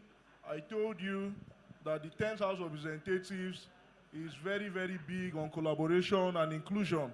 So Honorable Bapa Aliyu Misau from Bauchi State, a member of the Committee on Youth Development, is here. And also, let me recognize especially Honorable Salman from Kogi State, and of course, an Honorable from Taraba State. So very quickly, we have had extensive discussion on youth participation in politics and governance. I know for sure that the space is not big in politics for everybody, but everybody has a role to play in governance. And that leads me to bring few highlights. Participation beyond the ballot, because we have spent a lot of time talking about the participation in politics, which has to do with the ballots, and then participation beyond the ballots is what I want us to highlight now. All of them still leads us to good governance. And I have 3 key points here. We'll talk about civic advocacy. We'll talk about the think tanks, policy think tanks, and the legislative mentorship initiative that the Deputy Speaker has talked about. I'm sure a lot of you don't know about the LMI. The LMI is the Legislative Mentorship Initiative that was initiated by the Speaker of the 9th House of Representatives and sustained by the Speaker of the 10th House of Representatives, Right Honorable Tajuddin Abbas, GCON. And what that offers is for young persons who are interested in legislative career to avail themselves the opportunity of going through that mentorship. Because one thing you need in leadership is mentorship. You must have a mentor, somebody that you are following in his footsteps. So to talk to us about civic advocacy, may I call on the President of the National Youth Assembly of Nigeria, Ambassador Usman Shagari, the Speaker of the National Youth Assembly of Nigeria. So just help us talk about youth participation in governance through civic advocacy. Thank you. Thank you very much. The Deputy Speaker, Right Honorable Benjamin Kalu, the members of the House of Representatives, the Chairman of Committee of Youth in Parliament, the Chairman, House Committee on Youth Development, and distinguished guests, ladies and gentlemen. I remain my humble self, Usman Shagari, the National Speaker of the National Youth Assembly of Nigeria. First of all, before I proceed, I think I would like to appreciate the Deputy Speaker for his word of motivation. I think before you came and just spoke, I think a lot of us were just relaxed here. But what you said motivated a lot of us, and I'm telling you that as we are living here with a mentor. We are living here with someone that has motivated us, and we are really happy for you to have you in this, and we are happy for our leaders also for being here.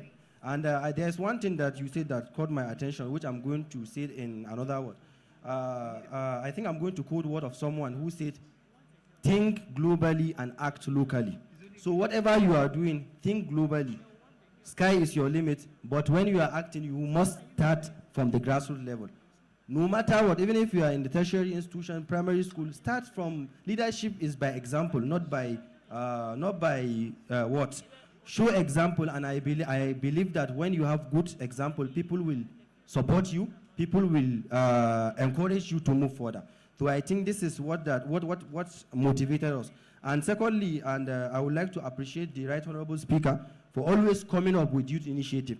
I'm going to say that apart from this 10th assembly has been one of the most youthful friendly assembly, because we have been, for the past 1 year, we have been coming to the National Assembly countless times to discuss various initiatives. And I believe no matter what, our words are being taken noted of, and we are seeing the implementations from the chairmen of the committee and from the House in general. So I'm going to speak, on what they said, the youth participation in politics. Whenever we are talking about youth participation in politics, we have to start from the grassroots level, number one, and we have to start from the root. What is the root in terms of politics? For me, I believe that the first step, whenever you want to go into politics, are the political parties. You must be engaged in the political parties before you can go into the real politics, which is why we look at challenges and we said, okay, these are the challenges, few challenges that are being faced by the youth in terms of the political party participation, and these are the solutions. We are here to bring solutions, not to criticize. We just want to offer our solutions. Hopefully it will be taken noted of. We notice that in terms of political party participation, there are a lot of challenges, which number one, we look at the political party structure. There is low youth involvement in the party structure, for example, right from the state level and from the national level. So, and another thing is the issue of party politics being expensive, like the issue of the nomination forms and other things. With the youth, I believe that we are hustlers. We are just hustling now. So if the form is being maybe sold at 1 million, 2 million, I don't think that majority of Nigeria can afford that.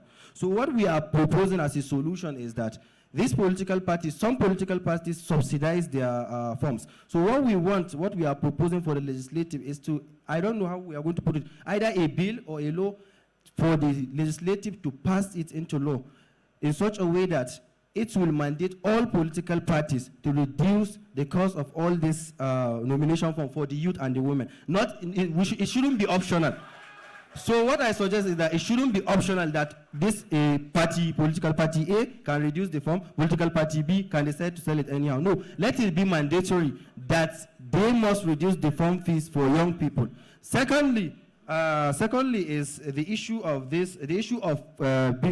young people being involved in party affairs. If the legislative can find a way to mandate the political parties again to have at least 40% of youth in their political structure from the grassroots level to the national level, I believe this is going to add value to youth movement. So another challenge is that we cannot sit down here and speak about youth challenges without talking about unemployment issues. We have a lot of unemployment issues in Nigeria, and what we believe is that Nigerian youth are the majority of the population, and we are trying to make this country a better country. So what we need a situation where we will have an environment, a friendly environment for us to thrive, either in business. We are not here asking for political positions or jobs. We are asking for a user-friendly environment that we can harness the opportunities and go further. Entrepreneurship-driven environment and other environment. So that's why we want a situation. There are many initiatives, but the main issues that we found is that those initiatives are not communicated to the people directly. Most of the people, just like now, for example, I think the chairman asked of student loan. Many people here just say they don't know about student loan. Many people here. So there are initiatives, but if those initiatives are not being communicated to the people, if we are not aware of this initiative, how can we harness the opportunities? So we need to be aware of this initiative and whatever is going on, and how we can use this initiative. That's why we are proposing a situation where, if we are talking about the entrepreneurship access, a situation where this initiative, any SMEs initiative should be communicated with the Ministry of Youth, number one, and carry the Ministry of Youth along in terms of SMEs initiatives, while the Ministry of Youth should carry youth bodies, for example, around for youth bodies and community-based organizations along in terms of the disbursement of this or the implementation of this. I believe that most of these initiatives are now online. You go to the portal, fill in this initiatives and other ways. But if we can make it physically in such a way that people can easily access this, I think it's better. Then lastly, please, just 1 minute. Lastly, we are going to talk about physical development.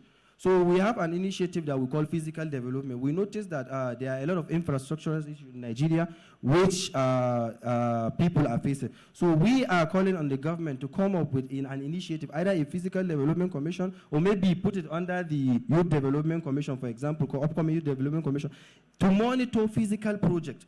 Things that we can see and say that this is what the government have done to us. This is what we want. So if there's a way to do that, to come up with initiative to align with all the already existing initiative, to see that this monitor implementation of physical development in Nigeria. We have a proposal here that we are going to submit to the leadership. Maybe they will look at it and see how they can implement. And thank God, as we are sitting here, they are currently, there's ongoing process of review of constitution, which I'm going to assure the leadership that we, the youth, we will participate right from the zonal and to the national level. Lastly, I would like to appreciate the chairman House Committee, Mr. Martin Etins, and Mr. Honorable Alawa Akala, and specifically appreciate Mr. Lamir Umar, the SA on Youth, to Honorable Speaker, as he has been engaging us well in terms of this development. Thank you very much. Thank you very much. The Speaker of the National Youth Assembly of Nigeria, you're already speaking like a parliamentarian. So I encourage you to take advantage of the LMI, the Legislative Mentorship Initiative, so that you also know the rules of speaking like a parliamentarian. So may I invite Comrade Saaluddin, the head of research and strategy and innovation of the National Association of Nigerian Students. We want you to talk to us about digital participation. And I'd like you to stay on the topic, and you have just 2 minutes. Your time starts now. Thank you very much, the Deputy Speaker, sir, other honorable member here present, and of course, the Chairman of the House Committee on Youth Development. I must commend the leadership of the 10th Assembly for their youth inclusive sense. Obviously, this assembly has proven to be youth-friendly, and I must say this, youth inclusion and digital participation in leadership is so key in such a way that some of us who are of the student union background, we understand the fact that there is a disconnection between the leadership recruitment process in this country and the leadership at the ends of the affair. There are responsibilities we must take note of. A lot of things have been said in this hall, which I want to also draw the attention of the House, that sometimes when we are in an open forum where discussions like this are being made, it is evident that we also make a practical illustration of those speeches that have been delivered. In all the discussion we've had so far, we've mentioned the fact that for youth to be inclusive in governance on politics, you must have a mentor. If you want to go far, you must sit on the shoulder of those who have seen beyond you. Someone like me, I'm by name Comrade Lukman Salahuddin. I have a mentor who happens to be Dr. Abubakar Bukola Saraki. As I'm sitting here, I've been a candidate of the People Democratic Party twice. In 2023, I was House of Assembly candidate. In 2024, I was local government candidate in my local government. I lost these 2 elections based on the factor the Right Honorable Deputy Speaker have mentioned. If any duty calls in my community tomorrow, people will still prefer to call me. It's not because I have money. In terms of finance, I'm very low. But in terms of participation and understanding the problems of our people, as an advocate, as young people, we must understand there is 2 ways to power. It's either by connection or by intellectual capacity. If you are grounded, understanding the problem, people in power will hire you to supply them the information to make input. As you are with them, you become your mentees. With that, you are closer to the system. You understand the rudiment of the process. When opportunity comes, they are reliably informed that you can pick you will do well. So as young people, we should not wait until we make millions before we join politics. If we have understanding of the problem in our communities, by participating in issues that borders on the well-being of the community, we become a speakers of the community. When leaders want to engage people who have idea of the problem, is the solution. You become first hand to be employed. So young people need to understand that Facebook and all this internet that are available for us, it is not a tool to showcase immorality. It should be a tool to sell our competencies cheaply. Because by having a Facebook account, you're automatically a media personality by yourself. You don't need to pay anybody to come and listen to you. You have a platform to showcase yourself.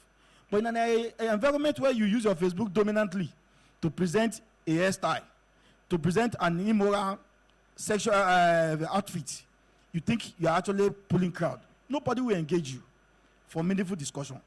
But as a young person who is interested in leadership, see that very media participate, that very media handle that you have. Facebook is most cheapest. With just an Android phone, you're already a media practitioner. So you must use it to advocate for development of the system. That is when they will get to know that truly you are interested in leadership. Anybody can pick you from there and engage you meaningfully beyond that level. Every section of politics and governance has a stage. At the campaign level, when the voters' registration is on, as a young person, even though you don't have a candidate, it is your right as a citizen to inform others that is ongoing. Get involved. Get voters' card. Those who refuse to vote are people that made opportunity for foolish people to be in power. You are informed. You know what it takes to be, for who's supposed to lead us. Why don't you advocate for people to engage and be part of those that will decide who will lead us? The quality of people that will lead us is important. Also want to employ the House. Sir, the recruitment process of our leadership is very weak. Every member who is already sitting in power today should make it a point of duty. If it's just 20 people, beyond the general initiative of this House, every honorable member, we have 360. If you take upon yourself 20 people to be mentored with the space of 4 years, you're in power. Sir, you have defined another set of batches of people that can take over from you. It's not about that you can appoint as SA. Your salary may not be able to cover all of us as aides, but just a 6-month engagement on leadership and development or the content and procedure of the system. People are already equipped. Any time opportunity comes, they become easily hired. Beyond the federal level, if you change 20 in your constituency, they're already available for the State House of Assembly honorable members that are coming to be employed as aides. Look at the Senate. This process, we need to show commitment. And sir, lastly, to conclude, please, you need to understand the fact that when we identify the problem of women participation in politics, there was a UN affirmative action that was 35% affirmative action for women inclusion in politics. That was democratized and practiced by a lot of nations, including Nigeria. At the point where we see they are being changed, there was ongoing bill now for women reservation seats. Sir, you have 360 members in the House of Representatives today. From the analysis that was announced to us, we have just 60 who are practical young person in that chamber. That represents about 17% of the total population of people in this parliament. Sir, a nation where you are often discussing the future without the future representative inadequacy, anything for us without us is as good as against us. We need to increase the participation of people. And if you understand the fact that the political system in this country is very expensive, only young people who have a very good background can make it to the House of Rep. It therefore means if a law can come in such a way that a percentage of affirmative action will be reserved for young people, every political party knows that, either by crook or hook, because party nomination form is not enough. I've told you, someone like me, I contested twice, 2023 House of Assembly and 2024 local government chairman. Sir, beyond the no money for form, I know what expended. If not, I have a mentor who bankrolled me, I wouldn't have been able to contest. So it is not enough to say we want to reduce the form nomination fee for political party. If there's a definite percentage from constitutional provision that youth participation will be 30% across board, it means every party will feed 30% of young people. At the end of the day, after the contest and the election, 30% of young people will be on any of the leadership position. So I want us to consider this as a very important thing. Thank you and God bless you. Thank you very much. Thank you so much. The head of research of the National Association of Nigerian Students. As we begin to engage the reverse gears, you agree with me that the Deputy Speaker is a very thorough leader. And you know that this cannot be the only engagement that we have this afternoon. So I'll beg that we excuse the Deputy Speaker together with the Minority Whip so that they can attend to other state events this afternoon. But he will do a group photograph with the panelists before he leaves. The Deputy Speaker will do a group photograph with the panelists before he leaves.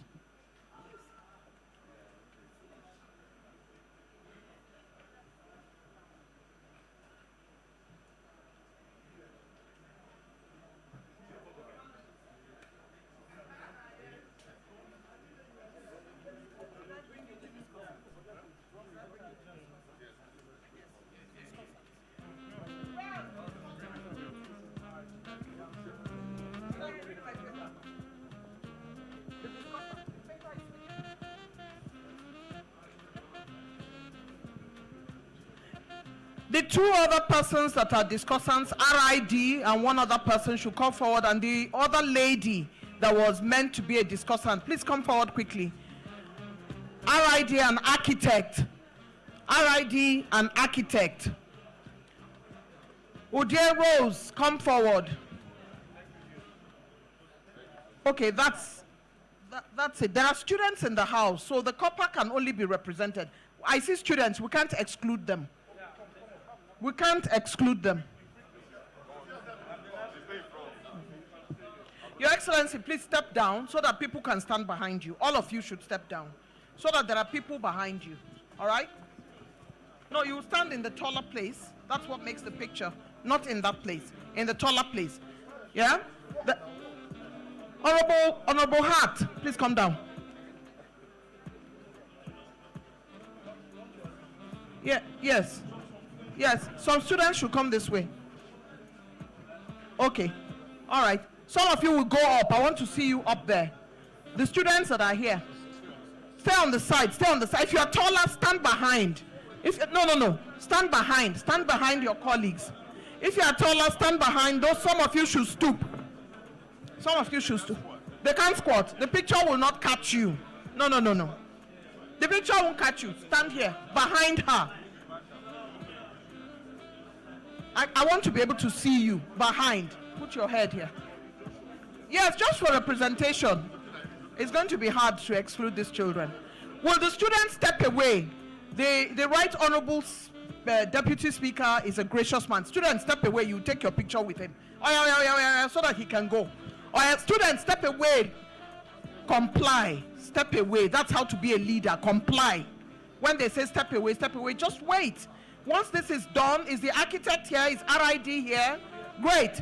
All right. No. Once this picture is, they haven't taken this picture. Please ensure this picture is well taken.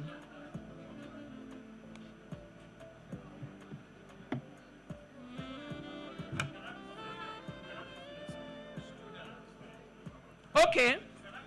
All right. So the discussants should fall back.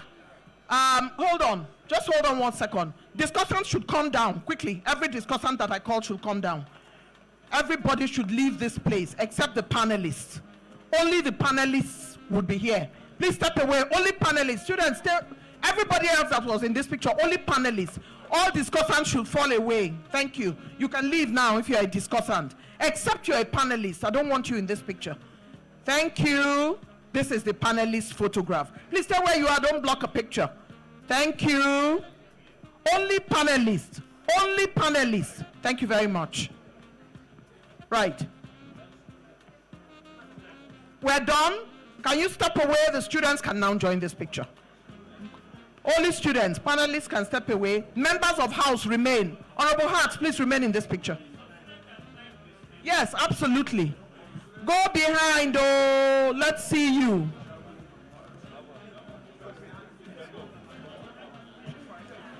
I want to see you. The rest of you should go behind. Yep.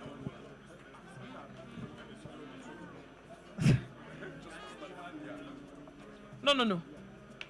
Where is the smaller person? No. You are blocking him. Can they see him? Because I want him to be in the picture. Okay. All right, great. Quickly, if you are going up, go up now, otherwise we'll miss you. All right, I want to see your head between heads. There you go. This is a picture of a lifetime. I don't want a copper in this picture. The copper's photograph is done. Were you not in the earlier photograph? What happened? Oya now. Okay, copper, step out. Just stay behind. Let them take the students.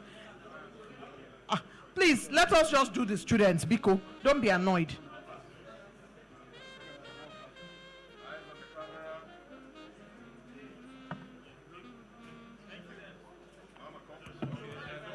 Students can fall out now, please.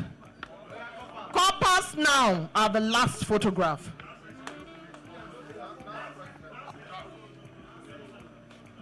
I was a copper in 1981, so I will join this picture as a copper. All the students should start moving so you don't block anybody. Excuse me. Why? You can't be in this picture because you are not in your uniform. Number one, and you took a discussant picture. You can't take two pictures. You are not in uniform. You took a discussant picture. You can't take two pictures. Okay, so I'm going to stand beside you as a copper. Me, myself, I'm a former copper, 1981.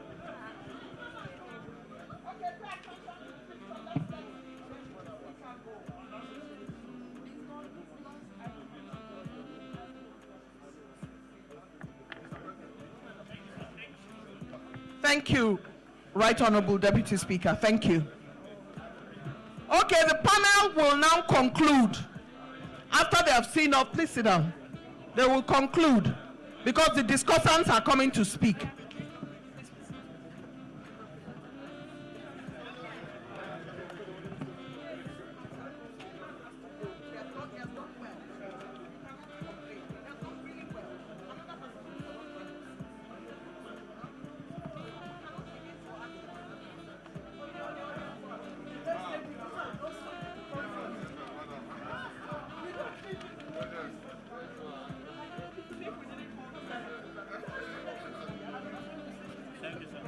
So please return to your seats and let's continue. We are not done.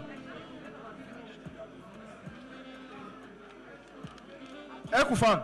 Please, let's return to our seats. And because this is a youth panel, we expect everybody to comply if you want to lead tomorrow. It's time to sit down. It's a long day. We have 28 minutes to close this business. 28. And except you sit down, we can't continue.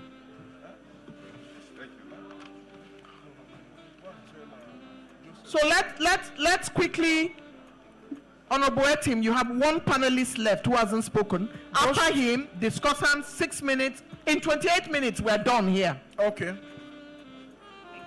So, ladies and gentlemen, thank you very much for your apt participation. And we're engaging the reverse gears. We'll soon be done with this session. Please sit down, sit down. Everybody should get seated. Okay, so we have had enough about digital participation. And today you all agree with me that the social media is both a watchdog and an agenda setter for governments. Take, for instance, the NSAS protests of 2020. You agree with me that that protest was not just about, it was not just a protest about the end to police brutality. It later metamorphosed into calling for good governance. So the digital participation of young Nigerians in seeing the kind of government they want is very, very key. So it is on that note that I'll invite the next panelists. Don't forget, we are talking about participation beyond the ballot. We've had a lot of discussion about politics. That is participation through the ballot. And we are saying that there are other ways to also participate that is beyond the ballot. We've talked about digital participation. We have talked about policy think tanks specific to legislative mentorship initiatives started by the former speaker and sustained by the incumbent speaker, Right Honorable Tajuddin Abbas. And then it will be time for us to take another aspect of it, which is grassroots mobilization. How we can mobilize the grassroots to ensure that we have good governance. So I will invite very specially the Speaker of the Nigerian Youth Parliament, Honorable Aliyu Idris Zakari, even though your Honorable is in small letter for now, until you come to the House of Representatives, then we change it to capital letter. So I invite the Speaker of the Nigerian Youth Parliament to tell us how we can use grassroots mobilization to drive effective governance. So I'd like you to stay on the topic, don't divert, and then you are You have just 2 minutes and your time starts now.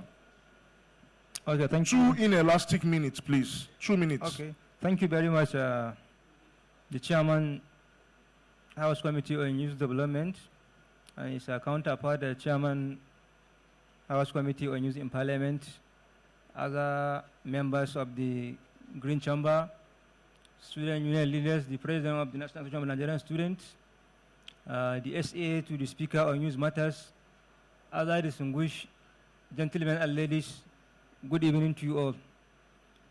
I bring you warm greetings on behalf of the entire 109 members of the Nigerian Youth Parliament. Nigerian Youth Parliament as a replica to the Nigerian Senate, which consists of 109 members from each and every senatorial district of the Federal Republic of Nigeria. So let me quickly go into the question. The most surest way to mobilize the Nigerian youth from the grassroots is the way the National Assembly can sustain and proper collaboration and to the youth platforms, the recognized youth bodies like this Nigerian Youth Parliament, National Youth Council of Nigeria, National Youth Assembly of Nigeria, and many more. Through proper collaboration and intervention of the National Assembly, so some of the policies brought for the benefit of Nigerian youth can go to the grassroots, and then most of the Nigerian youth will benefit from the policy. At this juncture, I would like to advocate for a monitoring and evaluation, because most of the policies brought by the federal government that come from National Assembly lack a proper monitoring and evaluation. Based on this, I want to call for the proper monitoring and evaluation to see the policy that brought to benefit Nigerian youth, benefit the common youth. And again, I want to appreciate the open door policy of the 10 House of Representatives, I must confess, most especially the leadership, for giving us such avenue, such privilege and honor to come here and discuss, to hear from us, and then to make a proper arrangement for the Nigerian youth. Another thing is that at the Nigerian Youth Parliament, only recognized platform mean to train the Nigerian youth in the executive process. We also call for the intervention of the House of Representatives in order to strengthen some of our activities, our engagement that will go to the grassroots. Finally, I would also want to acknowledge some of the messages I learned from the story of the Deputy Speaker, Right Honorable Benjamin Kalu. I learned 3 things. That is, I want to ensure the Nigerian youth can quickly adopt from his story. Number 1 is you must start from somewhere. You cannot just start it from the societal politics. You must have an experience from somewhere. Secondly, Nigerian youth, we must know that we must adapt the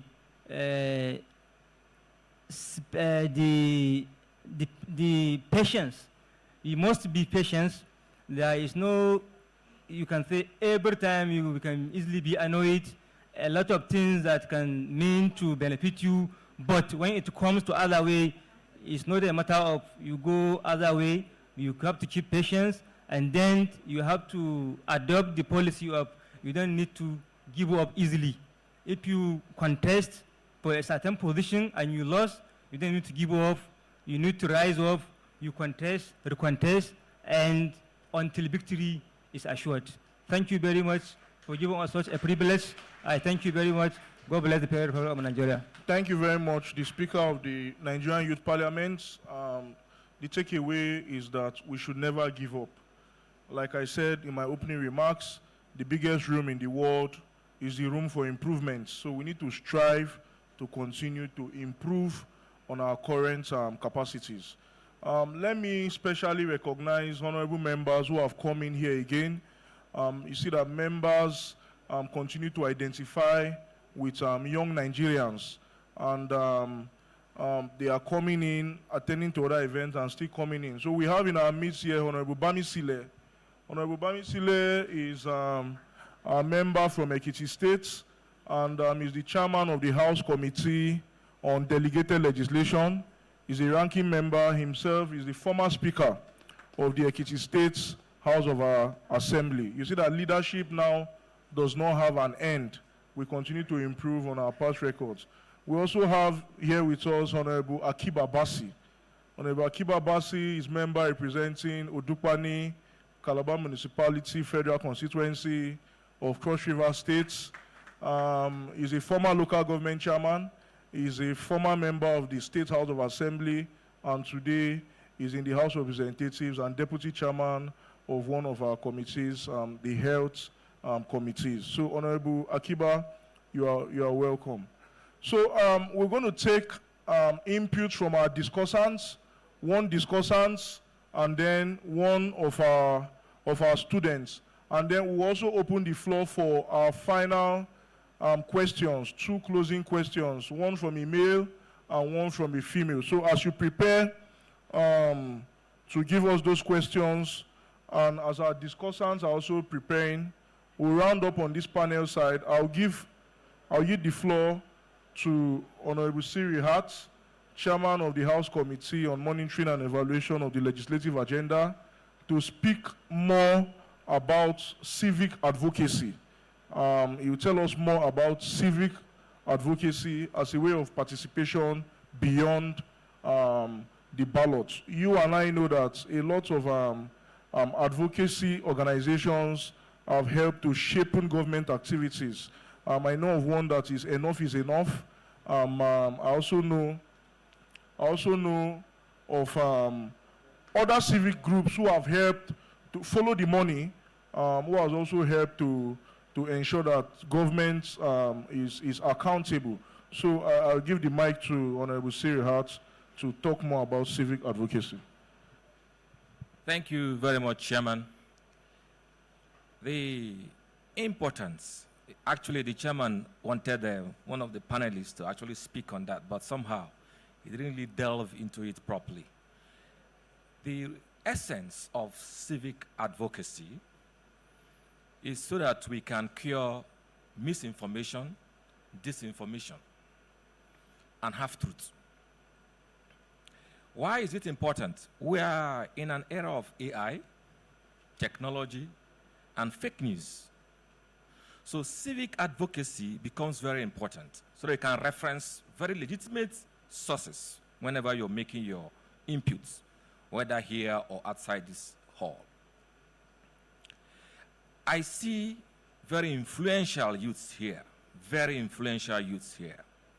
meaning that if the message of truth as it affects the workings of parliament is being given out today, these influential persons can take this message to the grassroots and run with it. So it's more like the trainers event. For us in parliament, there are 2 things I know you people must have heard about. Constituency projects.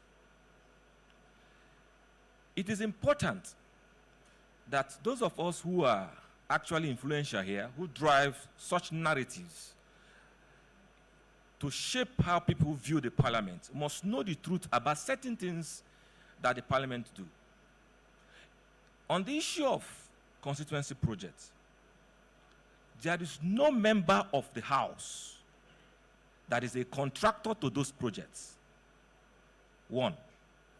There is no member of the House that influences the procurement process of those projects. Now, what is the responsibility of members as it affects constituency projects? Nomination. Nomination. And it's actually a privilege, it's not a right. It's some kind of understanding. Aside here, I'm not sure parliaments talk about constituency projects outside Nigeria. It's an understanding that, okay, fine, honorable members, you are the closest to the people.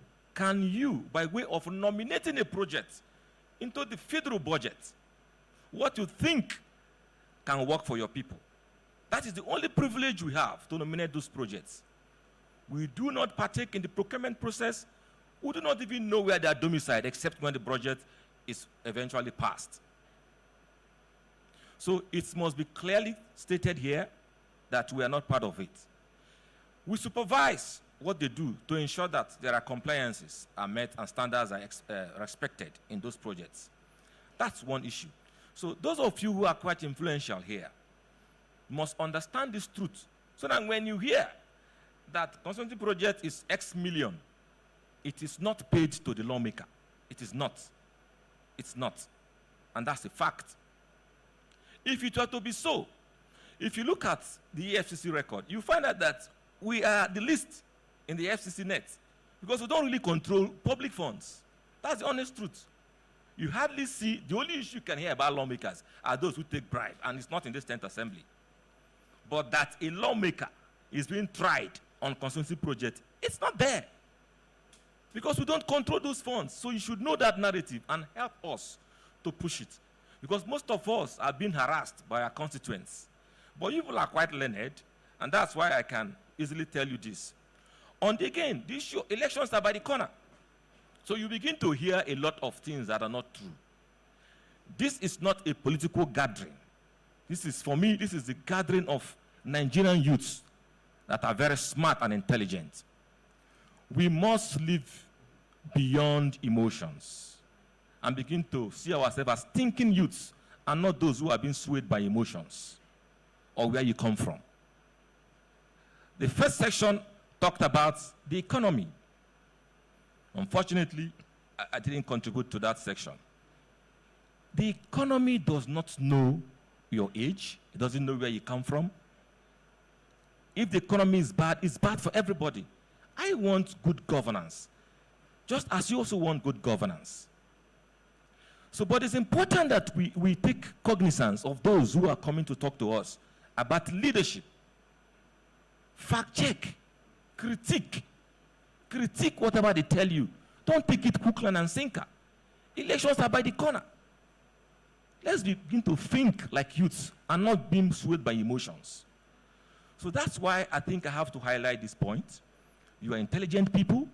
If somebody comes to tell you that, look, this is what I'm going to do. For instance, I want to build power in 4 years, or he's asking for a single tenure, and he's saying that he's going to do power for 4 years, you must critique those issues. Follow the narrative. Don't be swayed by emotions. That's why I'm here. That's why we got to this place. We are not swayed by emotions. We look at issues dispassionately. We are not that youth that you can come and tell that, oh, Nigeria will turn to an El Dorado in 3 years, in 4 years, and we'll run with it. No, we will not. We will ask you, how are you going to do it? Listen to leaders who can tell you the how question. You must look at the facts. Where were we and where are we now? What are the circumstances? Those are the questions you must ask. I know most of us are not economics. We didn't do economics. Now let me tell you something. In my final year, I didn't say first year, my final year, I was privileged to encounter a professor from University of Nsukka, a visiting lecturer. This professor came to the class to talk to final year students, and he wrote on the blackboard, have you been taught how to learn? I was in my final year, and the professor was asking me if I've been taught how to learn. So the question is, what have I been doing since? From my year 1 to year final. Then he told us, Professor Piongodi from Nsukka, he said there's a course called How to Learn. How to Learn. I don't know if any of you have taken that course, How to Learn. I took mine in my final year, and that course changed my mentality. How to Learn. So go and do your findings on how to learn. I am not a taxman, but they call me a taxman in the house. These 4 bills, I ate it because I've been taught how to learn. So if you have been taught how to learn, you can pick any material, study it, and understand it. That is the essence of learning how to learn. So go and learn how to learn. It's a course. It widens your horizon. It teaches you how to critique issues. For instance, you can't tell me Egypt solved power problem. Egypt with a population of 180 million Egyptians. They solved their power problem in 5 years. Now you're asking for a single tenure of 4 years, and you say you want to solve Nigeria's power problem. It's not possible. Egypt did it in 5 years with 180 population. We are 230 million Nigerians. You can't do it in 4 years. And the good thing about power is that power is not on the shelf. It's not on the shelf. It's not something you buy and fix. The bulbs will not come on until commissioning. Until the power plant is commissioned, the bulbs will not come on. So you can't achieve it in 4 years. I am not here to promote any government, but to talk to you to understand that this is the time for us to not to be swayed by emotions. We all want a better country, but we must tell ourselves the truth and be frank about it. Thank you. Thank you very much, Honorable Member. So go and learn how to learn. So do we have Rose Udie in this room? No longer in the room. Okay, she's no longer in the room. The next person, she's here. Okay. So Rose Udie. Okay, so Rose has only, now we're out of time, so she can't do 3 minutes anymore. 1 minute. 1 minute. 1 minute. Please come forward. So just stay on the topic, Yes. youth participation in politics Yes. and governance. You are a discussant, so your 1 minute 1 minute starts now. starts now.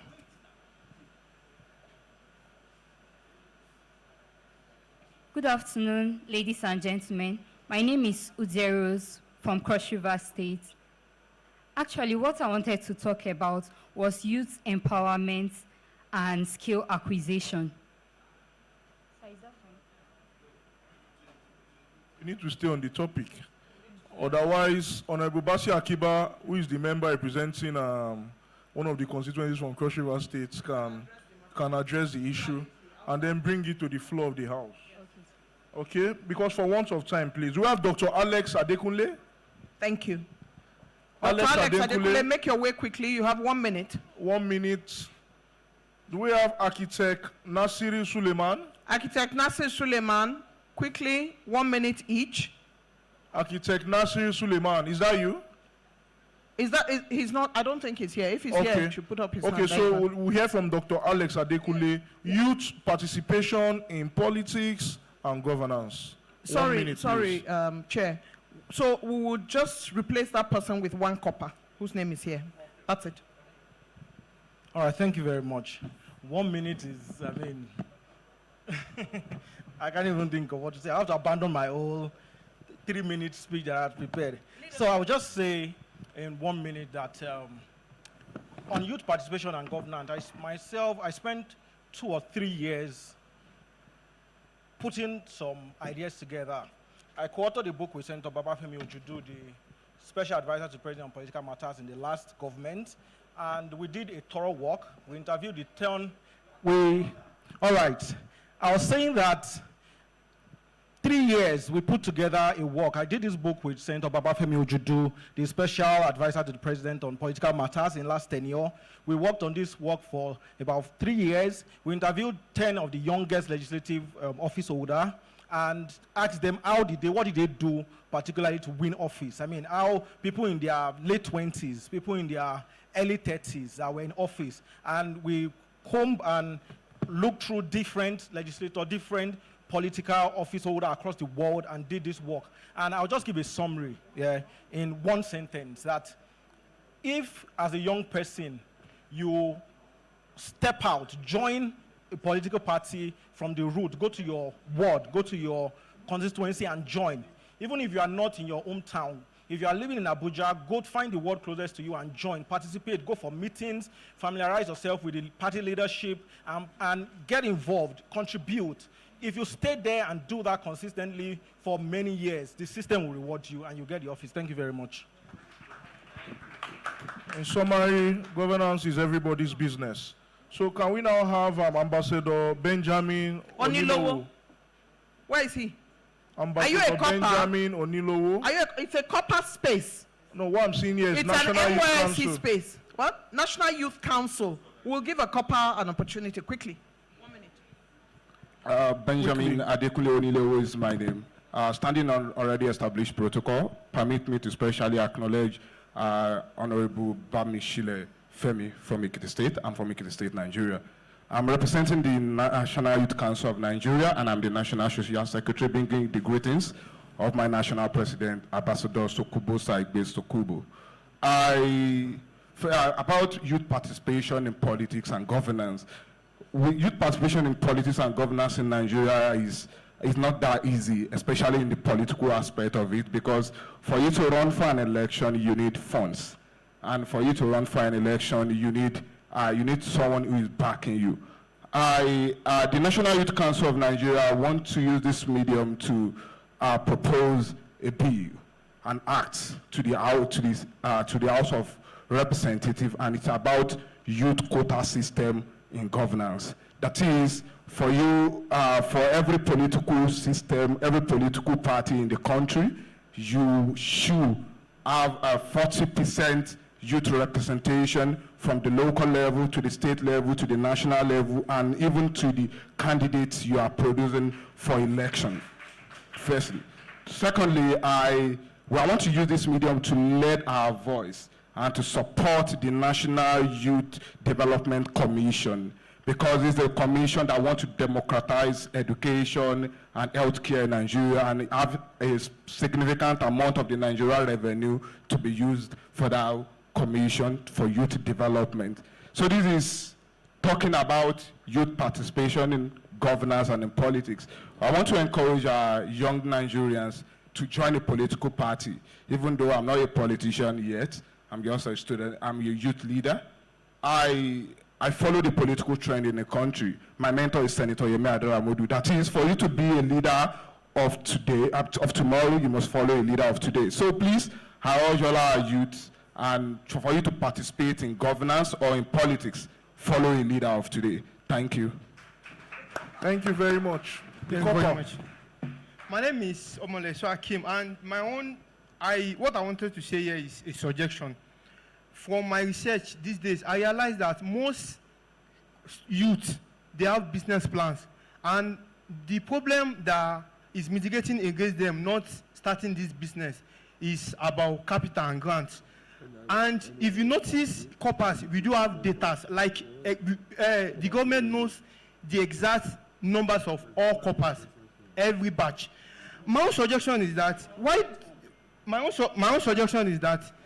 is it possible for the government to be giving a compulsory business grant, like all the corpus immediately they are passing out, like it will be just mandatory, like compulsory, maybe 3 million, maybe 5 million, because if you notice. No, he's speaking sense, he's speaking sense. Let him speak, please, go ahead, you're speaking sense. Because the reason why I'm saying this is that the night assembly, one of the things that they did to mitigate the unemployment is that they provided traders money. And this money are just so small that some money, like 10,000, 5,000 naira, some people can use it to start bread. And they will even forget that the government is even existing at all. So I think if there is certain amount of money sent to your account, the way our allowance are being paid directly, or you are passing out, if you are leaving the corpus like this, you receive 3 million, 5 million, God bless you. 7 million. Let me just say one thing towards that, just one thing. I've always supported that because I'm a kind of person that I believe halfway in NYC. I don't really believe in NYC. Why? Because a lot of people in NYC, you see them worrying about post me here, post me there, post me there. I believe NYC should be like a technical training. Should be a year or two of technical training, whereby you choose what you want to do. And that you choose, because you want to do plumbing, artisan works, you have to go out and go and look for Senegalese, Cotonous, for people to do your work here in Nigeria. We don't have those skills. Why not train people like this with those skills? And at the point of graduation, give them that 2 million, 3 million, to go with it and just set themselves up. I agree with it totally. So it's something I will work on with you. Okay, thank you. And remember, please, this will mitigate people from doing Yahoo.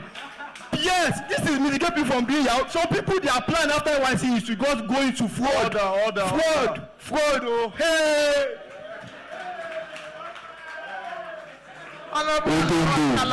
You have enabled him to be injured. Let me just add, but I want to differ from my colleague's opinion that he doesn't believe in NYC. I believe in NYC. I believe in NYC 100%. Not just because I'm the chairman of the House Committee on Youth Development. I oversight NYC directly, my committee, the Committee on Youth Development. And I'll tell you what we are doing to make NYC change. I believe in NYC because the objectives of NYC talks about ethnic and national integration. NYC is the only scheme today that can take somebody from Akwa Ibom and drop the person in Yobe State. And forget about the insecurity we have in the country today. It is not NYC's fault that we have security challenges today. NYC has promoted a lot of ethnic intermarriages. People have found love in camp and their lives have changed. People have met lifelong partners in camps and their lives have changed. So we believe in NYC, but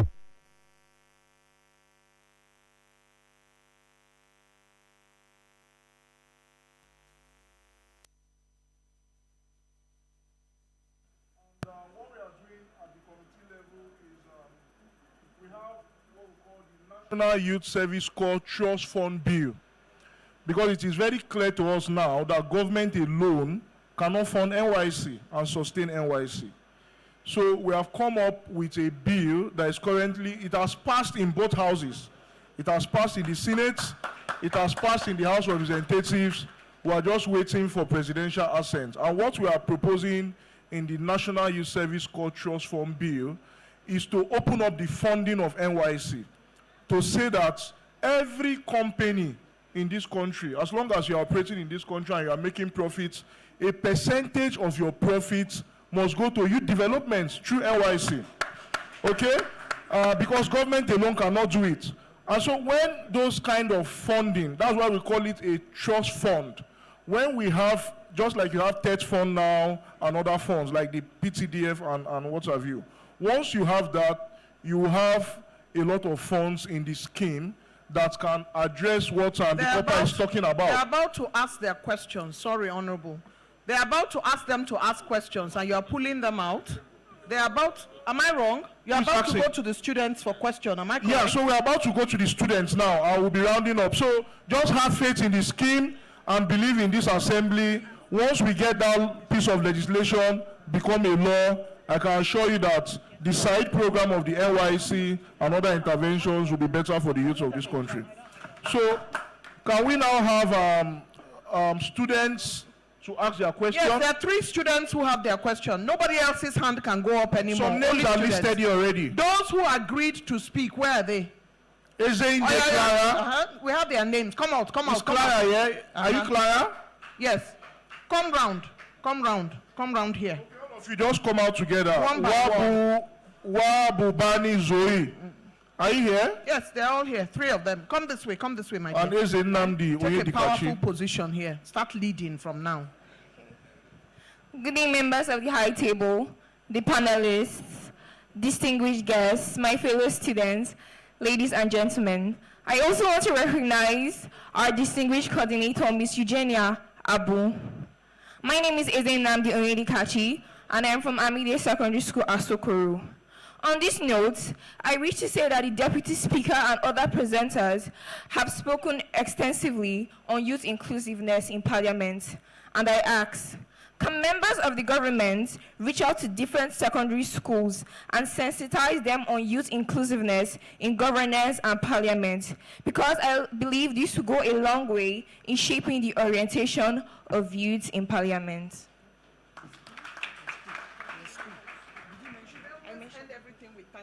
Thank you very much. Well done. Such a wonderful suggestion. Thank you so much. Good day, ladies and gentlemen. My name is Zoe Ubani, and my question is, the popular belief is that youth, the elders know more about governance. And while I'm not disputing this fact, is it possible, or is there anything the youth are doing that makes people believe that they are not good enough to rule? And is there anything they can do to make people also know that while we can't see far, we can also run far? While we can't see far, we can run far. And if we work together with the old, we can, have better governance. Thank you. Good day, everyone, and hello. My name is Ezde Clara, and I'm from Spiritan International Girls Secondary School. And my question is based on what Honorable Mr. Alao Alaka said about the establishment of youth empowerment forums. what are the plans of the government to publicly enlighten these youths about the existence of these forums so that they will know that they have the available services to engage in politics? If we can show them that they have these services available to them, they will be able to actively participate in politics. Thank you. Thank you. That's our last question. Thank you so much. What we're doing as a National Assembly, like I said, it's a new forum established by my committee.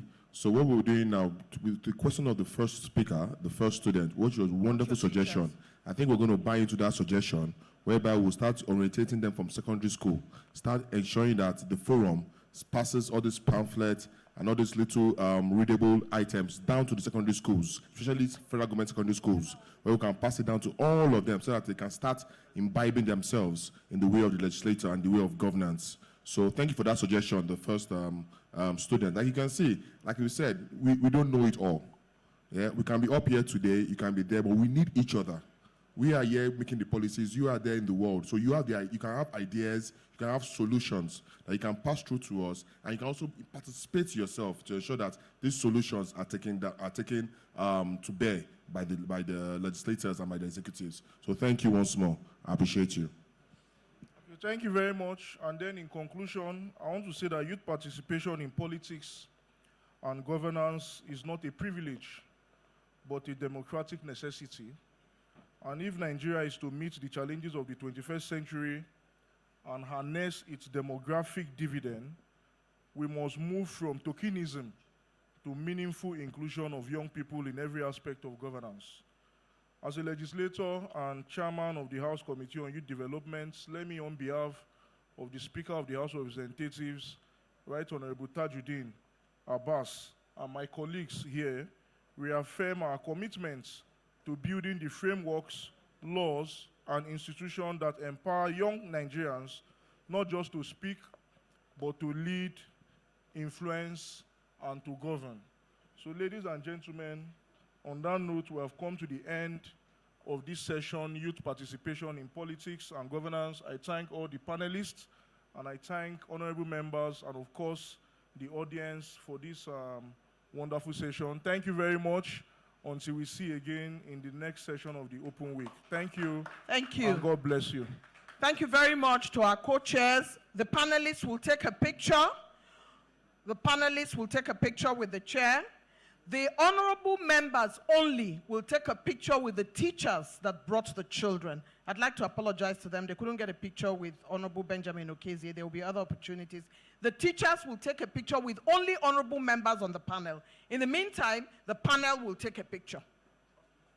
The teachers that brought the children will take pictures with the honorable members on this panel in a short while. So the teachers should be here, please.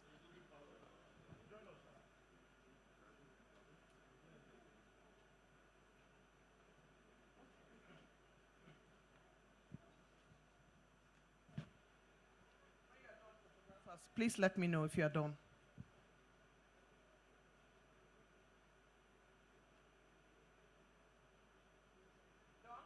Thank you very much. Other panelists should please step down except the honorable members. Teachers, please join the honorable members on this picture quickly. We appreciate you as teachers. We don't take you for granted. Please step up for the picture at this time. Other panelists will come down and yeah. Okay, the teachers that brought the children, they matter to us. I don't want you all on the same side. Some people should go to the other side, please. There's no panelists here anymore. Only no panelists in this picture, only teachers. Oga, you can't do that here, sir. Help us. Help our teachers. They are the ones who brought our children. Oh yeah, picture. Thank you very much.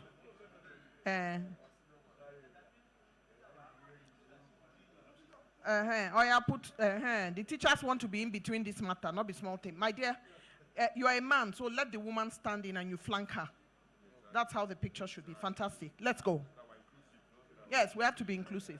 There you go.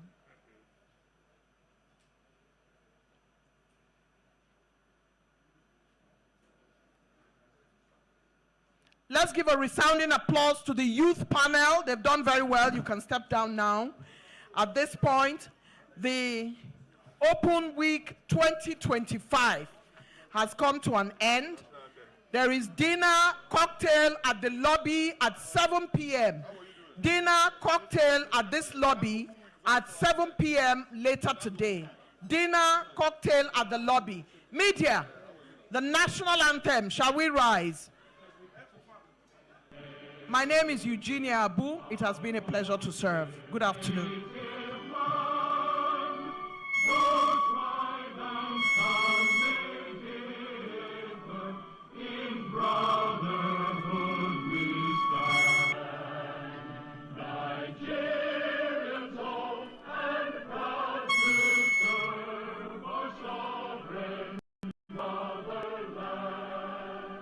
Thank you very much. Congratulations to the last panel, which was one of the most exciting. Well done to everybody, to all the chairmen. Thank you.